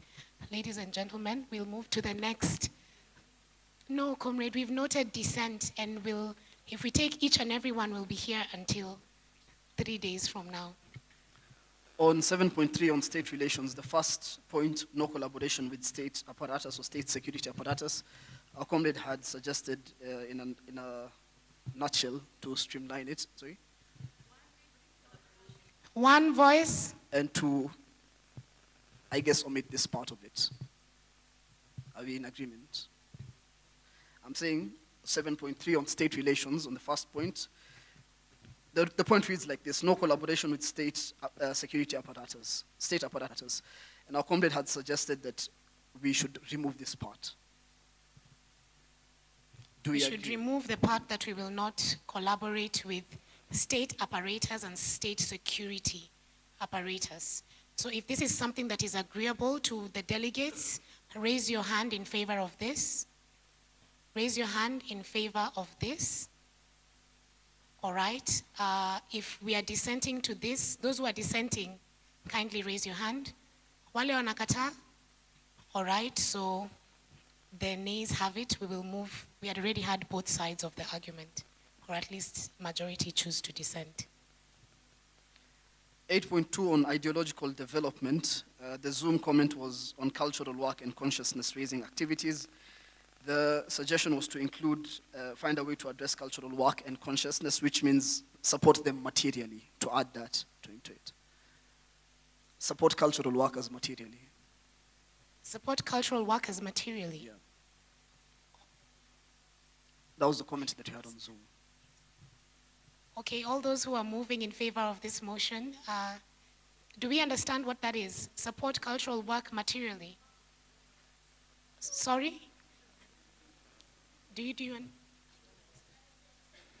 maybe repeat the point again? The point and explain is, it. sorry, on 8.2 on ideological development, the fourth point was on, or do you want to clarify, Mombi?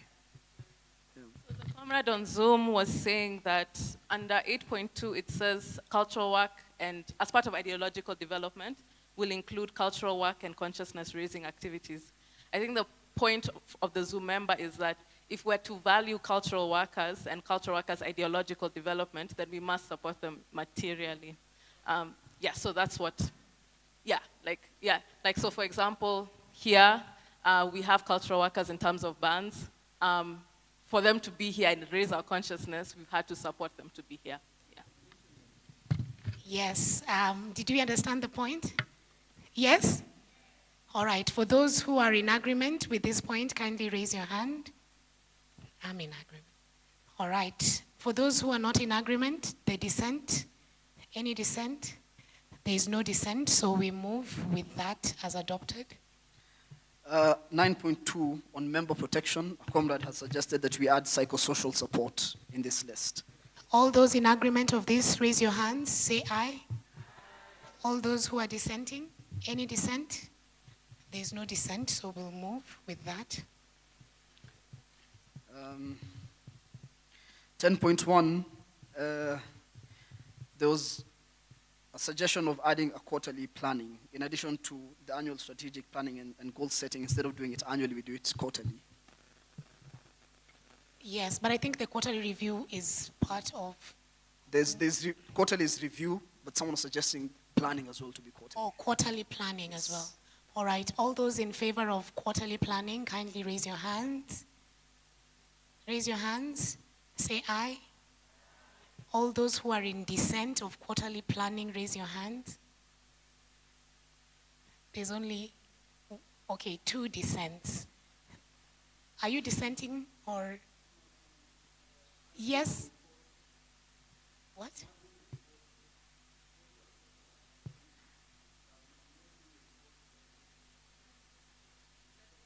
It's...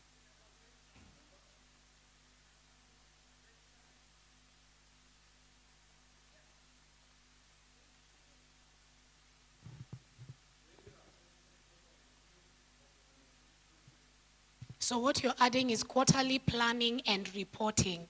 All right, so all those who are in agreement of quarterly planning and reporting, raise our hands, say aye.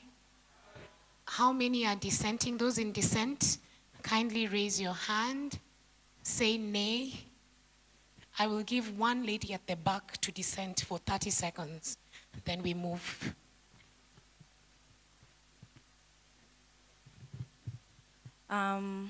For the quarterly planning and reporting, I'm not dissenting the reporting part because that is part of the review. But once we have planned annually and set our goals, during the reviews, that's when we see if we have reached our goals or we are not doing any of those. So quarterly planning, it's just more of work and no effectiveness. Thank you. We've noted the dissent. Though it has been moved that we will have quarterly planning. Mohammed? 11.1, there's a suggestion to replace the title for that section, collective responsibility, with democratic centralism. Replacement of collective responsibility with democratic centralism. All those in favor of the replacement, raise your hands. All those in favor, raise your hands. Okay, down. All those who dissent to this, raise your hands. Okay, the rest of the room, it's all those who are in favor of replacing collective responsibility with democratic centralism. Democratic centralism is actually democratic centralism is a type of decision-making process whereby items are introduced for discussion and debate to the plenary or to the members or from the highest organs of the organization, and they go for debate through the organization all the way to the lowest organs of the organization. Then after that debate, what has been agreed in the lowest organ is presented to the leadership, and once the leadership makes a decision on that matter, then it is binding for all the members in the organization. That is democratic centralism. Is it tumeelewa? Have we understood? No? Have we understood? So now, do we want to replace collective leadership, collective responsibility, excuse me, with democratic centralism? All those in favor of this, kindly raise your. Yeah, we are not talking. It's a motion that was moved, so we are just asking, how many of us would like to replace collective responsibility with democratic centralism? Collective, aye. All right, okay, one. How many of Keep us in mind, would this like... is under the article titled Enforcement and Implementation. So the reason we pick the word collective responsibility is that if all of us as comrades are going to adhere to this document and these rules of engagement, we're all going to be collectively responsible. Okay, so all those who dissent to the replacement of collective leadership with democratic centralism, kindly raise your hand. Okay, say nay. So we retain collective leadership or collective responsibility. Any other item? No, comrades Okonja, finally, let's finish this. On leadership and accountability, there was a suggestion that we add how leaders will be recalled in that section. Like we give a step-by-step guide on recalling leadership.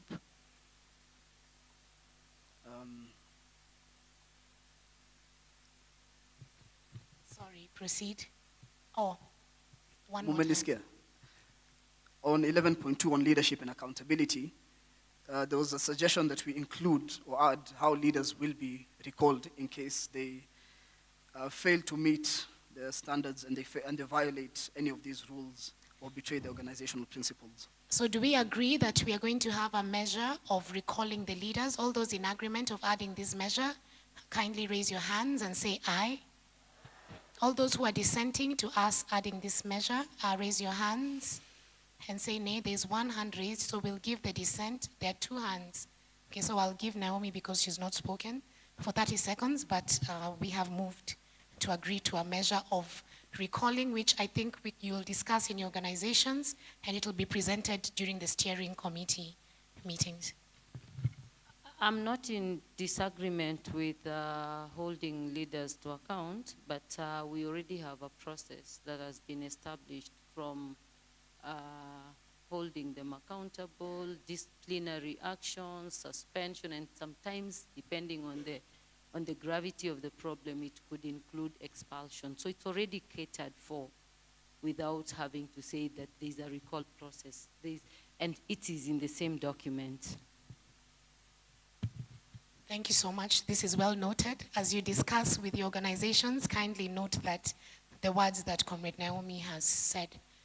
Is there anything else on? So there's just one more. I wanted to come back to Comrade Sungu's because yours was asking for clarification on priority funding for marginalized member activities. I think this was allocation of resources, whether it's financial, logistical, political resources, to communities that face systematic oppression and exclusion the most, the ones who suffer the brunt of the state the most. So our comrades who, for example, reside in informal settlements, because we know they're the ones who bear the brunt of state brutality. And this funding priority also includes things like basic survival needs. You know, people who can't afford daily meals, right? So these are the people we're talking about, people who need basic survival needs like food, sovereignty, housing, healthcare, et cetera. And also in terms of organizing capacity, people who can't organize themselves. For example, when we go out to protest, people when you're Hana Wezo. So these are the marginalized people I was speaking about. And also those who are differently abled. Thank you so much. I think Comrade has gotten clarity, and those were all the amendments that we had from this document. So now we are going to agree on whether we adopt this as the rules of engagement for the Kenya Left Alliance. And if this is in agreement, those delegates who are in favor of us adopting this as the rules of engagement for the Kenya Left Alliance, kindly raise your hands and say aye. Kuna watu waja-raise na wamesema aye. So kindly raise your hands and say aye. All right, all those who are dissenting on this document, so there's no dissent, so we will move to adopt this document as the rules of engagement for the Kenya Left Alliance. Karabanda ya Mohammed. All right, from my assessment, I can see the energy levels are low. So we were going to have two other documents. One document is on the electoral strategy, the draft minimum program, and then we will have the electoral strategy, comrades. And because these documents are very engaging and we would like to have maximum participation, it would behoove us to take our lunch break now. We are going to have the lunch break for 1 hour exactly. It's 2:30. So we will be back here at 3:30, and then we'll be able to do the the draft minimum program and the electoral strategy. Then we will have the members and delegates sign memoranda of understanding, meaning that you have assented, mumekubali kwamba you are bound by these rules that you've made today, and you'll be responsible. And then we will have an announcement of the steering coordination committee. Kwa hivyo, let's go for lunch, 3:30. We'll have you all back. Asanteni sana, tuonane after lunch. DJ, tucheze kitu.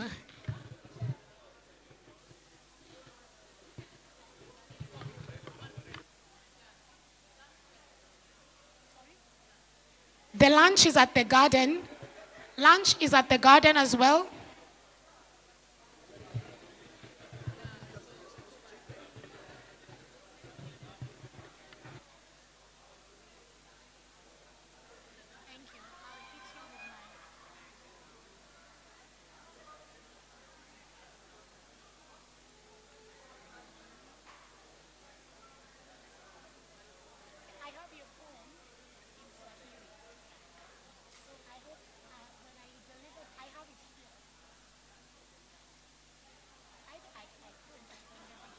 But you have to give me my gifts once I do.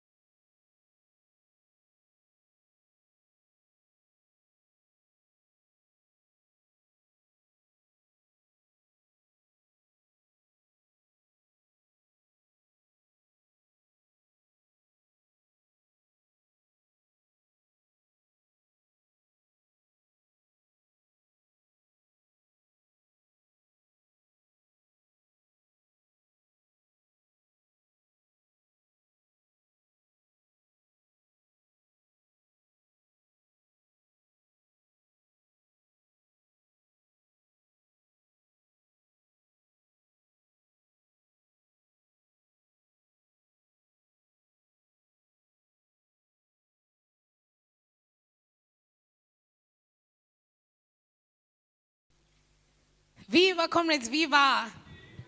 Viva, comrades, viva. Do we feel refreshed after our lunch break? Do we feel refreshed? Nikisema Kenya Left Alliance, mnasema? Kenya Left Alliance. Mapinduzi sasa. Kenya Left Alliance. Mapinduzi sasa. Okay, so we are here for the next session. When I say give it up, you say 4. Give it up. Give it up. Give it up. Chief Matigari. Hey. Karabanda. Karabanda. Yeah, Chief. Karabanda. Karabanda. Yeah, Chief. All right, Chief and the marshals.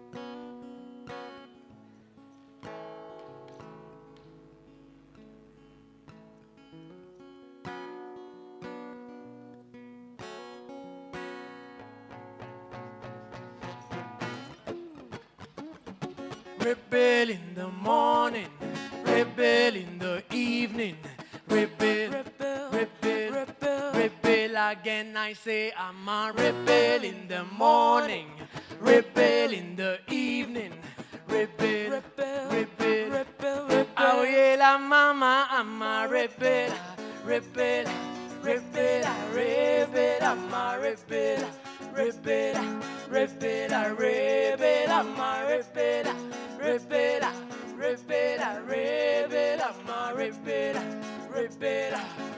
Good people, this is Chief and the Marshals on stage. And if you are here today, in one way or another, you must be a rebel with a cause. Could you say, I'm a rebel with a cause? I don't believe you. Could you say, I am a rebel with a cause? My name is Chief Matigari. This is the Rainmaker, Mbula Michubu, and we represent Chief and the Marshal Vibration, rebels with a cause. Rebel in the morning, rebel in the evening, rebel. I say I am a rebel in the morning, rebel in the evening, rebel. Oh yeah, la mama, I'm a rebel, I'm a rebel, I'm a rebel,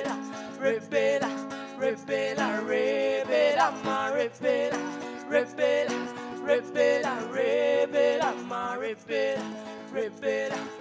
I'm a rebel in the morning, rebel in the evening, rebel in the sunset, rebel every time. I'm a rebel in the morning, rebel in the sunset, rebel in the evening, rebel every time. Oh yeah, la mama, I'm a rebel, I'm a rebel, I'm a rebel,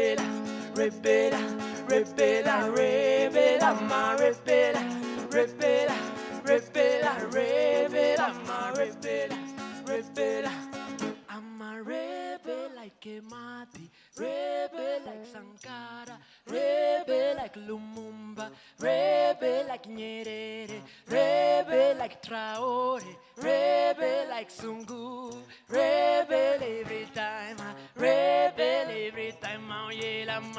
I'ma rebel, rebel. Please feel free to clap along with us now. Just clap along. Rebel, I'ma rebel, rebel, rebel, I'ma rebel. A little louder, this day you're my coffee apple. Yes, I'ma rebel, rebel, I'ma rebel, rebel, I'ma rebel, I'ma rebel, the rainmaker. Rebel like Nigeria, rebel like Wangari, rebel like Mudhoni, like Mekati Lili, rebel like Mukami, rebel like Mora, rebel like Nzinga, like Sioki. Woman power, woman power. Rebel like Nigeria, rebel like Mudhoni, rebel like Wangati Lili, rebel like Wangari, rebel like Mora, rebel like Wanjiru, like Sioki Ma. Oh yeah, la mama, I'ma rebel, rebel, rebel, I'ma rebel, rebel, I'ma rebel, I'ma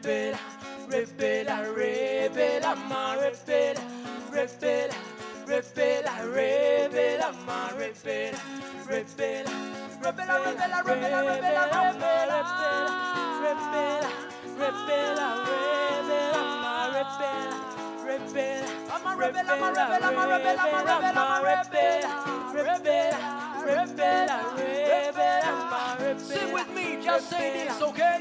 Just say, I'm a rebel with a cause, rebel with a cause.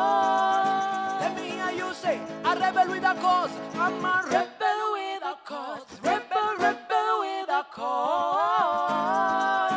Umekula lunch, nisikie ukisema, sema rebel with a cause, rebel with a cause. Very good. You can do it. You can do it. Come again. Say I'm a rebel with a cause. I don't believe you. I'm a rebel with a cause. One more time. Say I'm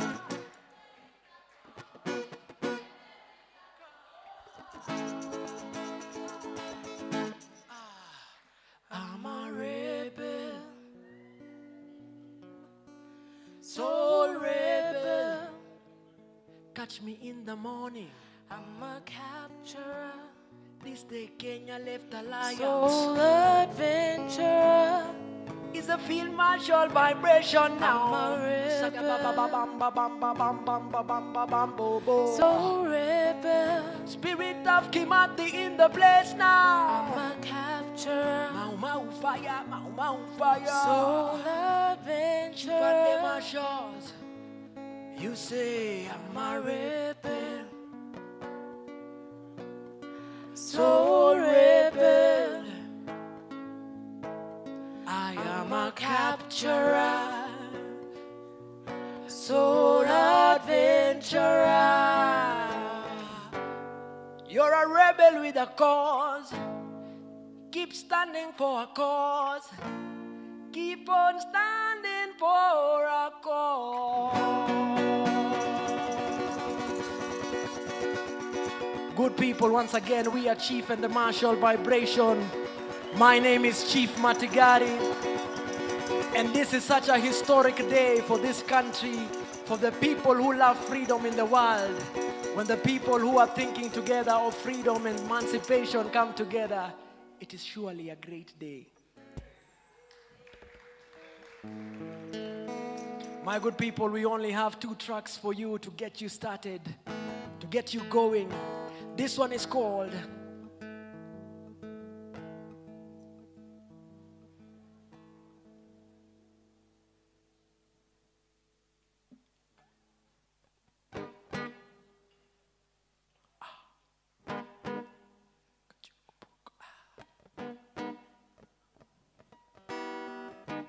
Just in case you didn't get the name of the band, we are Chief and the Marshals.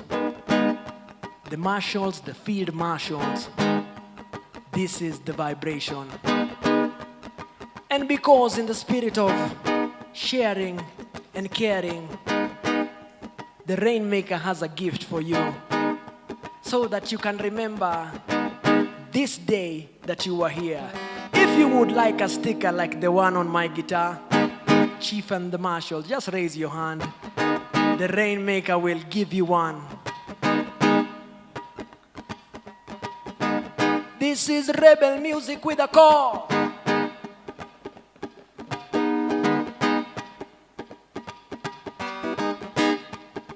My people, we have to remember the power of music in such kind of an organization, in such kind of a time. You have to remember arts and culture are very crucial in the emancipation of the people. We are Chief and the Marshals, and we say freedom must come one day.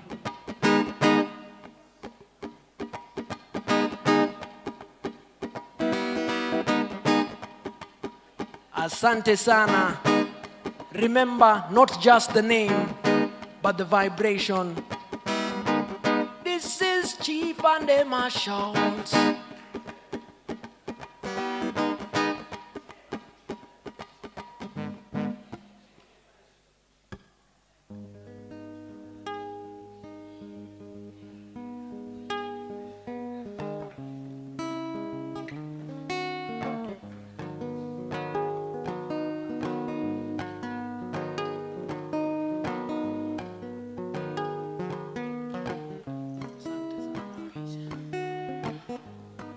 Who else would like a sticker and maybe they haven't got one?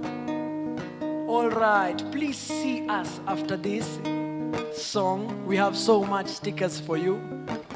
This song is dedicated to the gangsters in uniform. A gangster in uniform is anyone who misuses and abuses their position of power, who uses their position of power to suppress, to oppress, to intimidate the people. This is a song that stands against fear and intimidation, saying no to such kind of tactics to derail the freedom train. We are Chief and the Marshals, good people. And if you're here, this is a very special moment. Thank you for being part of saying no to gangsters in uniform. Ha! Gangsters in uniform. Gangsters in uniform. What you gonna do when the table it turns on you? I say, you see these gangsters in uniform. Gangsters in uniform. What you gonna do when the table it turns on you? I say, what you gonna do when the table it turns on you? On you, on you. Skiza aliyeju tutamgoja chini, aliyepanda mwishowe atashuka. Kilicho na mwanzo hakikosagi mwisho, na 40 ndio siku za mwezi. Sema tena, na 40 ndio siku za mwezi. Okay, gangsters in uniform. Gangsters in uniform. What you gonna do when the table it turns on you? I say now, gangsters in uniform. Over where ya? Gangsters in uniform. What you gonna do when the table it turns on you? I say, what you gonna do when the table it turns on you? On you, on you. My good people, we say a gangster in uniform is anyone who misuses their position of power. So when I say gangster in uniform, I just don't mean a boy in blue. A gangster in uniform can be anyone: your father, your mother, your partner, your boss, your landlord, anyone in a position of power who uses that power to cause pain rather than to give service. We have a very brutal police force in this country that has shown us mizizi yake ni ya ukoloni kabisa. So this verse, listen carefully. Boys in blue pale kwa kona, tinted windows kwa Corolla, ukicheki Subaru wetoroka, jua konja na wewe ndiyo mboga. Amani hakuna mitaani, mayouths wanamangwa hadharani, masafara wengi ndio wako ndani, juu bila ganji huwezi pata haki. Boys in blue pale kwa kona, tinted windows kwa Corolla, ukicheki Subaru wetoroka, jua konja na wewe ndiyo mboga. Amani hakuna mitaani, mayouths wanamangwa hadharani, masafara wengi ndio wako ndani, juu bila ganji huwezi pata haki. Bila ganji huwezi pata haki. Bila ganji huwezi pata haki. Come on, gangsters in uniform, sing along. Gangsters in uniform, what you gonna do when the table turns on you? The day will come, the day will come. Gangsters in uniform, what you say? Gangsters in uniform, what you gonna do when the table turns on you? Let me hear you say, ga ga ga ga, gangsters in uniform. Sauti wewe, what you gonna do when the table turns on you? Louder, louder, louder. Gangsters in uniform, no guitar. Gangsters in uniform, what you gonna do when the table turns on you? What you gonna do? Let me hear you say. What you gonna do when the table turns on you? A little louder, little louder. What you gonna do when the table turns on you? Now what you gonna do? Say this. What you gonna do? What you gonna do? What you gonna do? Do do do do do do. What you gonna do? What you gonna do? What you gonna do? Do do do do do do. What you gonna do? What you gonna do? What you gonna do? Do do do do do do. What you gonna do? What you gonna do? What you gonna do? Do do do do. I say gangsters in uniform, gangsters in uniform. What you gonna do when the table turns on you? I say, what you gonna do when the table turns on you? Waulize, waulize. What you gonna do when the table turns on you? And the table is turning with the Kenya Left Alliance. When the table turns on you. One more time. What you gonna do when the table turns on you? On you.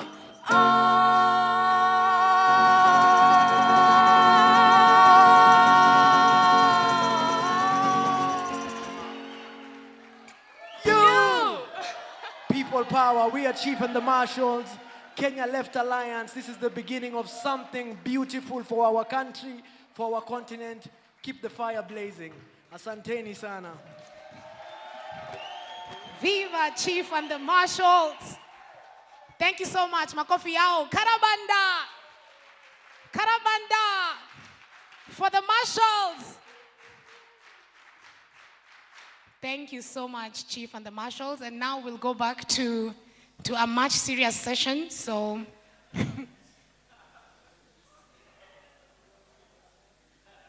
oh, the artists are telling me that this is part of the serious session, Sindio? Because our ideology is part of the music. So thank you so much, Chief and the Marshals. Makofi tena kwao. Karabanda. Karabanda. For the Marshals. For Rainmaker. Asanteni sana. So now we'll move back to adoption of two other documents that we have that need to be ratified today. So I will invite Sungu Oyo for the adoption of the draft minimum program. Sungu Oyo will read the draft minimum program for the next 10 minutes, and then we'll have 15 minutes for deliberation and adoption, after which we will move to the adoption of the electoral strategy by Mamka Anyona. So, Sungu Oyo karibu, makofi ya Sungu, Karabanda, Karabanda, ya Sungu. And I think just a reminder for our international delegates as well, there is a breakout room for further discussions for you on our right. All right, or if you choose to stay, at least you can stay but not vote on the documents that we have. Karibu sana Songo. Asante sana, comrade. I've been requested to read the minimum program, draft minimum program of the Kenya Left Alliance, which was developed by a subcommittee within the steering committee. Revolution now, land, food, and liberation, or in Swahili, mapinduzi sasa, ardhi, chakula, na ukombozi. So Revolution Now, Land, Food and Liberation, lays out the draft minimum program of the Kenya Left Alliance, which various political parties, movements, organizations, and individuals are uniting and organizing around. This minimum program will serve to set the political and policy agenda in the run-up to the 2027 elections, during which the Kenya Left Alliance will organize, consolidate forces, and contest with the objective of achieving some immediate gains for our people. To arrive at this, and in addition to winning the propaganda war, we must struggle for the issuance of ID cards, especially to young Kenyans, the Gen Zs. We must struggle for reconstitution of the IEBC, the Independent Electoral and Boundaries Commission, and we must struggle for the right of young Kenyans to register us and to actually vote as decreed by the Constitution.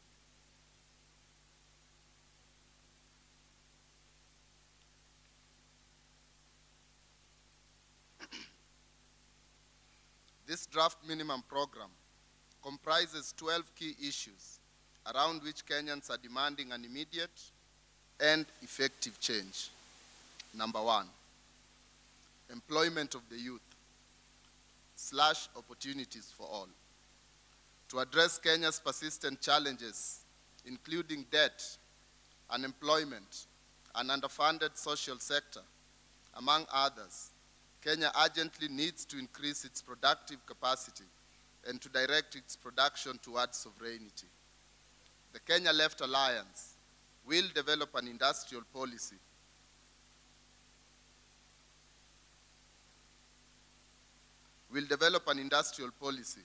which will address our urgent need to increase energy production and to strategically but rapidly industrialize.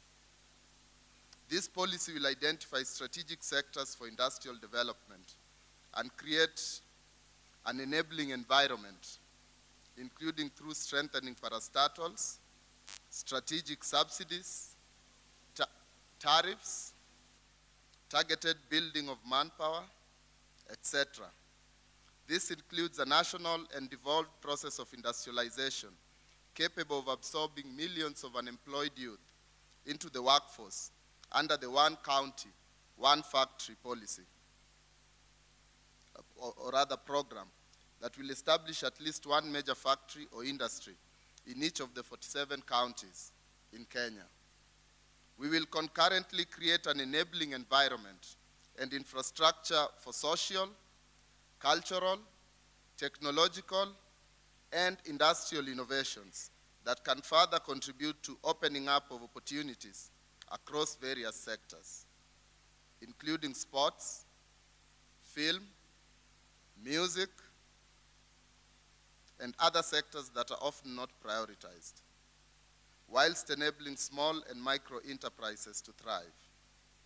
Lastly, the Kenya Left Alliance will work to strengthen workers' unions to ensure that employment opportunities created under our economic program do not degenerate into avenues that exacerbate exploitative labor relations.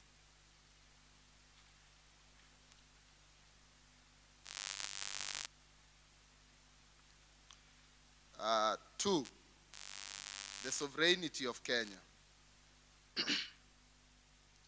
the Kenya Left Alliance's alternative political leadership commits to take effective control over strategic sectors of the economy, key industries, the commons, and place them under public ownership. Commons such as air, minerals, energy, and its productive infrastructure, water, all water bodies and related infrastructure, forests and nature reserves, wildlife and fisheries, public spaces, transportation services, and any other resources deemed essential for human life,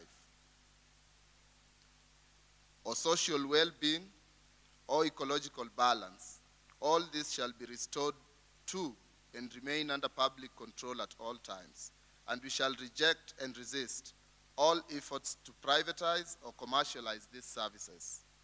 This is the only way that Kenya can subvert its servility to empire and create an economy capable of providing the standard of living to which we all aspire and to which our Constitution commits as a right for every Kenyan.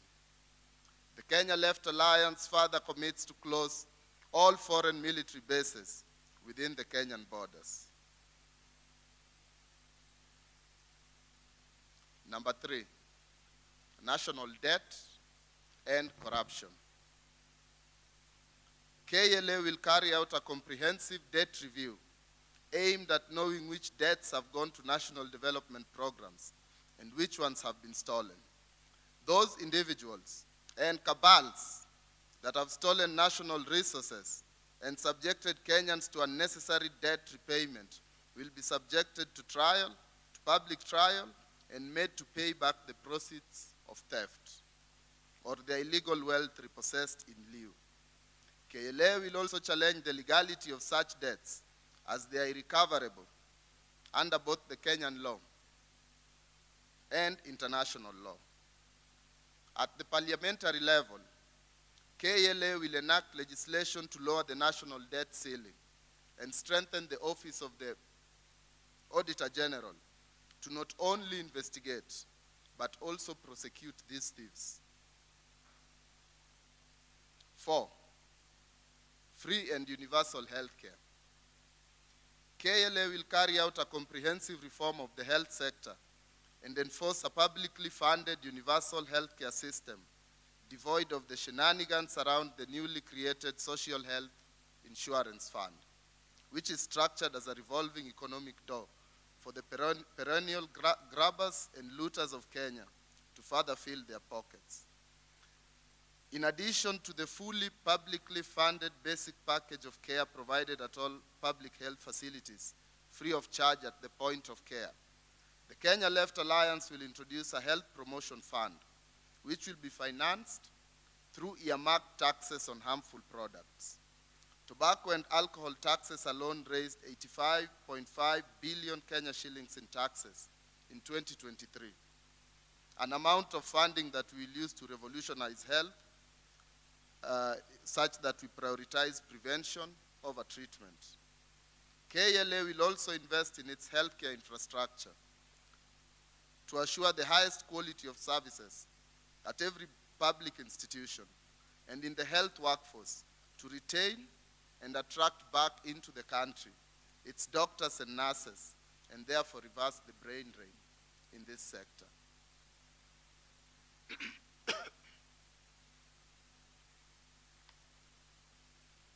5, land reform and redistribution. The Kenya Left Alliance will actualize a land reform program. This will include a repossession program to cover all parcels of land, of public land that have been grabbed, or public assets of strategic national importance that have been privatized, and place them back under public or communal ownership as appropriate. We shall implement the land provisions in the 2010 Constitution that decree the vesting of the grabbed lands, specifically stated in the Ndungu report, back to the people. We shall continuously vest land whose leases expire back to the people. We shall enforce compliance with Article 68 of the Constitution by legislating on the maximum and minimum acreage of land holdings, while ensuring that community lands are not commodified and are for use by the intended communities. Our ultimate goal will be to have equitable access to land for use for all.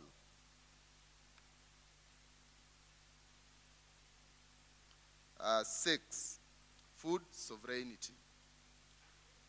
The Kenya Left Alliance will outlaw GMOs, genetically modified organisms. We will strengthen agricultural extension services, introduce necessary subsidies and other support mechanisms for small-scale farmers at the points of production, points of aggregation, and points of distribution of their produce, with the objective of boosting production and ensuring that farmers are paid just and fair prices. We will additionally resuscitate irrigation schemes across the country to boost food production and revive the once vibrant cooperative movement under strict ethos to avoid past abuses. Select foods shall also be placed under price control regimes to ensure that majority Kenyans are able to afford food. 7, free and universal education. We will work to improve the existing curricula so as to develop an educational philosophy that takes into account the needs of the country in the 21st century and impart skills that can push Kenya into a state-led industrialization phase that is anchored on equality and freedom. We will further make education freely accessible from ECD, early childhood development level, to university level, so as to accord all Kenyans dignified lives. And more importantly, so as to accord all Kenyans the opportunity to contribute to the nation-building process to the best of their ability. In so doing, we will be making it clear to foreign interests and their institutions that our sovereignty must be respected, that our constitution must be respected. In this endeavor, we will seek the support of our people to resist neoliberalism and its exploitative, dominating, and oppressive pursuits. Hey, this thing is not getting finished. Number 8, just and progressive taxation. KLA will review the current tax regime and implement a progressive tax policy that accords tax relief to low-income earners, to the poor and the vulnerable, while holding the rich and corporations accountable so that they can actually pay taxes and contribute to national development. Through our economic program, we will ring-fence specific revenue streams and earmark development through education, healthcare, agriculture, among other critical sectors, or housing for all. The Kenya Left Alliance will engage in a housing program that seeks to provide shelter for the most vulnerable members in society and those who have historically been dispossessed, including slum dwellers. In those areas where KLA is unable to construct houses, residents will be organized into communes, allocated land, and asked to put their collective skills towards construction of their own houses using materials and tools provided by the state. Number 10, the Bill of Rights. We will restructure the security organs to ensure that they are accountable to the people. We will further work with community organs and empower independent institutions and commissions to carry out their mandate of providing checks and balances to such abuses, both past and present, thus ensuring access to justice. In addition to political and civil rights, Article 43 of the Constitution, which decrees economic, cultural, and social rights, will be implemented and enforced by the Kenya Left Alliance. 11, environmental justice. KLA will work to secure environmental justice for all. To this end, we will promote alternative models of conservation of our biodiversity that are rooted in both indigenous and modern methods. We will preserve and increase Kenya's forest cover to enable the regeneration of our water towers, promote sustainable use of our environment and natural resources, implement pro-people climate adaptation measures, and prosecute those individuals and corporations that undermine the integrity of our environment. 12, decolonization. The Kenya Left Alliance will engage in a process of decolonization that seeks to re-Africanize the African so that our people can not only learn to love themselves again, but also arrive at a better understanding of systems of oppression. Elect progressive and ideologically grounded leadership and collectively uproot various systems of oppression and colonial hangovers in this country. To this end, we will engage in processes of political and popular education as we work towards creating new worlds, worlds of joy, love, laughter, and dignity. At a broader level, we will decolonize our politics so that it is answerable to the sovereign. Progressively work towards placing key sectors of the economy under local and collective stewardship, and center culture as a key aspect of the process of national liberation. Conclusion.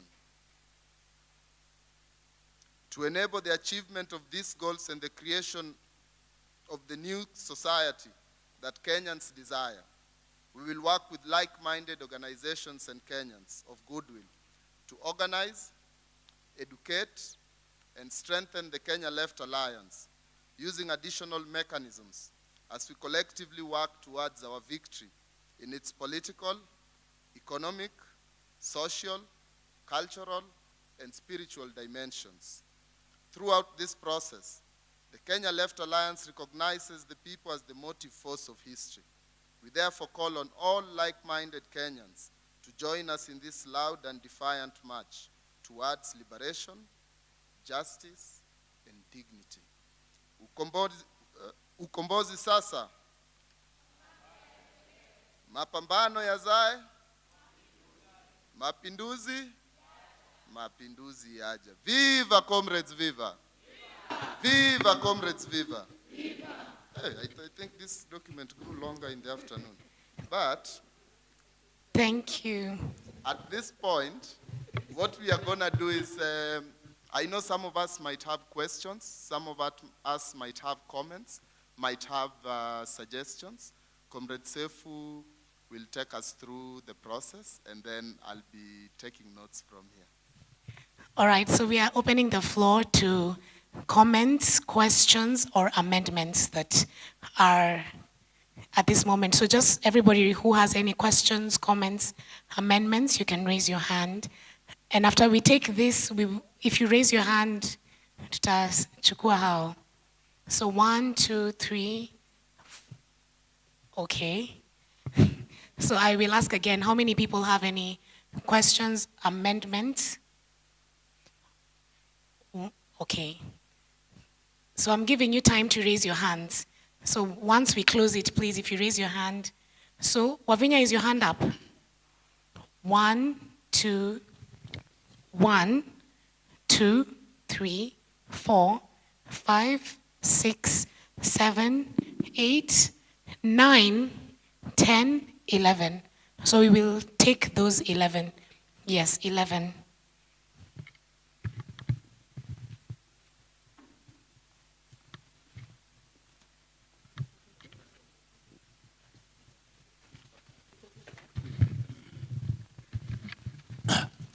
Yes, thank you very much.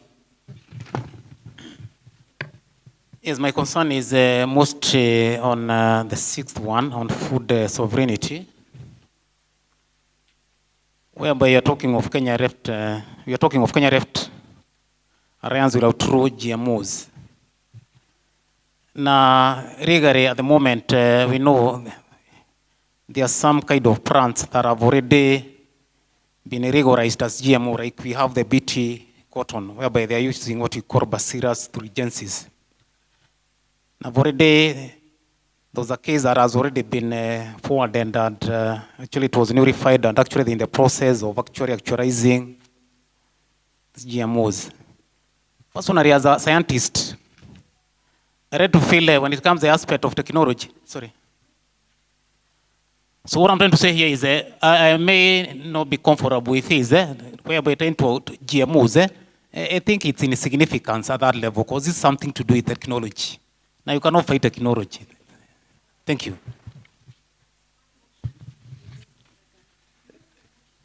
Okay. My concern, I think I have two brief concerns, and I think one is raised it partially, but I will say that let the team, I think this should be still open, let the team still consult further with scientists on this thing of GMO. We sharpen it moving forward. That's one. Then secondly, on item number 2, I think we need to agree whether sovereignty of Kenya and taking control over strategic aspect of the economy include taking management of these common resources. So we tell ourselves that, for example, if you look around, okay, my motion is this then. Let's separate sovereignty of common resources that we share together as a country.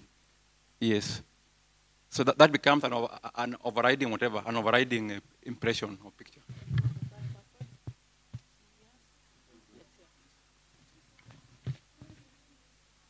Yeah, he's the third person. Okay, so my comments are one on the paragraph of employment of the youth. I think you should change manpower to human resource. So just desexualize that language.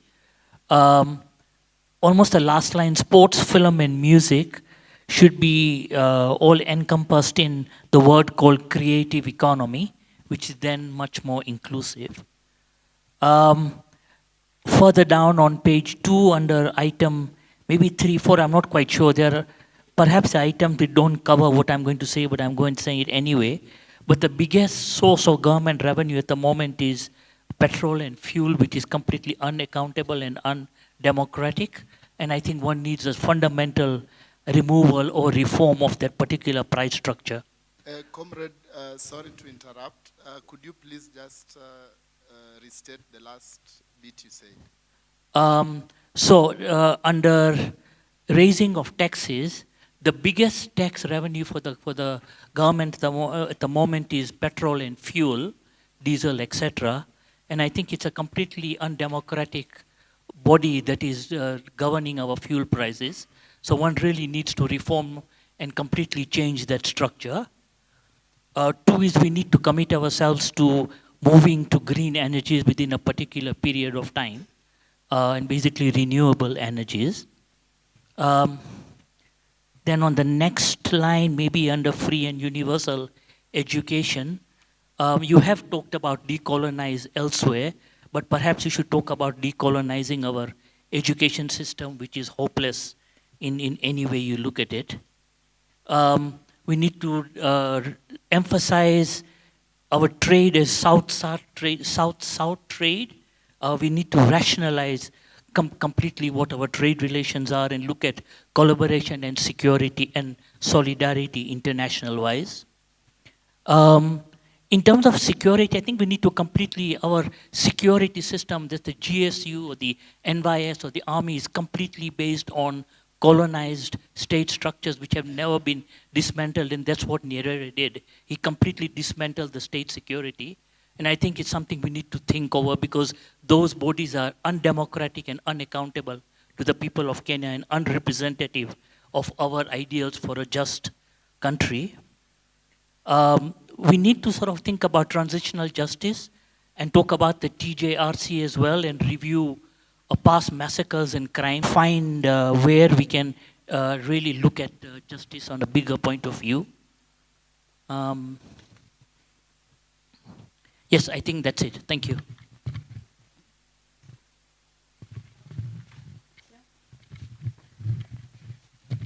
Okay, I have a number of concerns. On number 6, on food sovereignty, on GMOs, because at the heart of the fight by these multinationals controlling GMOs is eliminating the farmers, indigenous people's ownership of seeds. So, but I've not seen this specific part talking about seed sovereignty. Secondly, on the Bill of Rights, you talk about restructuring the security organs. But how do you structure institutions that suffer from decay? Because these institutions were created for the Kenya police to protect colonial capital, and for the tribal police, the current administration police, to subjugate the natives. So how do you structure an institution that is built on a flawed architectural stone? Then the other question is on decolonization, and there's a part you talk about creating worlds of joy, love, laughter, and dignity. And how do we now deal with the colonial psychosis? Because some of us, especially those from central Kenya, where our grandparents came back from, grandparents and great-grandparents came back from prison camps, battered. They came with that those psychosocial issues to batter our grandmothers, who equally passed down those psychosocial issues to down various generations. So how do you deal with that colonial psychosis under this? Then lastly, on number 2, how do you define the commons? As will you use, and still on the commons, on public service delivery, healthcare, you're talking about a preventative approach, but what is the architecture based on? Is it based on the Lagos of having at least a minimum of 15% of funds to healthcare? Thank you. Comrade Masha, I didn't capture your last point. Please just say it on the preventative. Preventive, that is under number 4.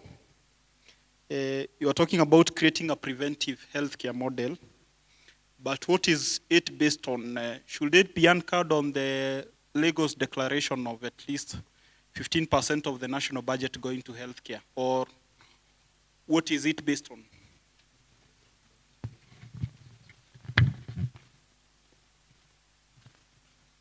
Viva, comrades, viva. So maybe to have a more structured plenary, we do it in 3 ways. 1, you're moving a motion to amend something. So you say on section 6, for example, this is how we are amending it. Or 2, you want something to be deducted. Or 3, you're seeking clarity. Like now, comrade, you've asked a question about the Lagos Declaration. I would have hoped that you would pose it as an amendment, that now on the healthcare, you are suggesting that we base it on the 15, on the Lagos Declaration. So maybe when we are structuring our amendments, it is easier to structure and move in that way.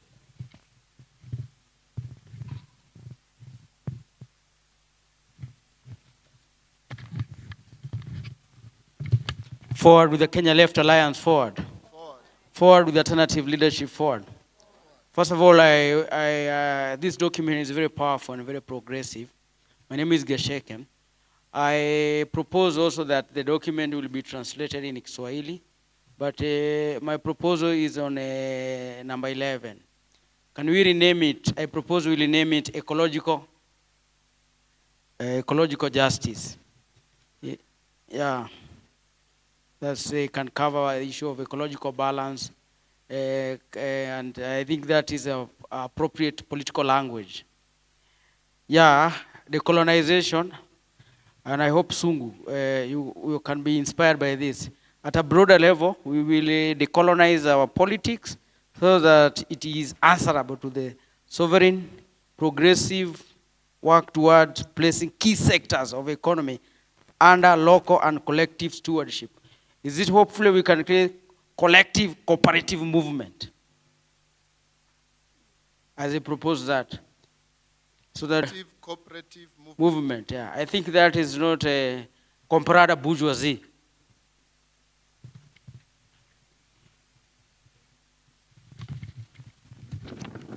Thank you. I liked the minimum program, especially the 12 key issues. But on my side, I'd like these 12 issues. There are some key issues that I'd like it to be very specific because it is general, like issue of free and universal healthcare, land reforms and distribution, and free and universal education. And then last one is about decolonization. So I was suggesting that it should be very specific. For example, on issue of free and universal healthcare, let's say there must be no private hospitals. We shall have to nationalize them. Let's nationalize all hospitals. And all public officers and research officers must go to public hospital or public school. Specific. And it's about land reforms. Let us nationalize the land. Somebody cannot own 500,000 acres, and myself, I don't have 50 by 100 acres. Another one is about free. Comrade Okot, slow down a little bit. So because I'm very angry. Yeah.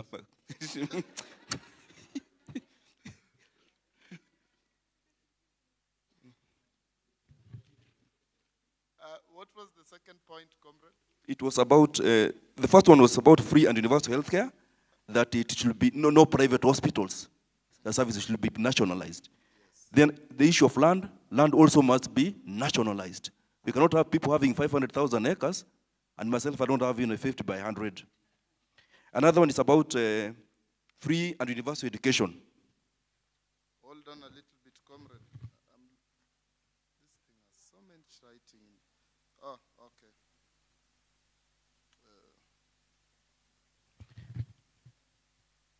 So on the issue of free and universal education, our agenda, it should be free from kindergarten all the way from PhD.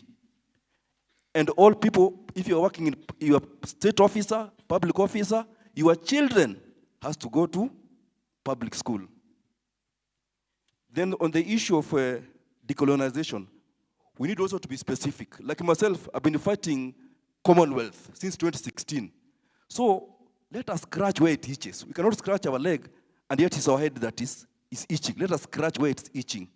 Because our problem is Britain and Commonwealth. So when they're saying that in Commonwealth, what's so common in this Commonwealth? And there's nothing common in Commonwealth. So we have to go away from those kind of things. So we need to and you have to be, let us be like South Africa. Operation Tundule. They're coming with the roadmap. They're saying, all foreigners are disturbing us here. You go your home. Tanzania is saying, no, people can do business here. It has to be for own people. So let us, in our campaign, we should be very specific. Thank you.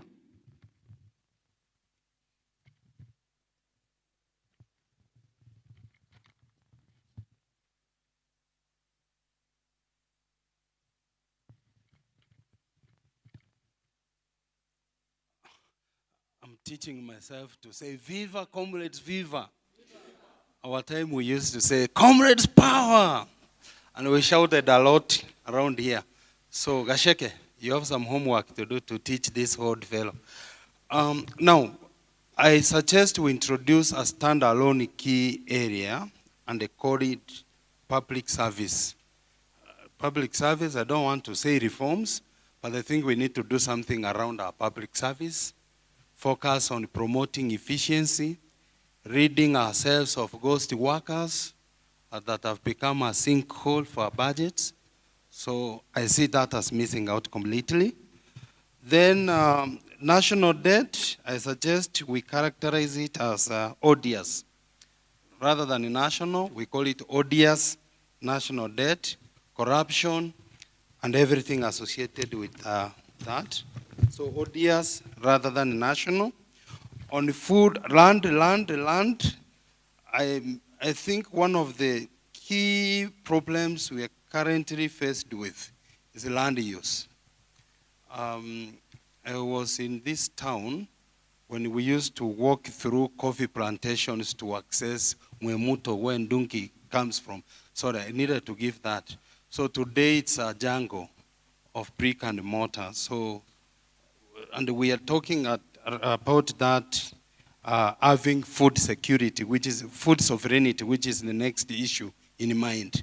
I think we cannot achieve food sovereignty without concerning ourselves with land use. So focus on the land use policy, spatial planning, and such like. Food sovereignty, we are talking about food that comes from crops. I live in the Rift Valley and we eat a lot of meat. We need to talk about what we plan to do to promote livestock production. The motion is in cruder focus on livestock production under food sovereignty. You've spoken about resuscitating irrigation. So to broaden it, I would move that we bring up, we focus on investing in ASAL agriculture. There are no new technologies that go beyond irrigation that can be adopted. Fast forward, I think under just and progressive taxation, I like the characterization of a progressive tax policy that accords.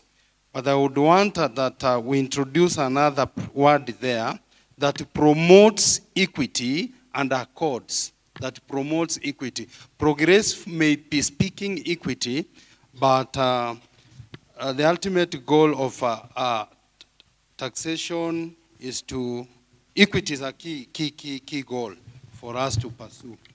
I think my last motion, no, I'm done, thank you. Yes, mine is on item 6 about food sovereignty. I think in as much as we talk about food security, we must also talk about safe food. And when we talk about safe food, we should be talking here about liberating ourselves, our soils from harmful chemicals. It should resonate with wimbo wa mapambano, tukomboe ardhi yetu na kilimo chetu. So we must have a program on how to liberate ourselves from harmful chemicals. Then when we talk about decolonization, that thing will, that is item 12. Yes, this one will be happening in our minds. And if it will be happening in our minds, we know Kenya is a country that is suffering from intergenerational trauma, which has never been addressed since pre-independence time. So I think that item should be also talking about policies and programs on mental health and wellness, because it will be happening in our minds. Then number 2, about decolonization, which we are talking about our mind, and our brother has talked about there. When you talk about, Kenya is a member of Commonwealth countries. You know, last time I was watching, last time when there was Commonwealth Games, Australia had 57 gold, and the first African country, Nigeria, had only 9 gold. So we should have a new Commonwealth, Jumuiya ya Mataifa yanayozungumza Kiswahili. We should be talking about that, because Mama Wahu told us there, in as much as you are thinking locally, you should be thinking globally. And when I talk about this document is very silent on foreign policy, that's what we were being told. Kenya, tumeona tukiimba wimbo wa mapambano pale. What will be the policies of KLA towards East African community about Kiswahili that unites us? I think we should have a standalone item on foreign policy. Thank you. Sorry, the point on Jumuiya ya Mataifa yanayoongea Kiswahili, was that a separate point or under the foreign policy point? That one should be a standalone point.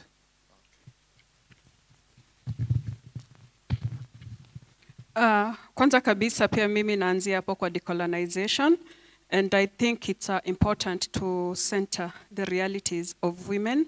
I feel that feminism and feminist work as a theory of decolonization imemisiwa hapo, and also in an era where we are talking about unpaid care work, child care being, and we are laboring our women, I think also as a way of decolonization, we need to have a specific, to mention it in that aspect.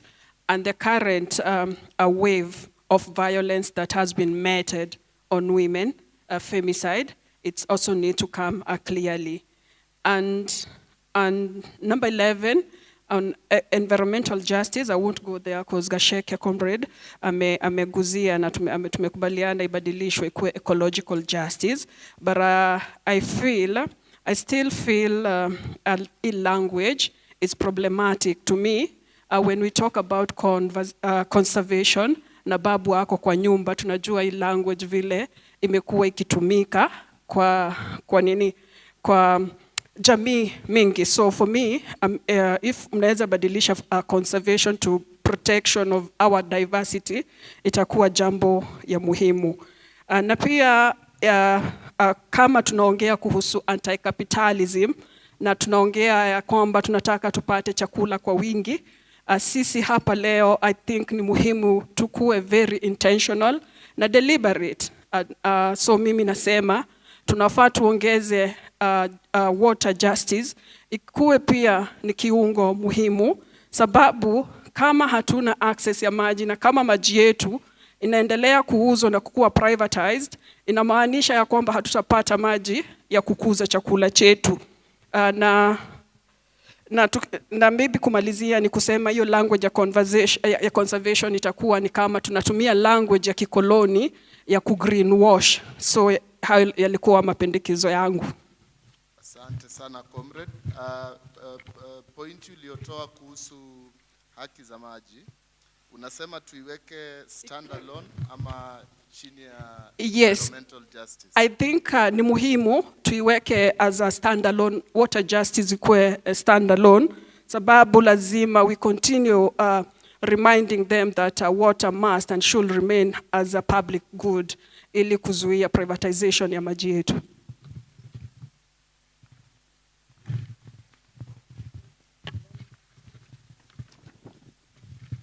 So I have a proposal on an amendment on under education, that is 7, that we replace the word improve with overhaul, that we overhaul the entire system of education.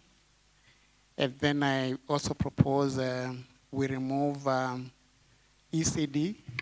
These are words we borrow from the system that we want to crash, and replace free education from the lowest level to university. We can figure out what the lowest level is later, but we know the origins of the ECD thinking, kindergarten thinking, and it's part of the system that we want to crash. And then for the Bill of Rights, I propose an amendment to remove the word restructure and replace it with disband the Kenya Police and establish from the ground up a people's protection and safety service. I don't think we want to be policed again, but we want to protect ourselves so we can crush this thing. I also propose... sorry, you say disband the police and? Disband the Kenya Police and establish from the ground up a people's protection and safety service. And I also propose that we are explicit under the Bill of Rights that KLA will abolish the criminalization of Kenyans on the basis of their sexual orientation and gender identities. And also decriminalize abortion, as Mombi has seen in my notes.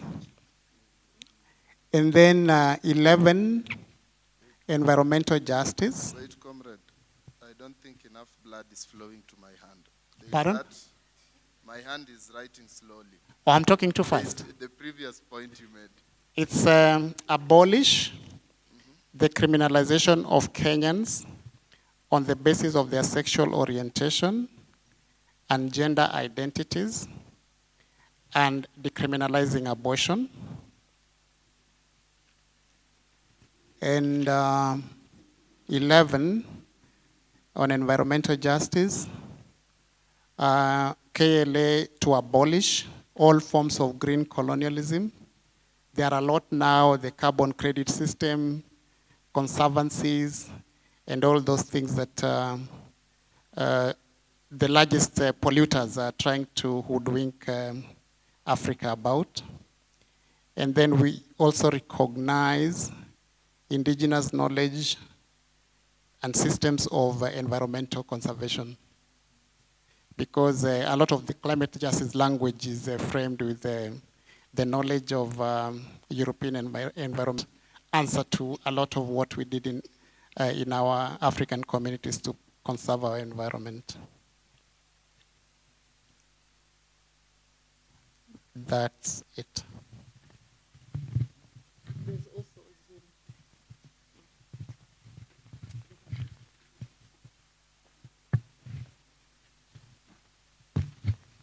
On number 12, decolonization. Decolonization and reparations, if we are serious about it. And on education, we add a clause on also how we produce teachers and a workforce that caters to the systems we want to see working.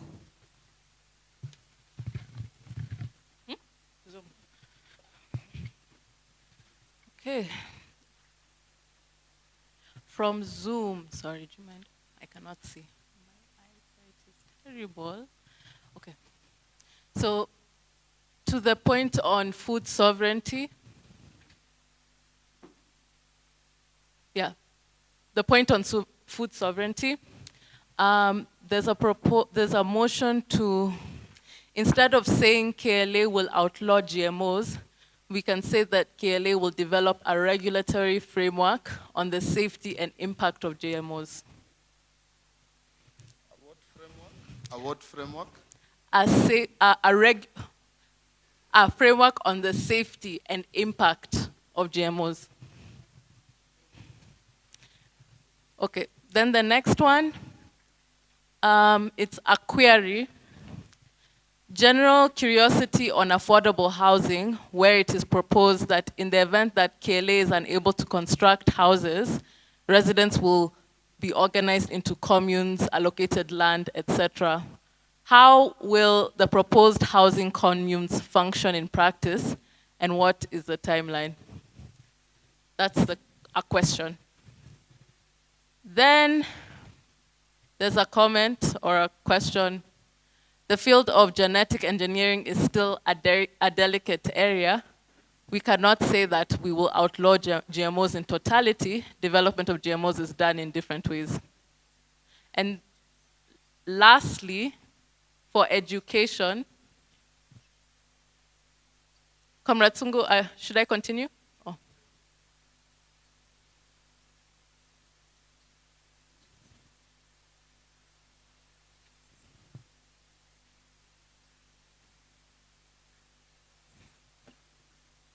Okay. Last one, on the matter of education, I propose that instead of free education from ECD to university, we can say that we'll offer free education from ECD to senior school and progressively make education more accessible in higher institutions. Otherwise, we can be beaten by our own overambitious words.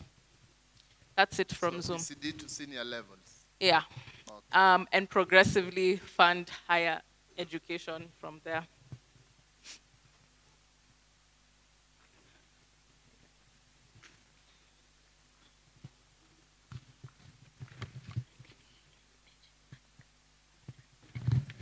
Thank you so much, ladies and gentlemen, for those submissions.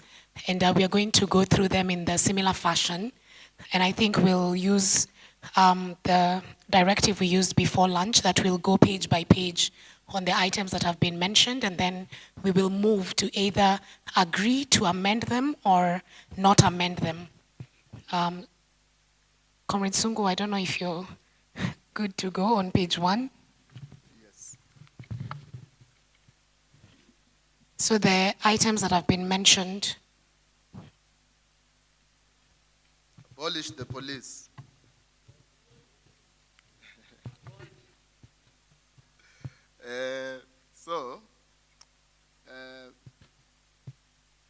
On point 1, employment for the youth or opportunities for all,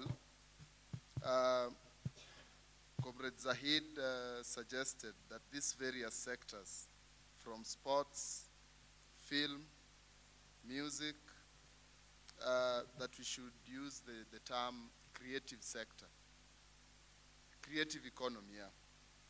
So the use of the word creative economy is being amended. All those who are in support of this, raise your hands, say aye. Those who are dissenting, raise your hands. There are 2 dissents, so I will give one because it's at the far end. Comrade, I don't know if there's a mic. There's a mic near you. Kindly give us your dissent in 1 minute. Okay, I had my own issues with that, like, because I was feeling like film, music, it's all under arts, which is, creative. So I think sports and creative, I don't necessarily think sports falls under creative, right? So it's sports and creative sectors, then that, because if we bundle them up together, we are taking something subjective and objective and putting them together, which doesn't make that much sense. Like, technically, it's going to, arose some other issues, going forward. But so I think if we can have sports and then creative, because now I feel like we say creative, then creative captures everything else, like film, fashion, arts, like at large. Thank you, Comrade, for that dissent. Although the delegates have moved to add this, maybe we'll have more room during the steering committee when you can pass this through the organizations. Any other on page 1? There was a proposed amendment that we change the word manpower. Under employment opportunities for all, we change manpower to human resource. Change of the word manpower to human resource. That is 1, employment of youth / opportunities for all. All those in favor of this amendment, raise your hand and say aye. Okay, raise your hand high so that we can see it and say aye. Okay, all those who dissent, raise your hand. Any dissent?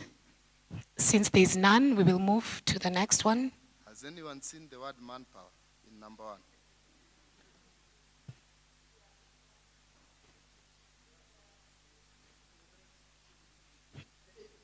Eighth line, okay, thank you.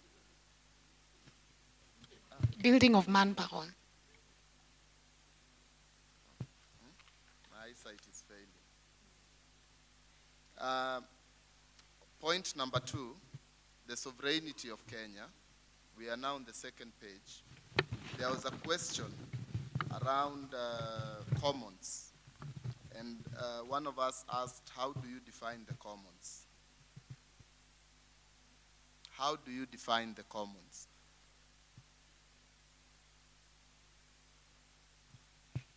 So the this word is commons is used on the 3rd line. KLA's alternative political leadership commits to take effective control over strategic sectors of the economy, key industries, and the commons.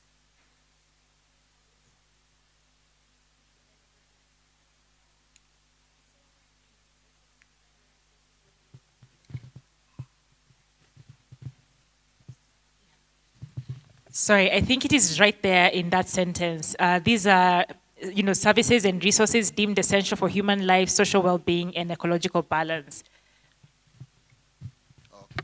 So I think that clarity is given on this. Thank you, comrade. On point number 3, national debt and corruption. There was a proposal that we change the word national to odious. Odious, So instead it of becomes national, we odious say debt odious debt. and corruption.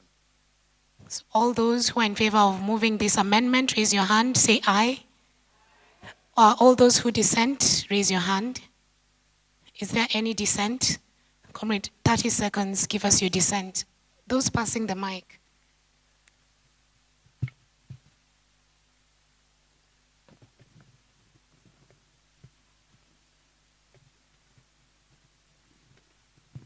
Viva, comrades, viva. Viva. Yeah, I think to me it's just an issue of semantics, because the line says the KLA will carry out a comprehensive debt review, So it seems to me view aim of this is to actually assess which debt is legitimate, which debt is odious. So maybe not just bundling that whole paragraph and that whole thing as national odious debt. So yeah, that's just my take. Thank you. Thank you so much, although... Am I also allowed to dissent? To dissent? No, comrade, we've had one dissent to represent all the other dissents. Thank you. But there was someone next to you who wanted to say something about commons. A very short, very short. I was the one who raised the issue on how we define the commons. Because in Kenya, we also have things like community land, which are not necessarily owned by the whole country. So, which is why we need a specific and a context-specific definition of that word, so that it captures not only what belongs to the whole country and what is also owned by the community. Comrade Masha has suggested that we need a context-specific definition of the commons. So that one will...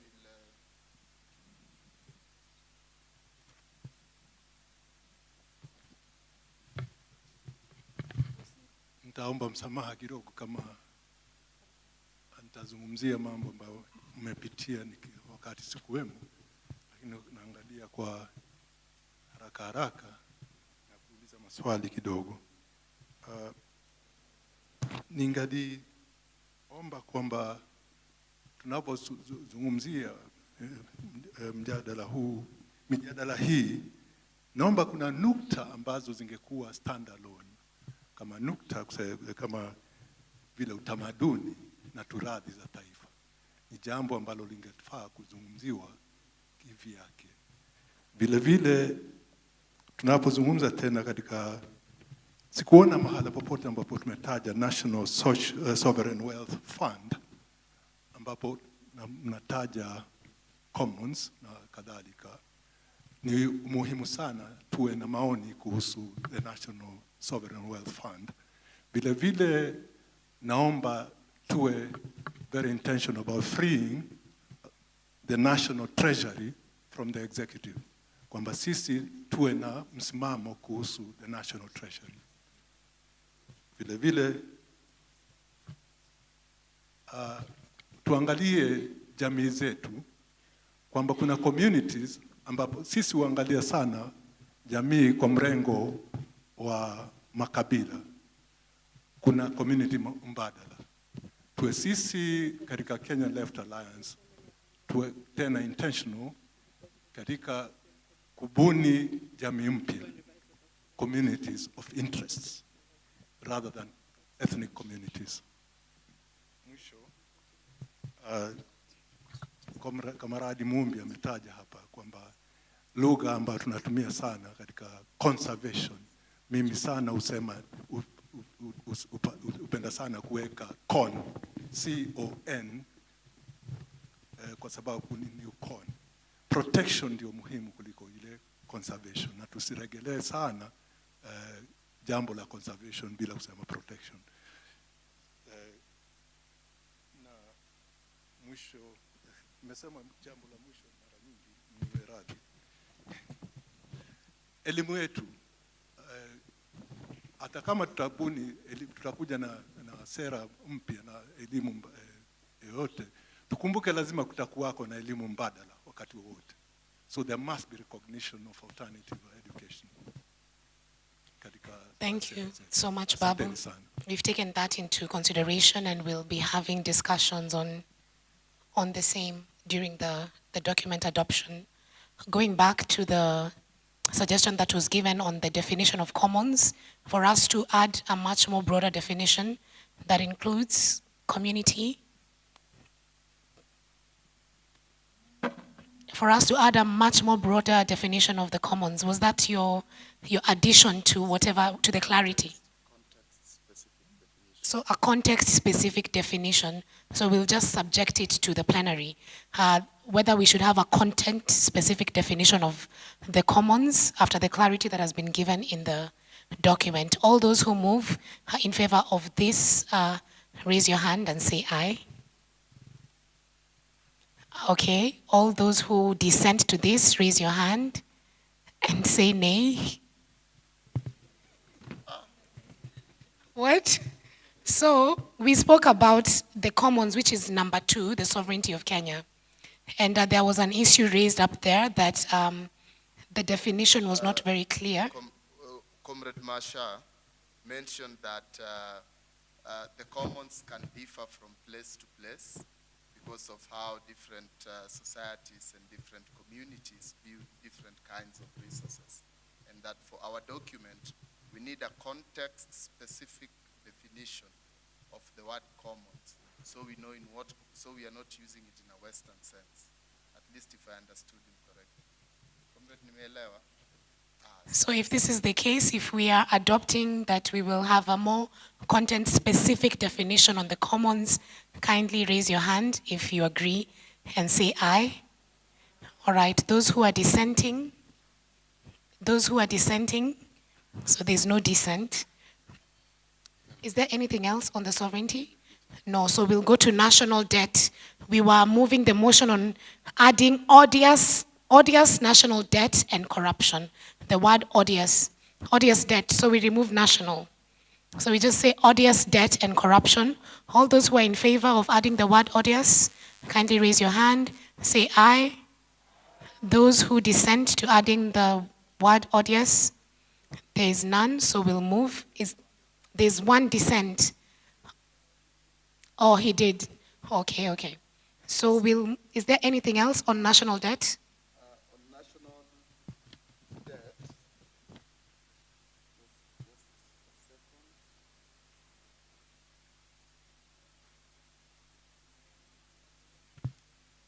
so there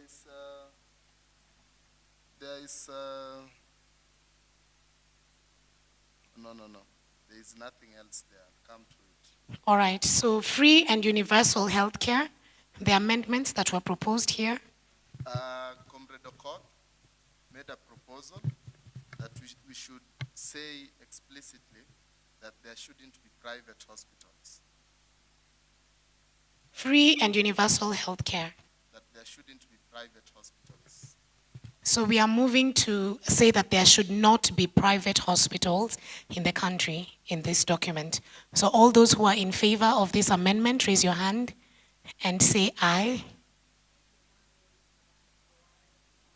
Okay.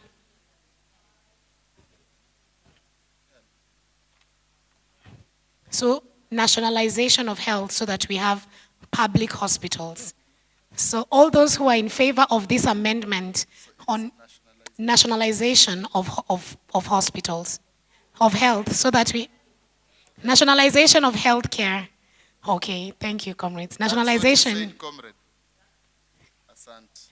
Nationalization of healthcare. So all those who are in favor of this amendment, raise your hand and say aye.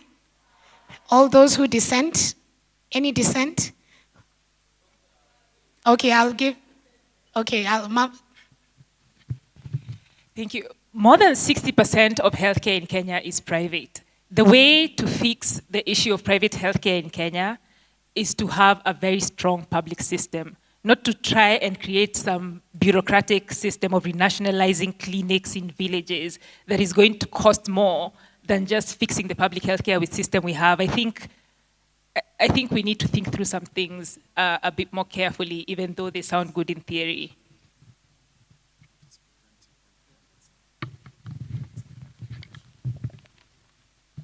All right, thank you for your dissent, although people have moved the motion.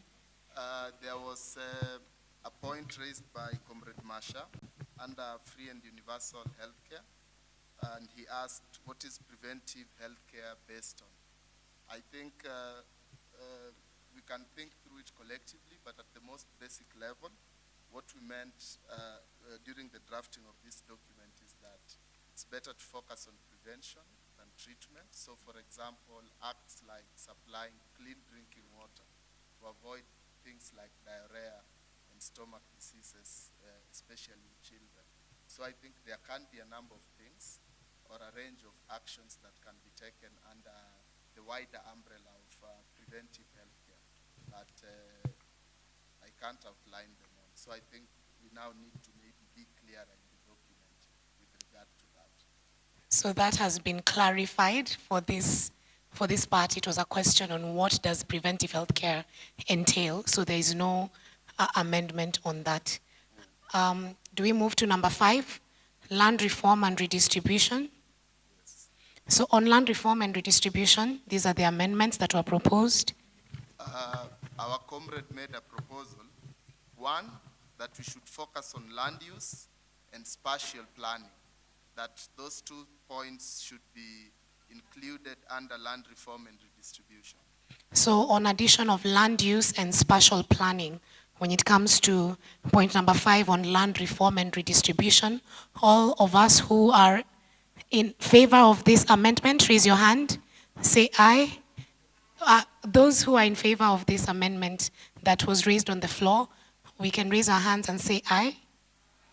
Those who dissent the amendment, is there a dissent? Kuna mtu anakataa? Hakuna.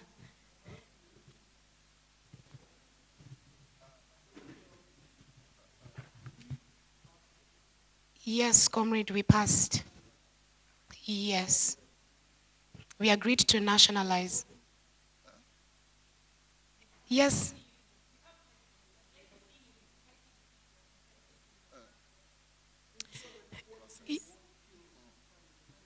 Yes, comrades, and we allow for these debates to happen, but also we need to realize that we are undergoing a process with all other delegates. As such, we've agreed under collective agreement that the decisions that are passed here are the collective agreement. That being said, comrade, we have allowed, yes, we have allowed room for dissent and for other people. We've also allowed room after this session. During the steering committee, organizations can still bring this through their representative, and there will be further discussions. And after discussion at that level, it will still be communicated. So don't feel like if you have room for discussion, there's still room for us to be able to have this through our representatives. But for today, in the interest of time and also the amount that we have in the program, I think we are all in agreement with the structure in which we are moving with for us to be able to move these amendments. Thank you. Dissent is being recorded. Babu's dissent on this particular issue on nationalization of healthcare is recorded.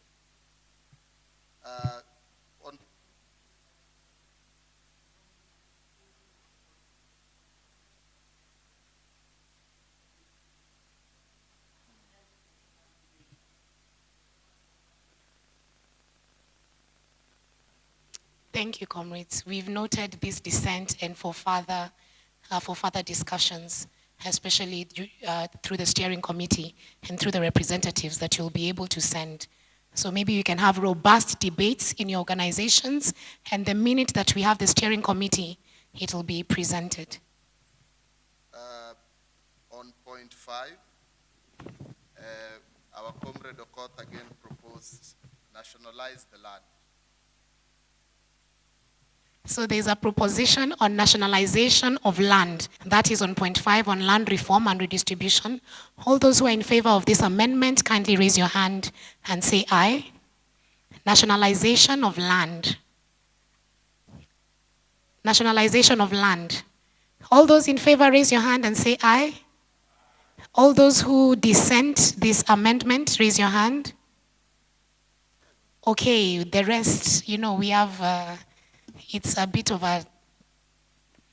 So I'll repeat again this proposal for all of us and just requesting the organizations here at least to take a stand. Nationalization of land. This is an amendment that has been proposed for land and reform redistribution. Those of us who are in agreement on nationalization of land, kindly raise your hand. Wale ambao tunakubali. and say I. Na wale ambao hatukubali, tafadhali nifafanue. Yani kusema kwamba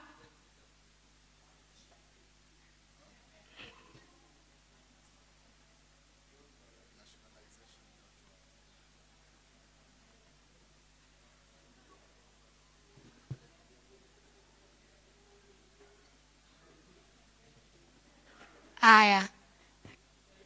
Ndio.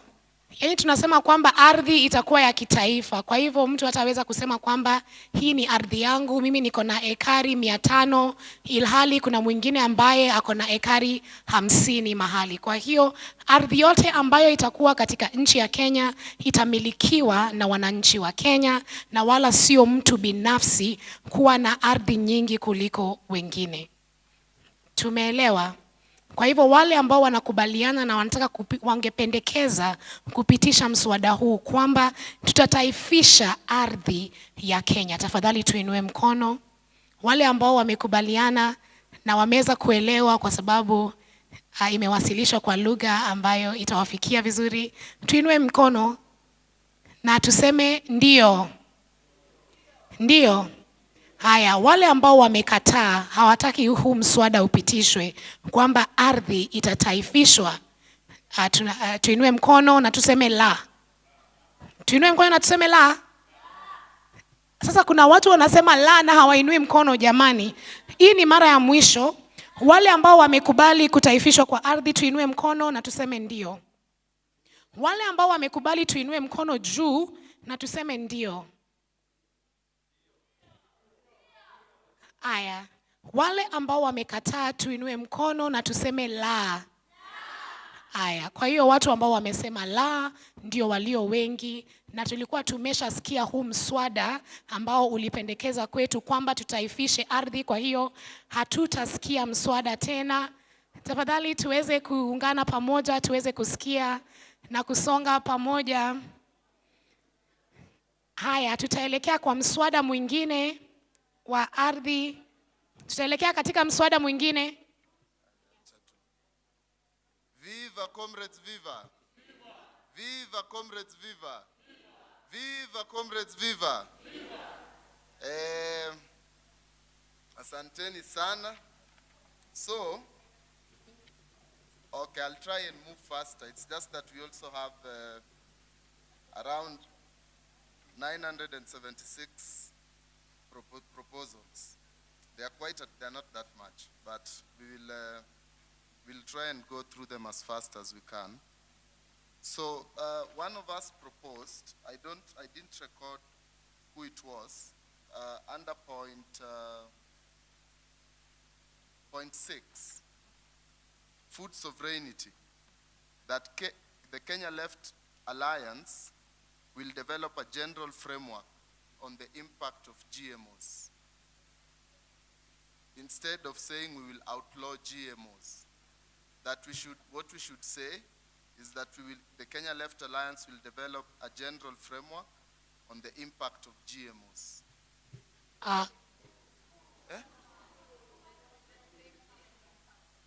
Or safety and impact.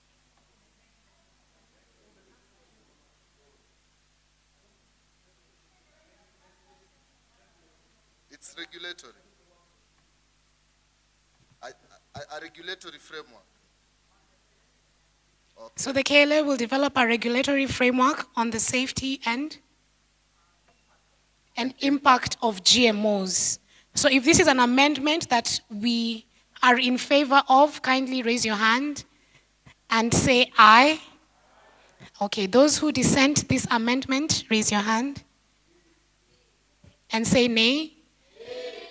Okay, there are fewer nays. I'll give one dissent and then we move.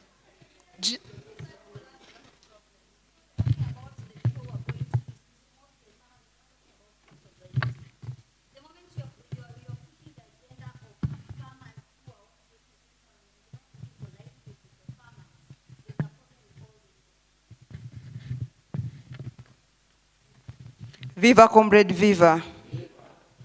My name is Mary, I'm coming from Tanzania.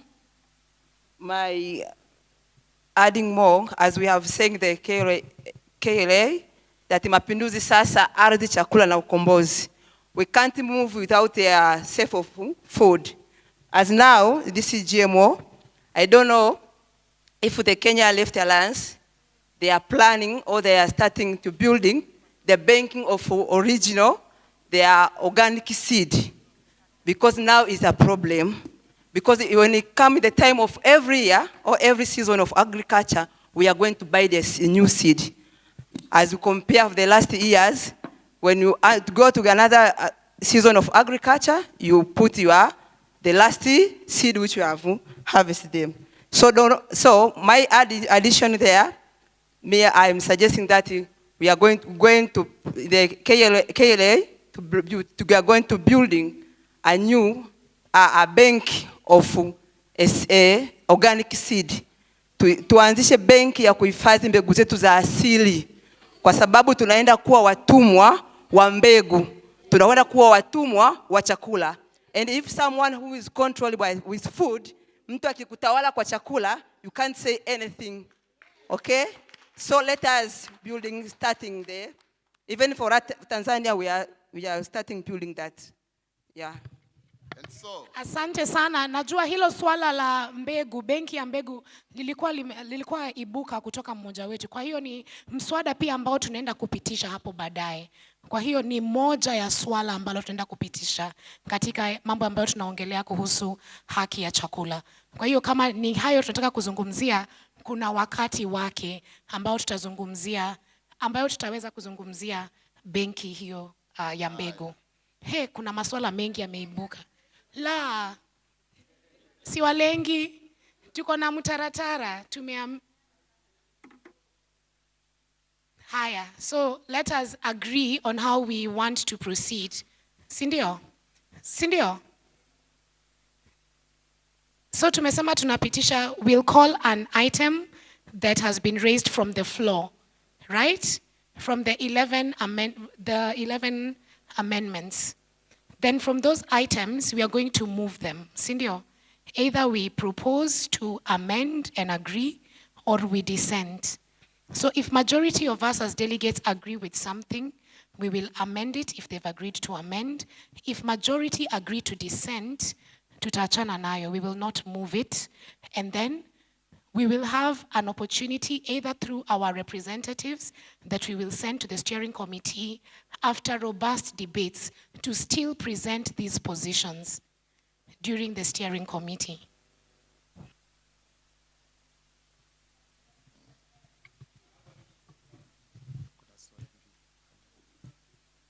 There's a mic.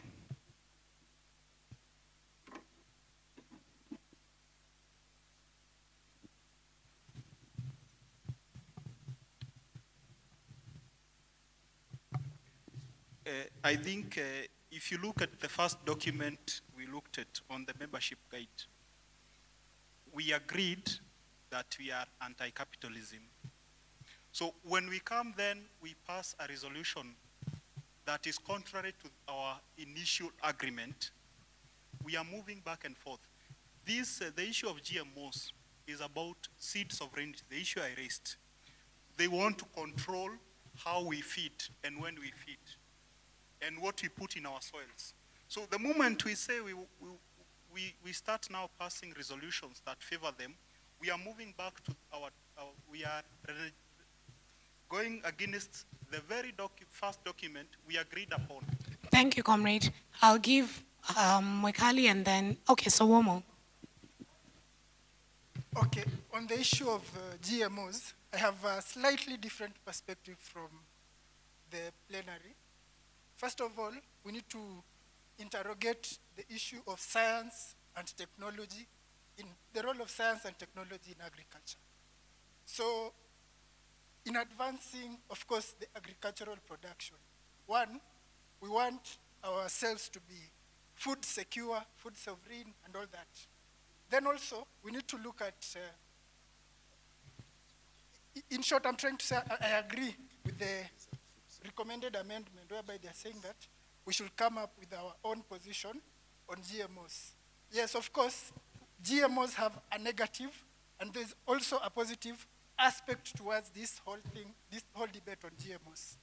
So on what is the positive aspect of GMOs? For example, the issue of maize, the maize seed. It was a crossbreed of different species of grains before we came up with the corn as we know it today. That is already a genetically modified crop, which is maize that we are utilizing and it's a staple in our tables today. So when I say GMOs being, for example, us having a different perspective, it's of the opinion that we need to develop agriculture scientifically. And scientific development sometimes involves modifying the seeds. But then, of course, she talked of the food bank. The seed bank, yes. The seed bank, yes, I totally support. We need to have those indigenous seeds to keep them in stock. All right, comrade, I think we've had your point. Kindly give your point without, we will take 1, 2, and there was a lady here, 3 comrades, and then we will move from this because I think we'll discuss this for very long. Okay, my question is, this GMO, tunaangalia the chemical aspect ama venye anasema the genetically, because if it is the chemical aspect of it, no, I think we are okay with our indigenous seeds. All right, the guy at the back, the man at the back.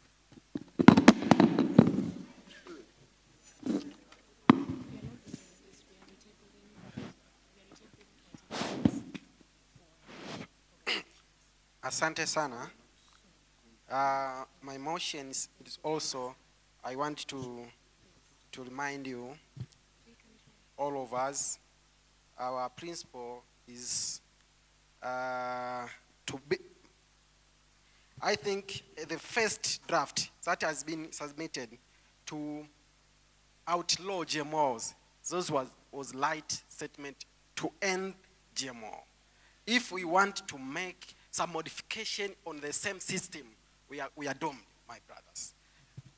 Any recommendation or any modifications so as to align with the same system, we are aligning in a dooming way. So that's why we have been posing a dissentive view on the recommended motions. Thank you. We need to be very strictly. We must to outlaw GMOs. Thank you, comrade. I just want to move this to the delegates that we have presented this to you for voting.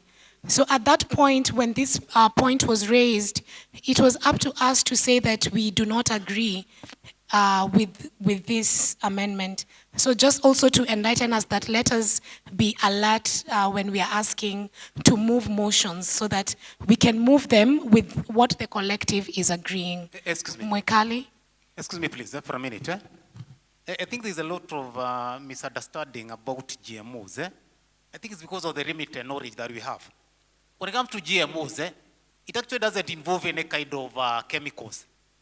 These pure manipulations of what you call mutations. I mean, those who have done biotechnology, they know there is completely nowhere chemicals are involved. Actually, what they normally do, they limit utilization of chemicals anyway. So to me, I feel it doesn't help us to fight technology because however much you try to fight it, you may try to fight it now. What about those people who come 1,000 years from today? Thank because the reality is, we are moving, currently we are about technology. If we are so adamant to adopt it, we be left by it. The rest they are moving towards the fifth industrial revolution. We are still in that. Thank you, comrade, for your comment. So we'll take. Thank you, comrade. Let technology take its own natural course. We may resist it now. What about 1,000 years from today? Comrade, thank you. Yes.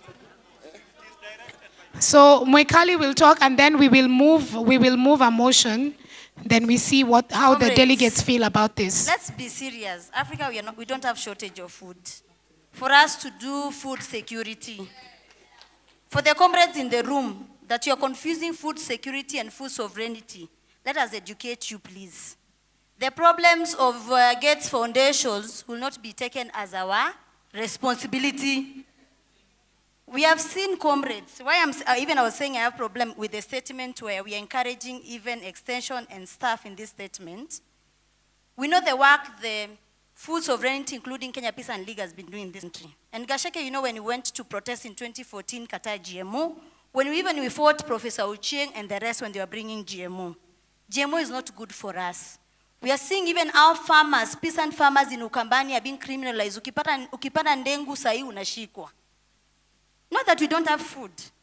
We have food. So this whitewashing of food security, we can't allow. Sisi kama Waafrika hatuna shida ya chakula.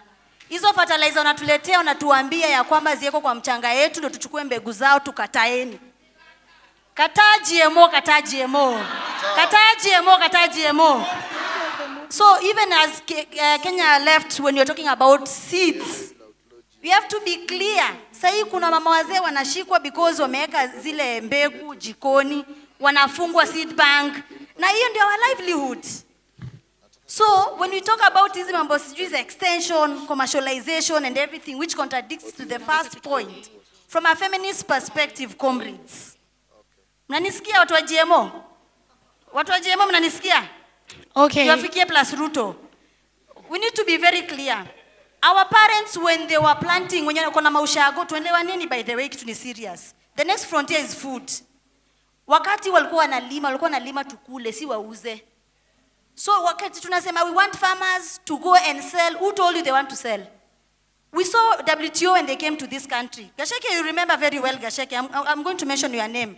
Tukiandamana KICC, they were bringing agreements that were going to criminalize African farmers.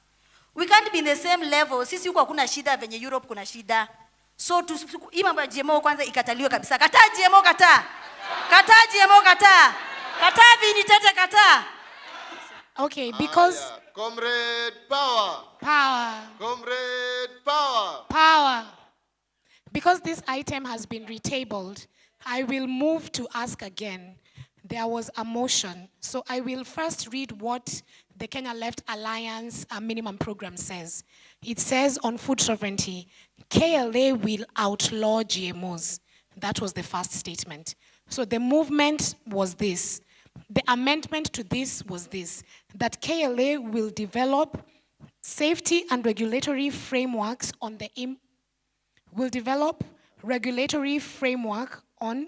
safety and impact of GMOs.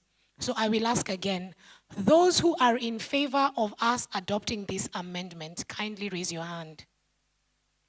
Those who are in favor of us adopting this amendment, kindly raise your hand and say aye. Those who dissent this amendment, and I will read the amendment, that KLA will develop a regulatory framework on the safety and impact of GMOs. This is the amendment, comrade. Nianze tena. The minimum program of KLA on food sovereignty, I'll only read the contentious issue, says KLA will outlaw GMOs. Hiyo ndio proposition yetu. Sisi tumeandika tumesema, as the Kenya Left Alliance, we are going to outlaw GMOs. Then we opened the floor. Tulipofungua sakafu, watu wakapatiana nini? Maoni. Na mswada ukapitishwa. So this is the amendment that was passed. That was proposed, that we are now passing on this. That KLA will develop a regulatory framework on the safety and impact of GMOs. Tumeelewa? Have we all understood? So now we are moving to say, do we want to pass this amendment or do we not want to pass it? No, don't say it. You will say it with your hands. So now we are moving to either pass or not pass that amendment. Those who are in favor of this amendment that says KLA will develop a regulatory framework on the safety and impact of GMOs, kindly raise your hand and say aye.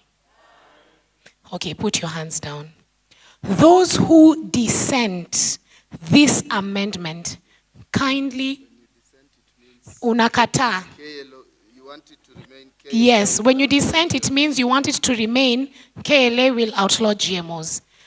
Kindly raise your hand if you dissent. and say nay. Okay. On this, I would, on the retabling of this amendment, I will say that the nays have it. Although there was a very close tie between the ayes and the nays. Okay. Comrades, sawa. The nays have it. Mumesema it wasn't close. Okay, the nays have it. So, wait.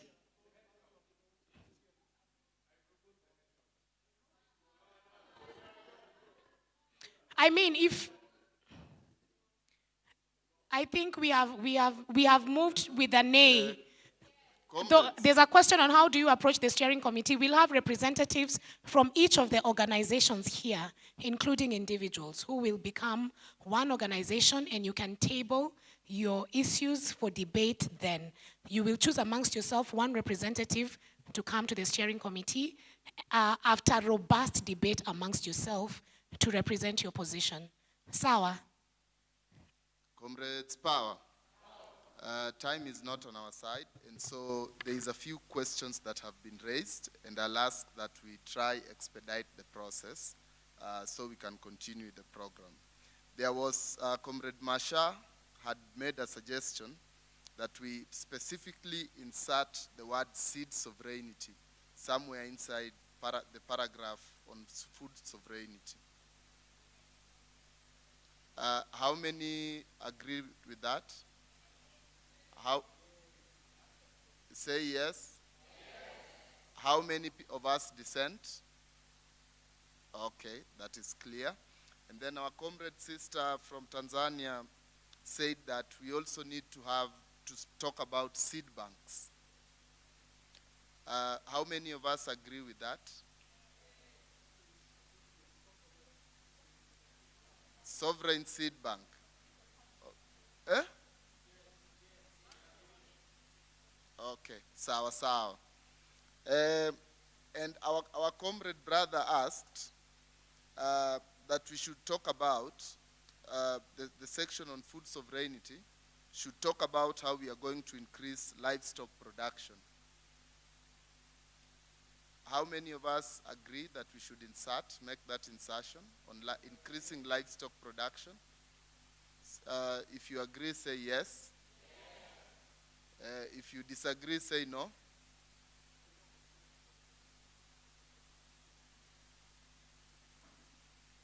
Food production. Oh, seafood.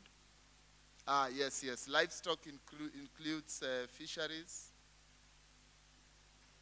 No, the land animals. So we add fisheries to the livestock. So it becomes livestock and fisheries.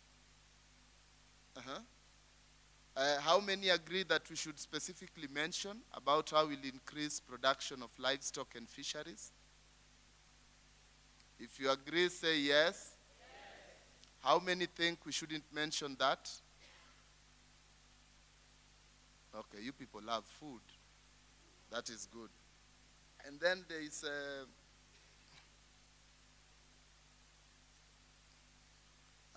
there was a point raised that we should focus on investing in ASAL agriculture, ASAL being arid and semi-arid lands. So how many agree that we should mention our plan around the arid and semi-arid lands will boost agricultural production? If you agree, raise your hand and say yes. If you dissent, raise your hand and say no. There is 2 dissensions on that side and this side. Comrade Sefu will allow one of the dissenters to briefly. And dissent. Okay. Who has the mic?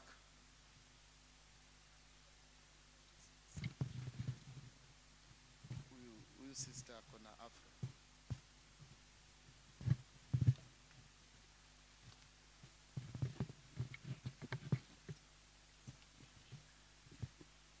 I'm dissenting because it might be contradictory to our stand on GMOs. So if I'm not really conversant with GMOs and stuff, but if we are going to promote agriculture in arid and semi-arid areas, are we not supposed to also consider scientific intervention to promote the same the same agriculture? So are we contradicting ourselves with that? And we need actual research if we have working groups that are specific to different issues that you're talking about. Could we have the working groups actually research on these areas and come together, give us like proper research that is cited, and let's all deliberate on something that has been researched and not just, I don't know, go on vibes as we are doing right now, in my opinion.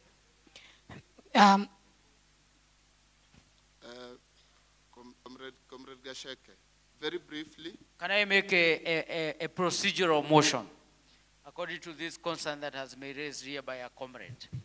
You know, the way we are voting is like we are voting like machines in parliament without debate. And same the people here, and this is serious intellectual engagement. So I was proposing if we can adapt the document in the spirit of the document, the way they are, as a working document, then different organizations can continue improving them as we go on, as we continue building the Kenya left. Or else here, people are saying, yes, as many vote, the way Kasongo has been pushing them in parliament. And you know, Kenya, sometimes they are very lazy in reading.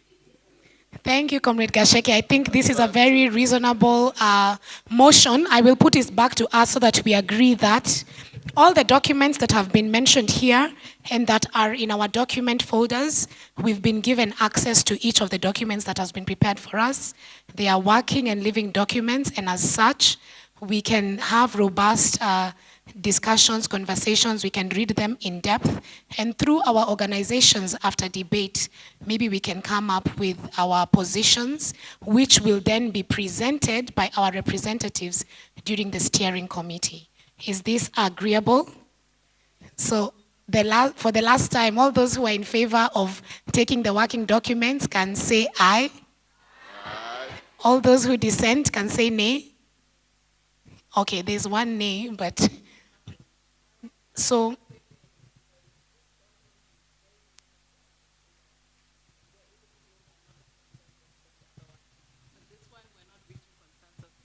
a very ideological and it requires research, as has been said. So to me, this is a bit different than the other ones. And thus, I don't think we should be continuing with this process.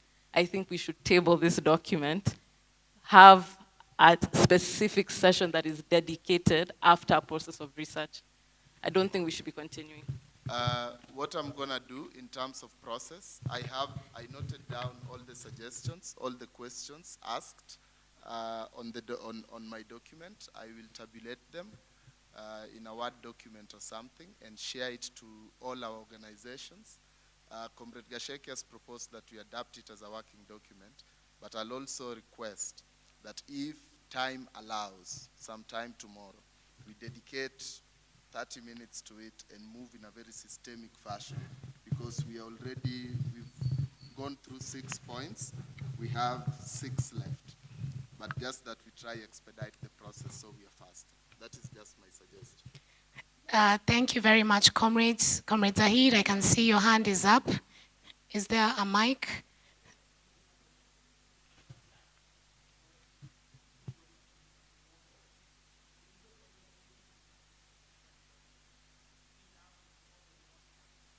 So we'll table this, it's a working document, so we'll table it, this document specifically, we'll table it to the organizations for robust debates, and then we'll allow the feedback that will be coming back. Although the first two, I think we were in agreement, so this and the other one for electoral strategy, which we may not have much time, we will table it back for conversation.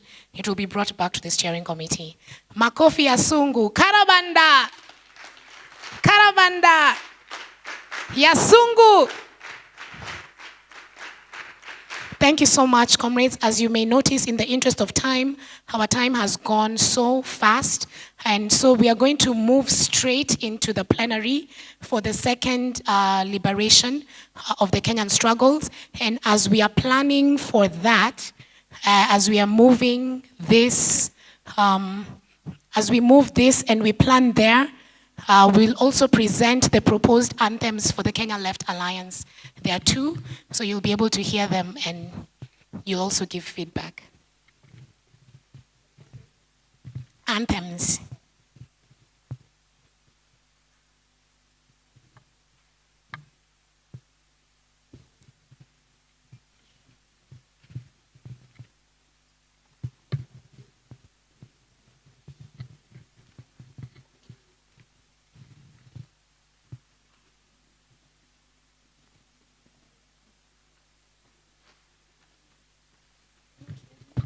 Sound engineer.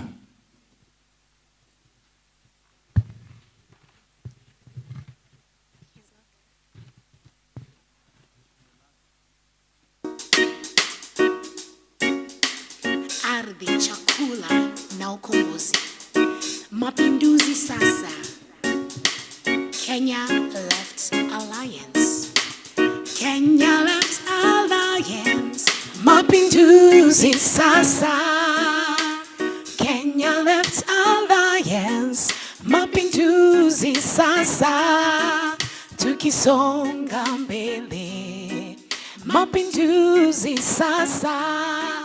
Kwa Wakenya wote. Mapinduzi sasa. Kenya Left Alliance. Mapinduzi sasa. Kenya Left Alliance. Mapinduzi sasa. Tukisonga wote. Mapinduzi sasa. Tukisonga mbele. Mapinduzi sasa. Tunakuja, tunaenda, tunasonga mbele. Ardhi, chakula na ukombozi. Unyanyasaji, tunapiga teke. Unyonyaji, tunatupa nje. Let me see you. Kenya Left Alliance. Mapinduzi sasa. Kenya Left Alliance. Mapinduzi sasa. Tukisonga mbele. Mapinduzi sasa. Kwa Wakenya wote. Mapinduzi sasa. As we move, as we go, as we fight for social justice. Twaungana kwa pamoja. Mrengo wa kushoto. Wafanyikazi, ujamaa, ndio itikadi yetu. Let me see you. Tunakuja, tunasonga, twaleta ujamaa. We have the right as the people to determine our sovereignty. Ni wajibu wetu kujikomboa. We have the right as the people to determine our sovereignty. Ni wajibu wetu kujikomboa. Kenya Left Alliance. Mapinduzi sasa. Kenya Left Alliance. Mapinduzi sasa. Tukisonga mbele. Mapinduzi sasa. Kwa Kenya wote. Mapinduzi sasa. Kenya Left Alliance. Revolution is now. Kenya Left Alliance. Revolution is now. To all Kenyans. Revolution is now. Let me hear you say revolution is now. Revolution is now. That is the first. Mr. El Nino, the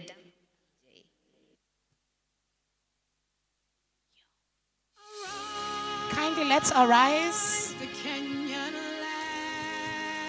Tusimame. Arise, come together as one. Arise, the Kenyan land. When we come together as one. When we come together, we win. Let's go. Arise, arise, the Kenyan left. The moment has arrived to stand together in unity and fight for working class and fight for equal rights. The panelists kindly come to the front. Ruth Mombi, I can see you. Modoni Wanyeki, Naomi Baraza.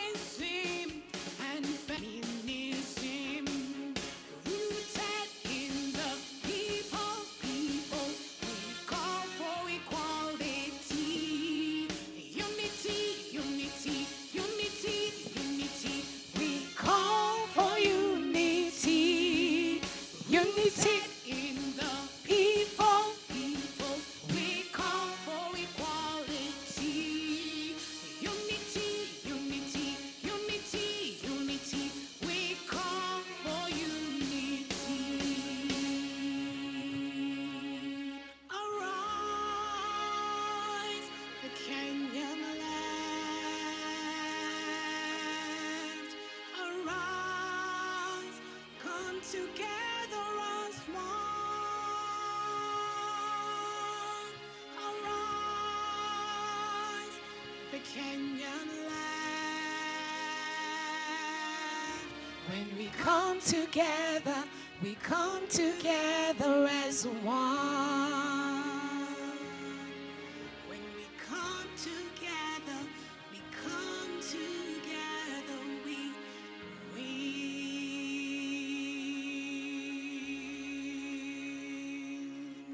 Thank you so much. Gasheke Gashihi, karibu sana. Anapokuja, tuko tayari kwa mapinduzi. Tuko tayari kwa mapinduzi. Are you ready for revolution?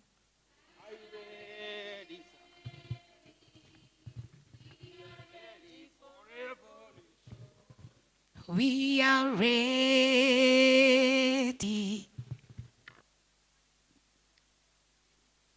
Viva comrades, viva. Asanteni sana kwa kutulia na kugoja hii session. And I want to welcome you all. My name is Ruth Mombi. I'm from the Women's Collective Kenya. I'm a feminist, a community organizer, and I'm honored to moderate this session. And it's a powerful session because these are people, sisters, brothers, whom I have interacted with personally and who have nurtured my activism, whom I derive a lot of inspiration from. And I'm super proud to be here today. And it's important to say that this session is about the Kenyan liberation struggle, but with the focus of the second liberation. And as we gather here today, let us remember, let us not only remember, but also learn.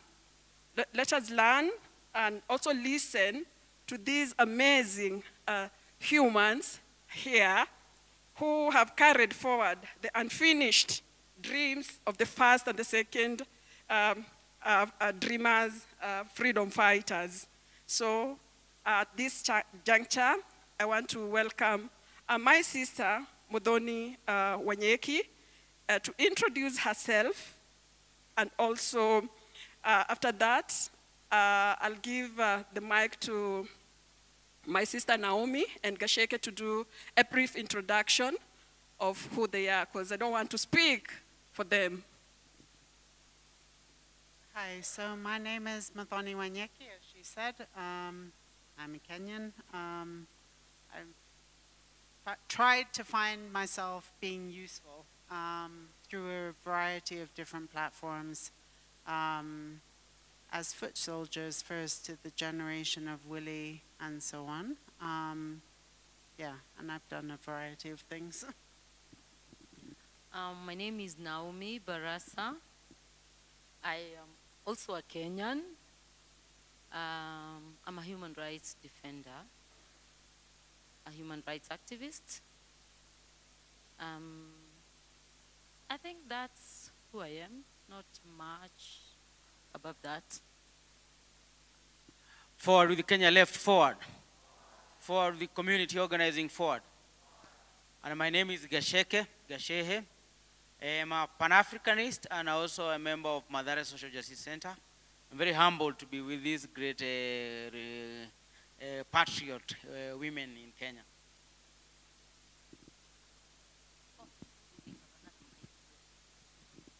Okay, Muthoni, I want to ask you this question, and as the other two comrades also reflect on it. And it's amazing that you've joined us here today, because for me, when I talk about feminism, and when I talk about the people and the women who opened the spaces and who started the feminist movement when it was so difficult even to identify as a feminist, but you are among the pioneers of the feminist movement in Kenya, in a time where feminism as an identity faced a lot of backlash. So my question, I want to ask you, and this is also a question that I will also ask Gasheke and Naomi, you reflect on it. What does the second generation of Kenya's liberation mean to you, and how did you build the dreams of the first generation, and how did you personally or politically enter into the struggle? Because, you know, personal is political. So that's so many questions in one. Let me start with how I entered the struggle. Like people have said when we were Gen Z, I grew up under the Kenyatta 1 Moi dictatorship. And of course, that was a time where you were very aware, at least I was very aware of silences. Silences in my parents, silences in the homes where you could have certain kinds of conversations and so on. I grew up middle class, but it didn't mean that we were protected necessarily from the fear that permeated society. I think I also grew up at a time where you were extremely aware, I was extremely aware of class in this society, extreme poverty with relative. So, yeah, I mean, I don't think you can come from a society like this, living the kinds of lives that we did in the 70s and 80s, and not want to somehow contribute, regardless of however contested I felt my positioning was. So that's sort of how I entered the struggle. Then, you know, obviously came back. I had gone away for university, got involved with some of the exiles in Canada, came back in the height of constitutional change. The KHRC was then one of the institutions of a few of the underground that had made a decision to come above ground, and that very much had a big debate in the left that I became aware of later, around what coming above ground and using the platforms of organizations like the KHRC, Ketua Chacharia, everything that they formed. And I think I was very aware of, the contestation around using organizational bases to try and push a leftist agenda and to try and push the struggle for the second liberation. But I was also very aware of how our seniors made sure that at that time, organizations functioned really as platforms, as open platforms. Even someone like me, I was 23 years old, I'd just come back, I had dreadlocks, I'm mixed race, could have been very easily dismissed, but I wasn't. Those organizations were open to all of us to contribute in whatever way we could. And of course, at the time, we were small, junior things.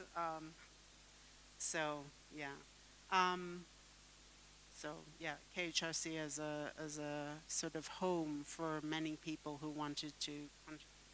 And then got involved in different things. I want to come to the question about feminism before monopolizing the mic. There were many women and women's organizations before us. There were like Mandaleo, which had been co-opted, of course, by KANU.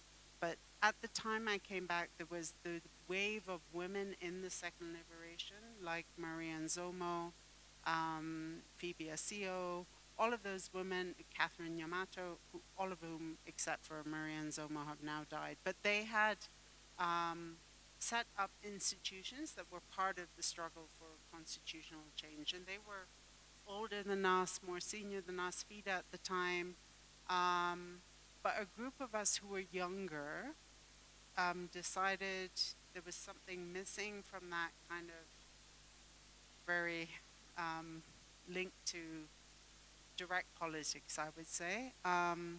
We founded COVA, a bunch of us, the Coalition on Violence Against Women, and much later, I was then working for Continental Women's Network, Femnet, and through the organizing at a Pan-African level of feminists, we really felt we needed some sort of switch from this very careful, politically careful organizing, co-opted organizing in some cases, and really set up what was then called the African Feminist Forum, with the dividing line being for feminists those who stood for choice and those who stood for SUGI rights, rights around sexual orientation and gender identity, as African feminists, as distinct from the then kind of trend around gender mainstreaming, whatever, which was useful, but didn't cater for the kinds of concerns that we had. So someone mentioned the real struggle around reproductive and sexual rights. Anyway, I'm blathering. Yeah, thank you. True, those are very many questions, and I'm trying to jot them down so that I remember everything. But maybe to start with the same one, the same question, how I joined the space, how I became a human rights defender. Or maybe I also didn't say I am a community organizer inclined to socialism. So I'm a leftist, and I'm a member of the steering committee for KLA. I grew up in the slum, which was ideally an accident because I was born in an affluent area. I was born in Parklands, and then an accident happened, and we found ourselves in Korogosho when I was 8 years old. And our life drastically changed. And from then, I started dealing with too many questions. But I was blessed to have this father who never pronounced until almost when he was, I think a year before he died. That's when he pronounced to me that he was a leftist inclined to communism.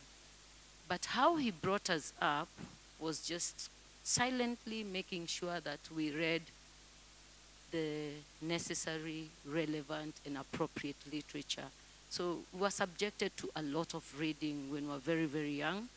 It spoiled some of us, it built some of us in my family.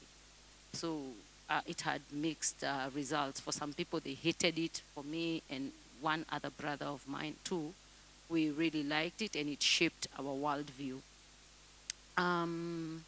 So growing up in Korogosho, initially we grew up believing that we were poor because it was a personal choice, because we were lazy, because people in the slums were very lazy. And so we were at the risk of growing up bitter people. But the blessing of having a dad who brought to us information that was appropriate helped. But then we also had a second blessing in the name of a priest known as Father Alex, who took us through liberation theology, and that my father and Father Alex were able to center me properly into the appropriate politics. And as I was growing up, I also want to mention that this would have given me a serious turn of life. I did two things that were a response, a reaction to the thought that we were poor because we were lazy. And so I need to tell you that I used to be an actress of the National Theatre. And for me, the National Theatre was going to be a bridge to Hollywood. And I made attempts. And I really, really pursued that. And I missed Hollywood by an inch. I'm glad I did.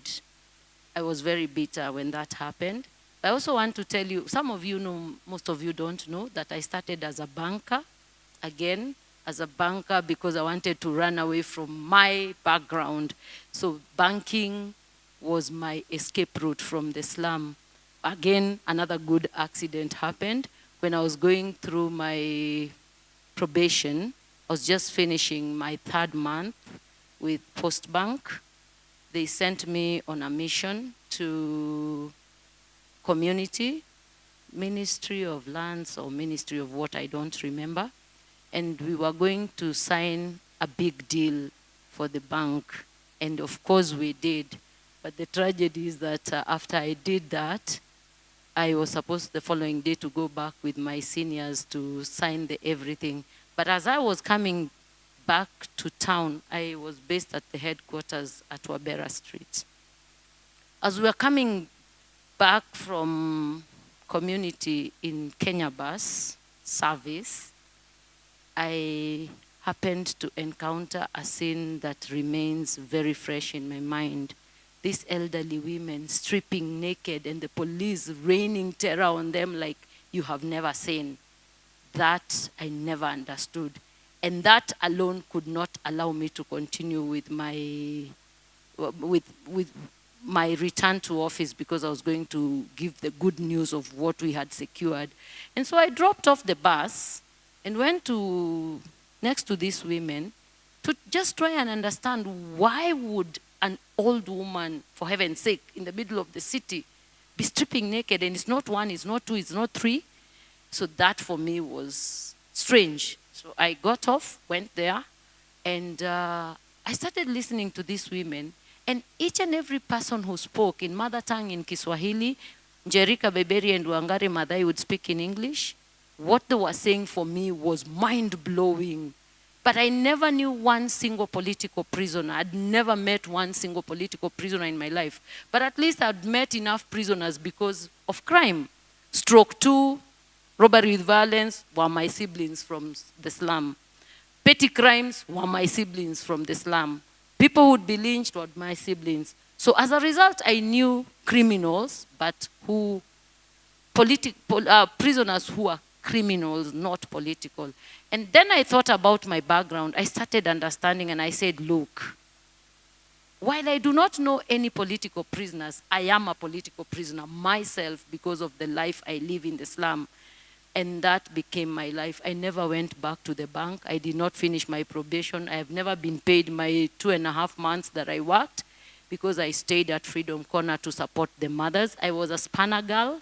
I was proud to play that role because it was my university, learning things from these women. I did not know anything. I was so naive.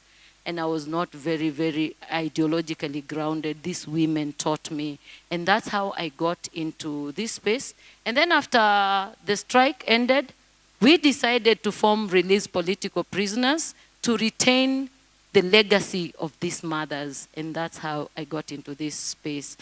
Very quickly, what does feminism mean to me? I would say that for me, 101 feminism was Freedom Corner. Freedom Corner. Women who did not speak, who did not use jargon, these big words we use, but they evoked the power of the femininity power, the power of women, the power of the womb. I know Rachel, if Rachel was here, she would have said the power of the pussy. And that is what the mothers evoked. And for me, I started radical. I was immersed into that. And I started understanding what is this, why isn't it documented? And then I started learning of Mekatilili, I learned of others, even before we had it in our syllabus, because when we got in, we started advocating for change of our syllabus. But the syllabus me and my peers went through, it did not have people like Akina Mekatilili. So that's how I would say I started off. And then I went into working for a couple of organizations. I worked for People Against Torture. I worked for 4Cs, the Constitution Organization, Citizens Coalition for Constitutional Change. And then after that, I went into Amnesty International. I was in Amnesty for long. And then out of that, I got out and went into organizing at the grassroots. So I organize in communities at the moment. Thank you. Viva, Africa women on the front line. Yeah, Viva, I'm very honored to be with these powerful feminist women and key leadership. I think they have played a major role in creating a path for revolutionary struggle for women liberation. Okay, for my question, how did I arrive in this space? First of all, myself, I'm a third generation of Gikoyos who were taken to Rift Valley by British colonial settlement. So my mother, my relative, they were the second generation. My grandfather was taken there as a farmer by the mayor. Those are many years back. So I was not born in this city. This city I came because of the ethnic clashes in 1992. And I can say it's poverty and the nature of the neocolonial state poverty that displaced me there, and violence. I find myself in Madare, Kiamaiko. Many people don't know, me and Mumbi, we share a primary school, Kiamaiko, Valley Bridge Primary School. That's where we met many years back. And then from there, I became a car wash boy. It was very difficult. Brutality, police brutality every day. And that time, I am sure that's when Kenya Human Rights Commission was emerging. That's early 1994, 95. They used to share some leaflets around. That time, human rights discourse was very powerful. So they used to share those, and I used to share with them in car wash and say police should stop brutalizing us because of doing the car wash business. From there, that's how I got linked up with the RPP, Tirop Kitu. And I appreciate Naomi Baraza here and many others who formed RPP. They would support many people of car wash, hawkers who are being arrested, beaten by city councils. And then one day we were invited to visit their office at what was called that place? Cabral Street. Is it Nasiko Chambers? Yeah. And how I got politicized from there. But when I was in high school, I used to read. There's an article, I have been interviewed by a Tricontinental journal, which is right about Africa. And I am reflecting on how I went to welcome Ngugi wa Thiong'o in 2003 in Jomo Kenyatta Airport. And I'm saying there is a book I read in high school of River Between. And there is one word that really troubled me for almost 20 years until I met people for VARPP, bourgeoisie. it really troubled me, and I was not understanding what is this. And I can say is reading that introduced me to this. Later, after meeting RPP, I did some internship at Kenya Human Rights Commission, where Muthoni Wanyeki was director. That time, it was not Muthoni, it was William Tunga. He has left here, and he told me, young man, I'll enslave you here to do documentation of human rights violation. It was very difficult work. That time, senior cadres who were very powerful from University of Nairobi were Nduko Matigere is here. And he was wondering, this fellow from Kiamaiko, barefoot walking from all the way there coming, troublesome. And then it was very difficult to get internship there, because also they were saying, you don't have a university degree. So, but Willie said, this young man can help us a bit. So I grew from there, and I became a senior cadre. We started a litigation fund against torture, which was a project of Kenya Human Rights Commission, Independent Medical Legal Unity, People Against Torture, and I met very many people who took care of me. Duko, as you know, many of you people take care of me. And from there, I did a lot of human rights work, that helped me to spark Bunge la Mwananchi, Jivanji Garden here. I used to bail them out. Later, after almost 10 years, we were connected with Mombi in Kiamaiko. And she was doing some mandazi there.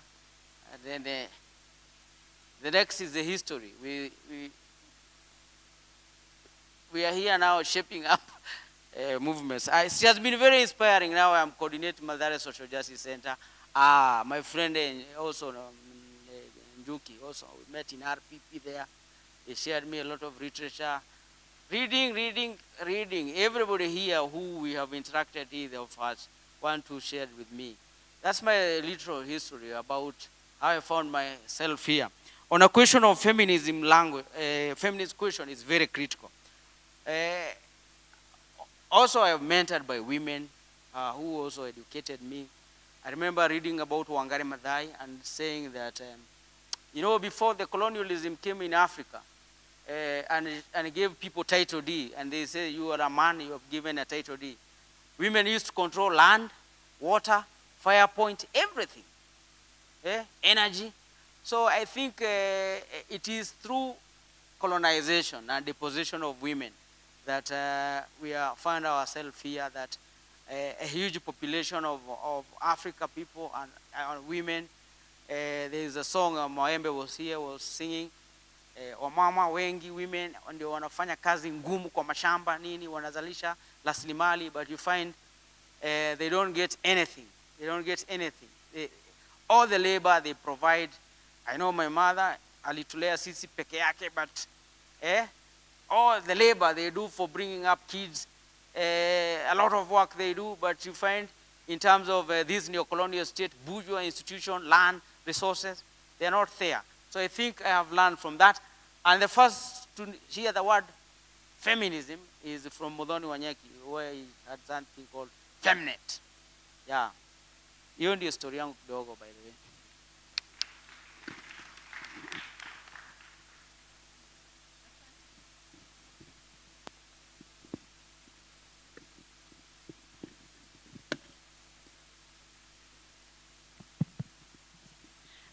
Asante sana Gasheke. What Gasheke forgot to mention, Valley Bridge Primary School, our principal was transferred from Muthaiga Primary. So akafeel amekuwa demoted. Akai-change jina from Mathare East, akaita Valley Bridge Primary, hata uniform tukaletewa ya Muthaiga. Lakini socialization ilibaki kuwa ni ya Mathare, and that's why we are still here. And it shows our personal realities, how they shape our left ideology because of the struggles that we have lived in.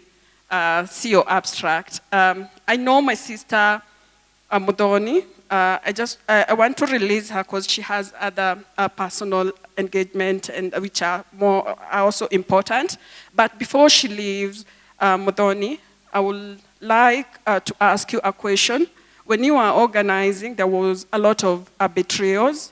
There was a time maybe you felt as if you're going disappointment. So what kept you? What kept you pushing the resistance? I think it's the movement, right? I feel I've been so fortunate to grow up in struggle as a young adult till now. In the constitutional change movement, I met amazing people. Kudeha, which was one of the unions that remained independent through the Kanu years. There were just so many elders around, men and women, who, if you were interested, lived it. They had lived through colonialism. They had lived through becoming independent. Later in life, I got to know quite a few of the survivors and fighters and family members of the Mau Mau.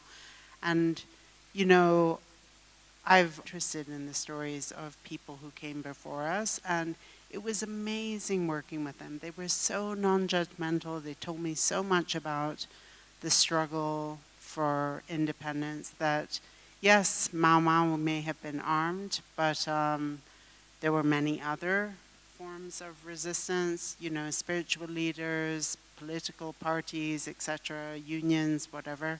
That was one thing. So they didn't monopolize space. They saw and taught that there was room for all kinds of resistance. They were also so clear when we were doing the colonial torture case that they wanted women in the case. They wanted people, not just Gikuyu, in the case, because they kept saying we were from the sea to Lake Victoria, from the north to the south. And they were very clear about the ways in which stories and narratives of independent struggle had been monopolized by, I guess, what we would call the compradors.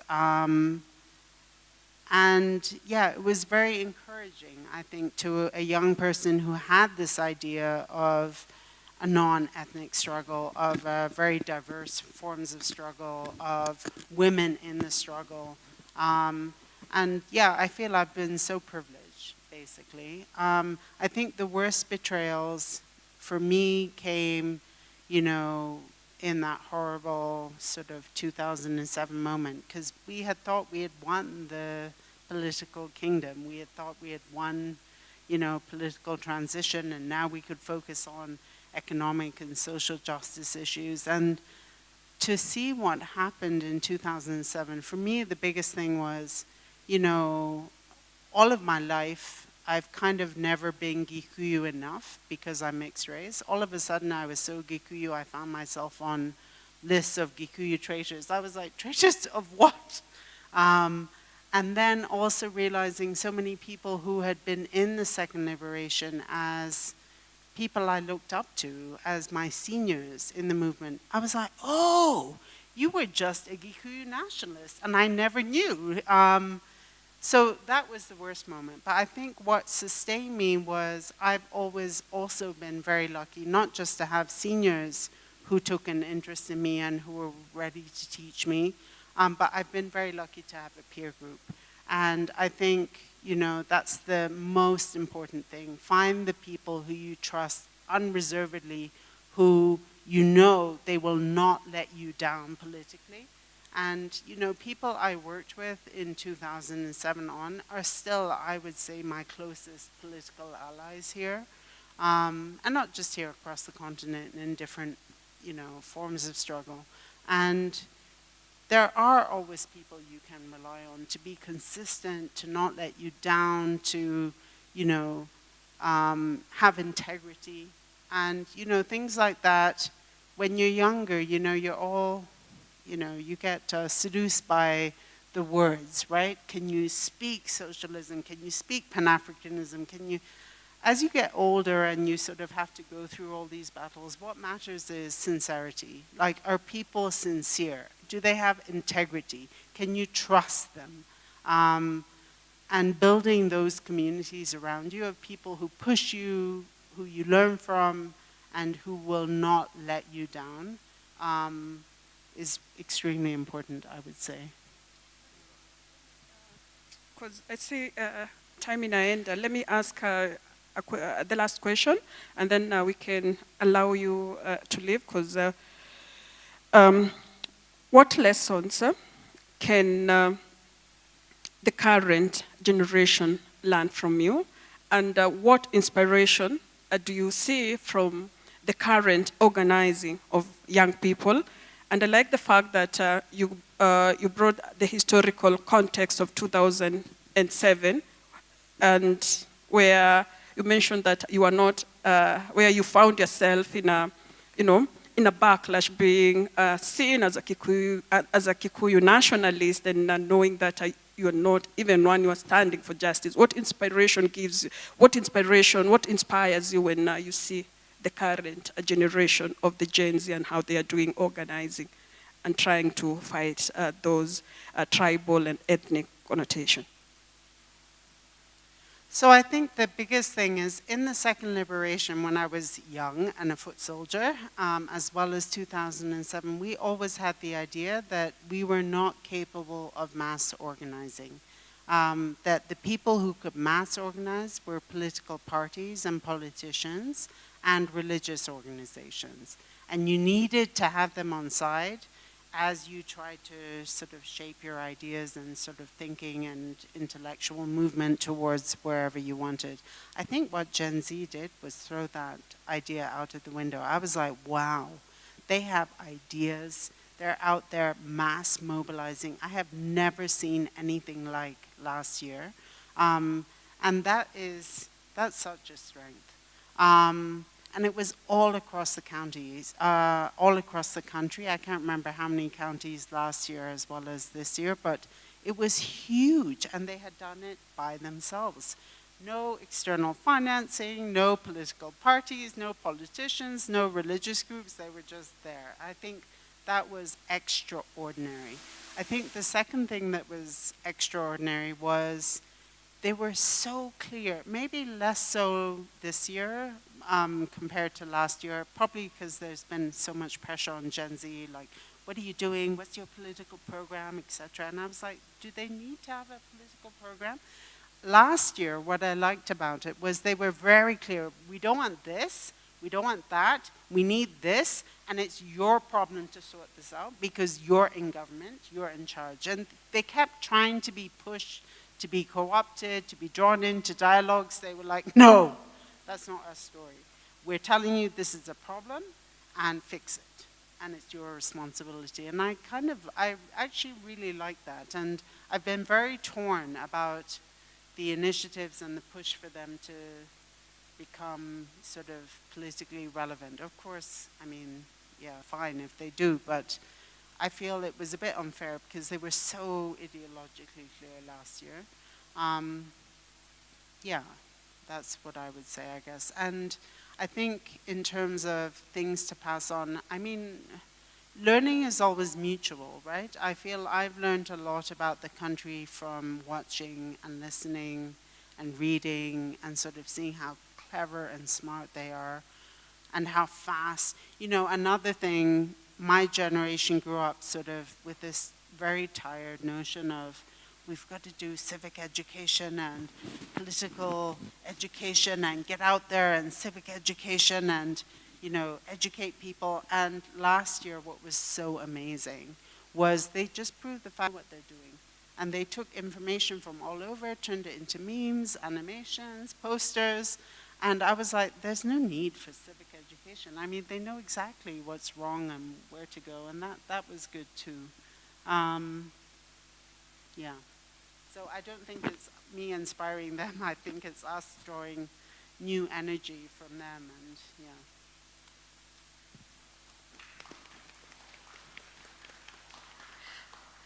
Asante sana Muthoni, and we were honored to be with you tonight. And thank you for the amazing, powerful work that you've done for this struggle, for opening up spaces for young women and young feminists to thrive, and for community organizers to thrive. We see you, and we respect the work that you have done, and we really, really recognize, and you'll go into the history books as one of the amazing sisters that Kenya ever produced. Asante sana. Let me just say, I'm so sorry to leave, but it's run so over, and I have another appointment at 6:30. Ni shujaa modhonie,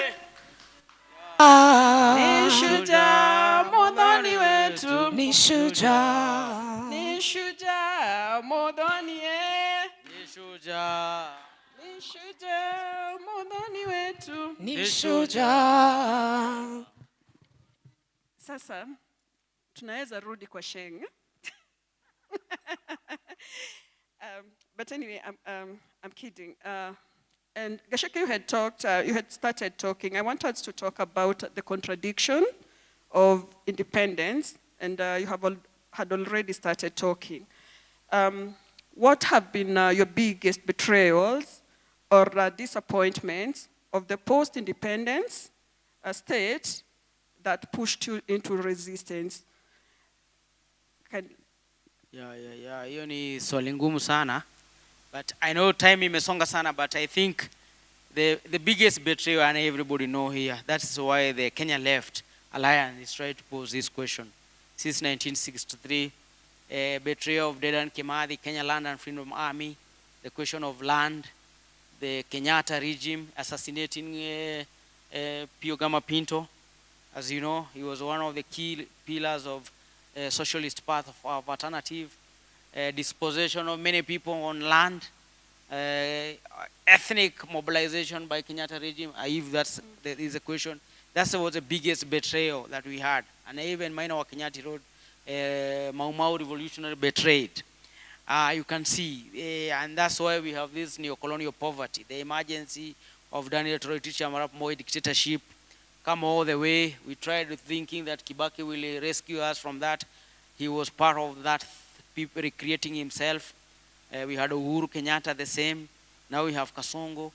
You can see a beautiful country with a lot of resources, powerful, with a huge, powerful young people population, educated, but we are wallowing in poverty and hopelessness. I think, for me, this has been a very, wow. And many people love Kenya. This place is really loved by many people, but you find, and also lack of building a political institution. Since 1992, the left in Kenya has not crafted a powerful political path. Today, and Comrade Nduko and Juki can confirm, and even I'm seeing Zahid. This is the closet we have come since after RPP to try to frame a question in a very progressive way. And I'm really very inspired. But we can say it's a struggle of the Gen Z from last year, what they have done.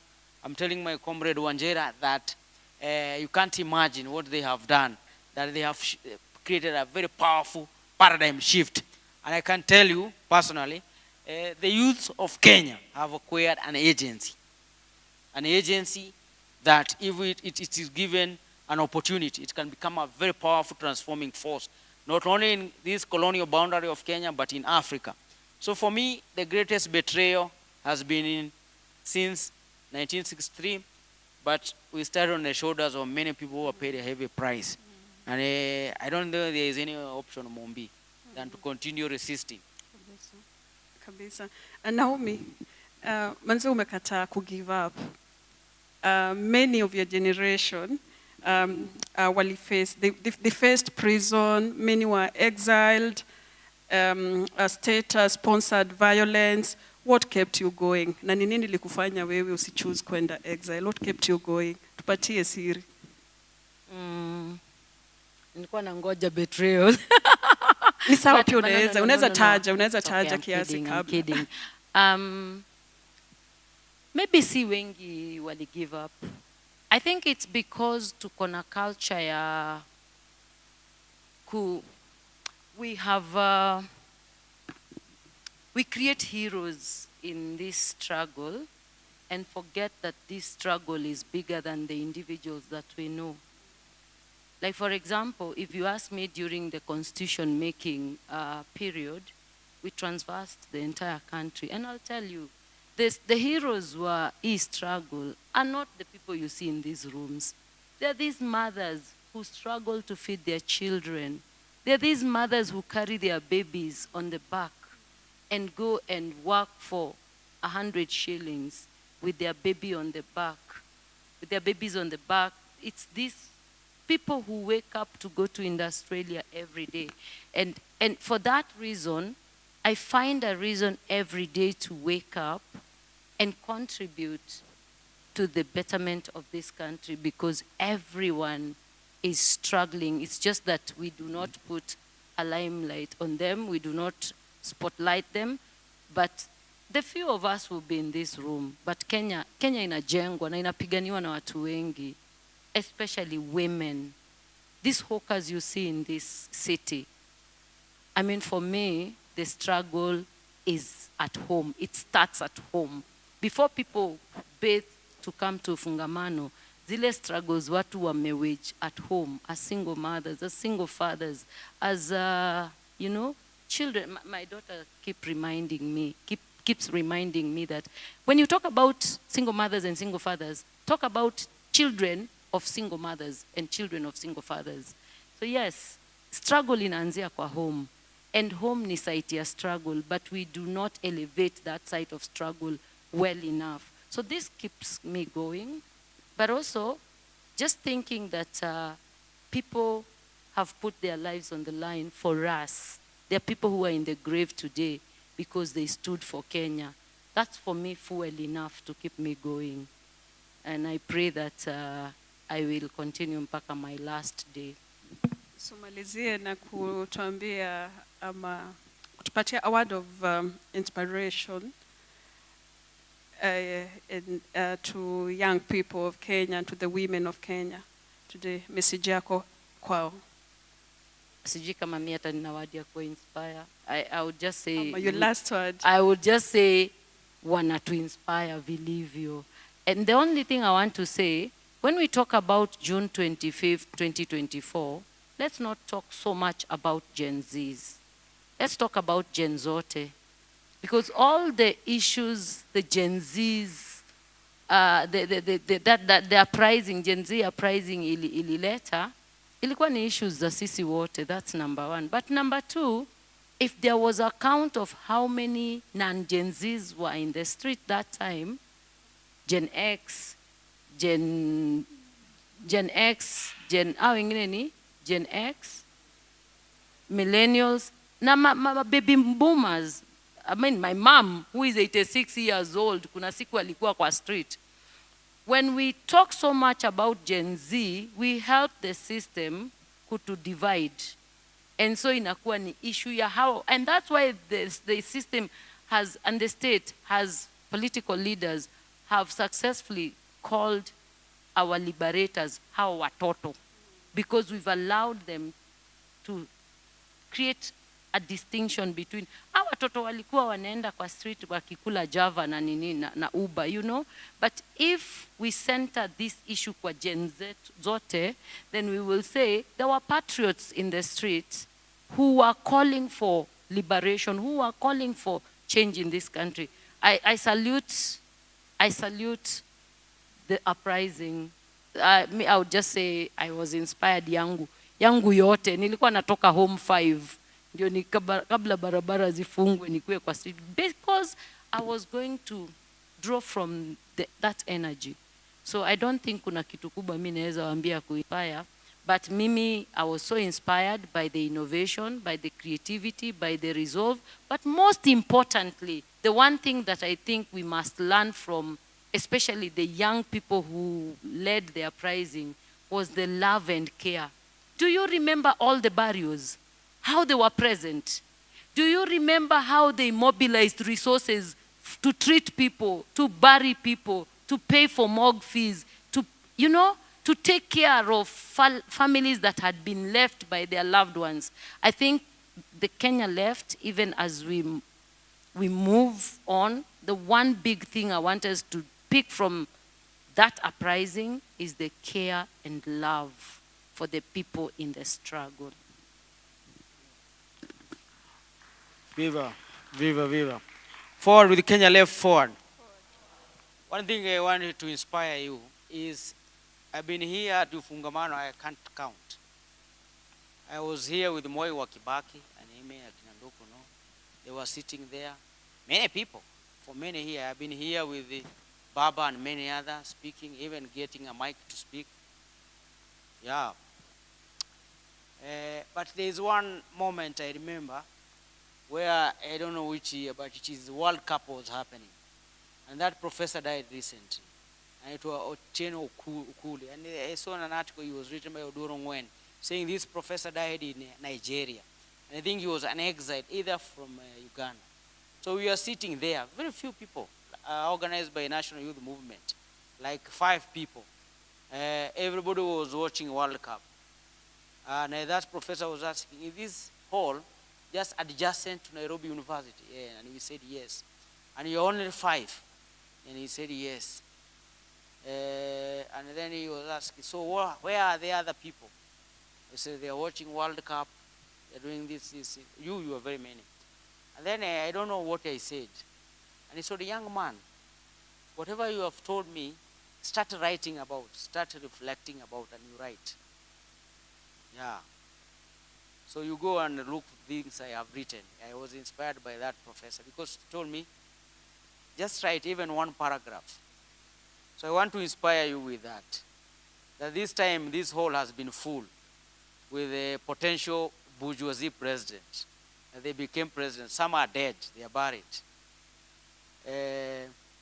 But there has been a generations, like my friend here, Nduko and Baraza and Njuki, they have sustained this for many years.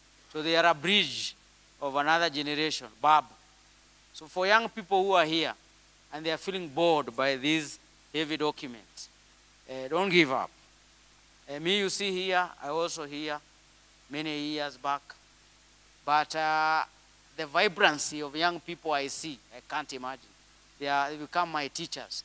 It has never, again in Kenya, seen a grassroots movement of both intellectuals, young people, very articulate, like Baganga and many here you see, forming revolutionary people's organization in the slum, and hopefully they will link up with the peasant movement outside. So there's a lot of hope. There's a lot of hope. I have heard our sisters from Tanzania, they are here. Just imagine a small spark is consolidating and is shaping up, and now we have framed ourselves the Kenya Left Alliance. This is a great progress. So what I can say is that there is a quote I also like naming of Milan Kundra, who said the struggle of people against power is the struggle of memory against forgetting.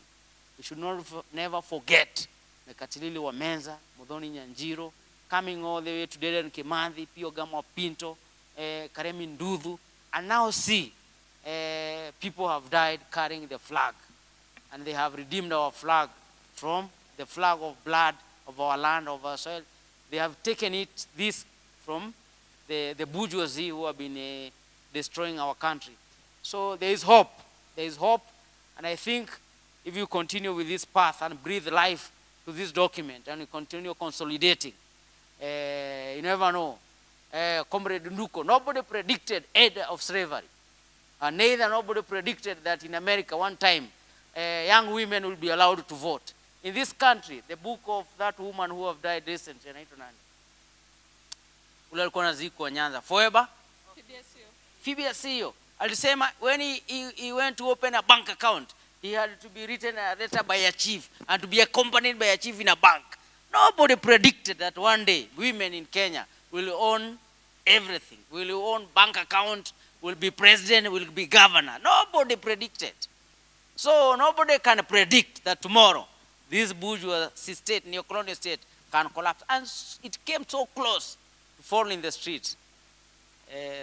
We didn't have a political instrument to collect the power. We are building it now. So feel encouraged, comrade, and don't give up. Thank you, Gasheke. I'm being reminded to just conclude by saying my betrayal moment is how history has erased her story. When we look at the struggle in Africa, in Kenya, women played very critical roles in the struggle, but that is not featured appropriately. Women are not featured in the story equivalent to their role. So I think as Kenya Left Alliance, this will be part of what we need to do, bring out the role of women in the struggles. Even the armed struggles in Africa, women played very critical roles. The armed struggle in Kenya, women played. So that would be my betrayal moment. Naona Comrade Sefu akitaka tuondoke hapa. Masaa yameenda, iko na sisi, lakini asanteni sana, asante Gasheke, asante Naomi, kwa kutukumbusha ya kwamba liberation is not a single event, but it is a continuous event, ni kama relay. Na kwa hayo kuachia jukwaa. Thank you. Asanteni sana. Makofi yao. Karabanda. Karabanda. Second liberation. You still have energy. Kidogo tu, sindio? So we are going to be having some tea in the next 15 minutes. But before that, nataka to invite the Revolutionary Field Marshals who will be closing this with a session of some revolutionary music. And then we will do our breakout for tea and we'll close for today. Kesho tafadhali tuonane hapa saa 2 asubuhi. We start our program early enough and we have a very great celebration of the Kenya Left Alliance. Nikisema Kenya Left Alliance, mnasema mapinduzi sasa. Kenya Left Alliance. You know, when you're in the forest, these are the times that the enemy is going to be coming. When you are very tired. Kenya Left Alliance. Mapinduzi sasa. You guys are energetic. Sawa, sawa.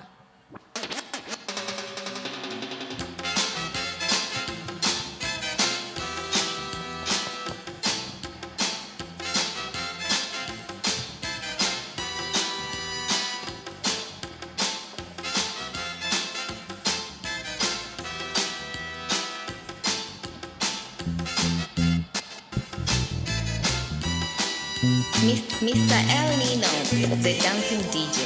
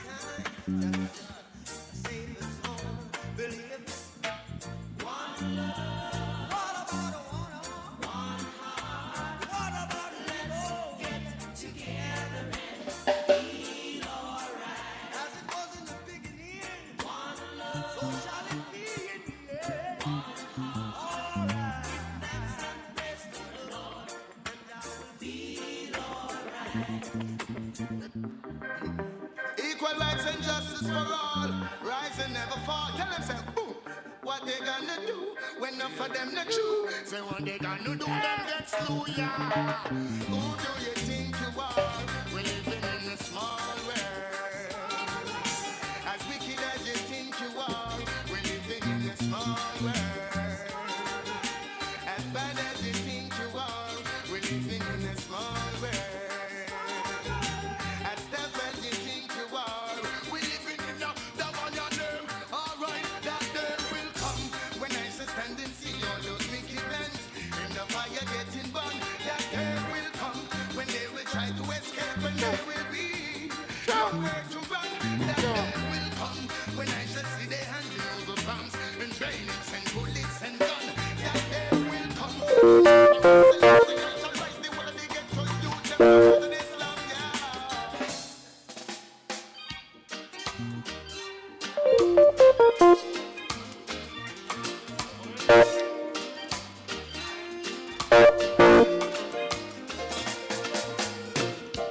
Tell me why it has to be this way. Working every day just for this little pay. 7 days a week, got to be upon my feet. Rain or shine, got to be out in the street. For so long I've been working so hard. 9 to 5 just to keep my kids alive. Freedom is a must have. No matter how they fuss and heaven know that it is my philosophy. Yes, Are you feeling irate? Are you feeling leftist? Are you feeling socialist? Are you feeling that you love your country? You feel like you love your continent? Yes, tumekuja hapa kufunga kikao. Na hii tunaidedicate wimbo wa kwanza kwa ndugu yetu comrade Njao wa Mathare, because huyo ni ndugu yetu kutoka social justice. Yeye ndiye aliyecoin lile jina social justice. Mpatie hilo because yeye ni comrade Njao. We are gonna start with Do Good.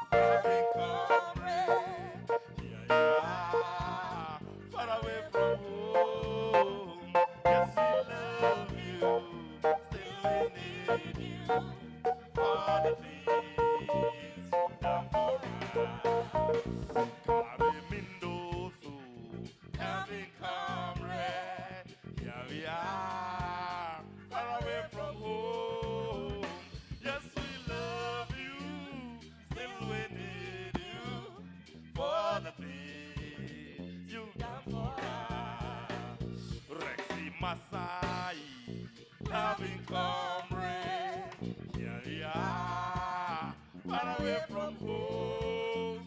Yes, we love you, still we need you for the things you've done for us. Baby Pendo, loving comrade. Here you are, far away from home. Yes, we love you, still we need you for the things you've done for us.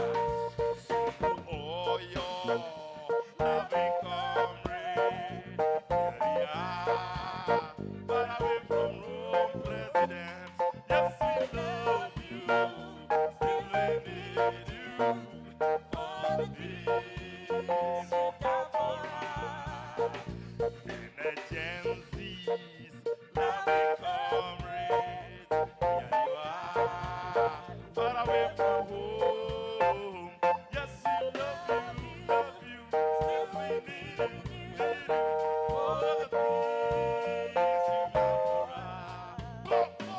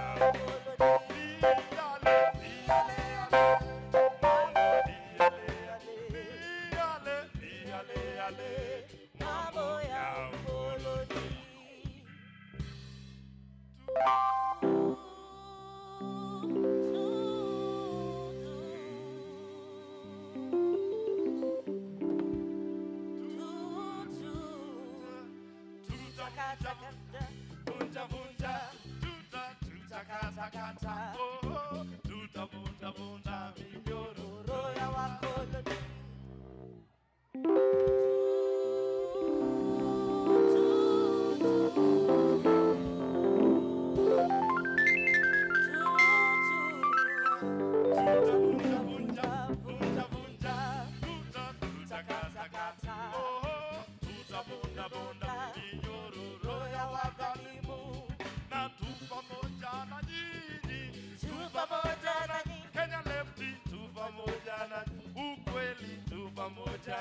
Women Collective mashujaa wa Kenya, na tu pamoja na nyinyi, tu pamoja na nyinyi, oh Gen Z, tu pamoja na nyinyi, Shindareri, tu pamoja na nyinyi, Tanzania mashujaa wa Afrika.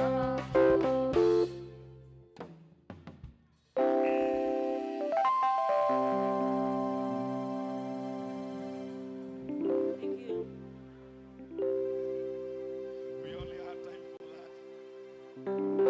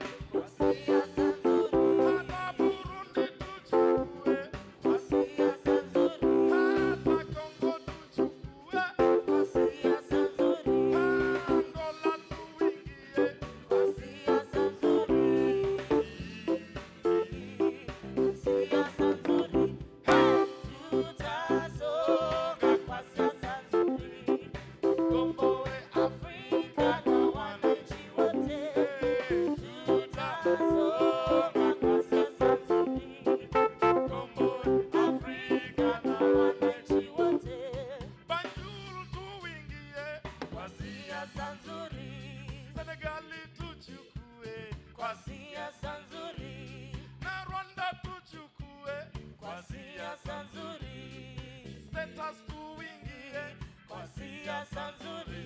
Hey! Tutasonga kwa siasa nzuri, tukomboe Afrika na wananchi wote. Tutasonga kwa siasa nzuri, tukomboe Afrika na wananchi wote. Nairobi tuchukue kwa siasa nzuri, kwa siasa nzuri. Hata Mathare tuchukue kwa siasa nzuri, kwa siasa nzuri. Hata Wemuto tuchukue kwa siasa nzuri, kwa siasa nzuri. Hata Afrika tuchukue kwa siasa nzuri, kwa siasa nzuri. Hey! Tutasonga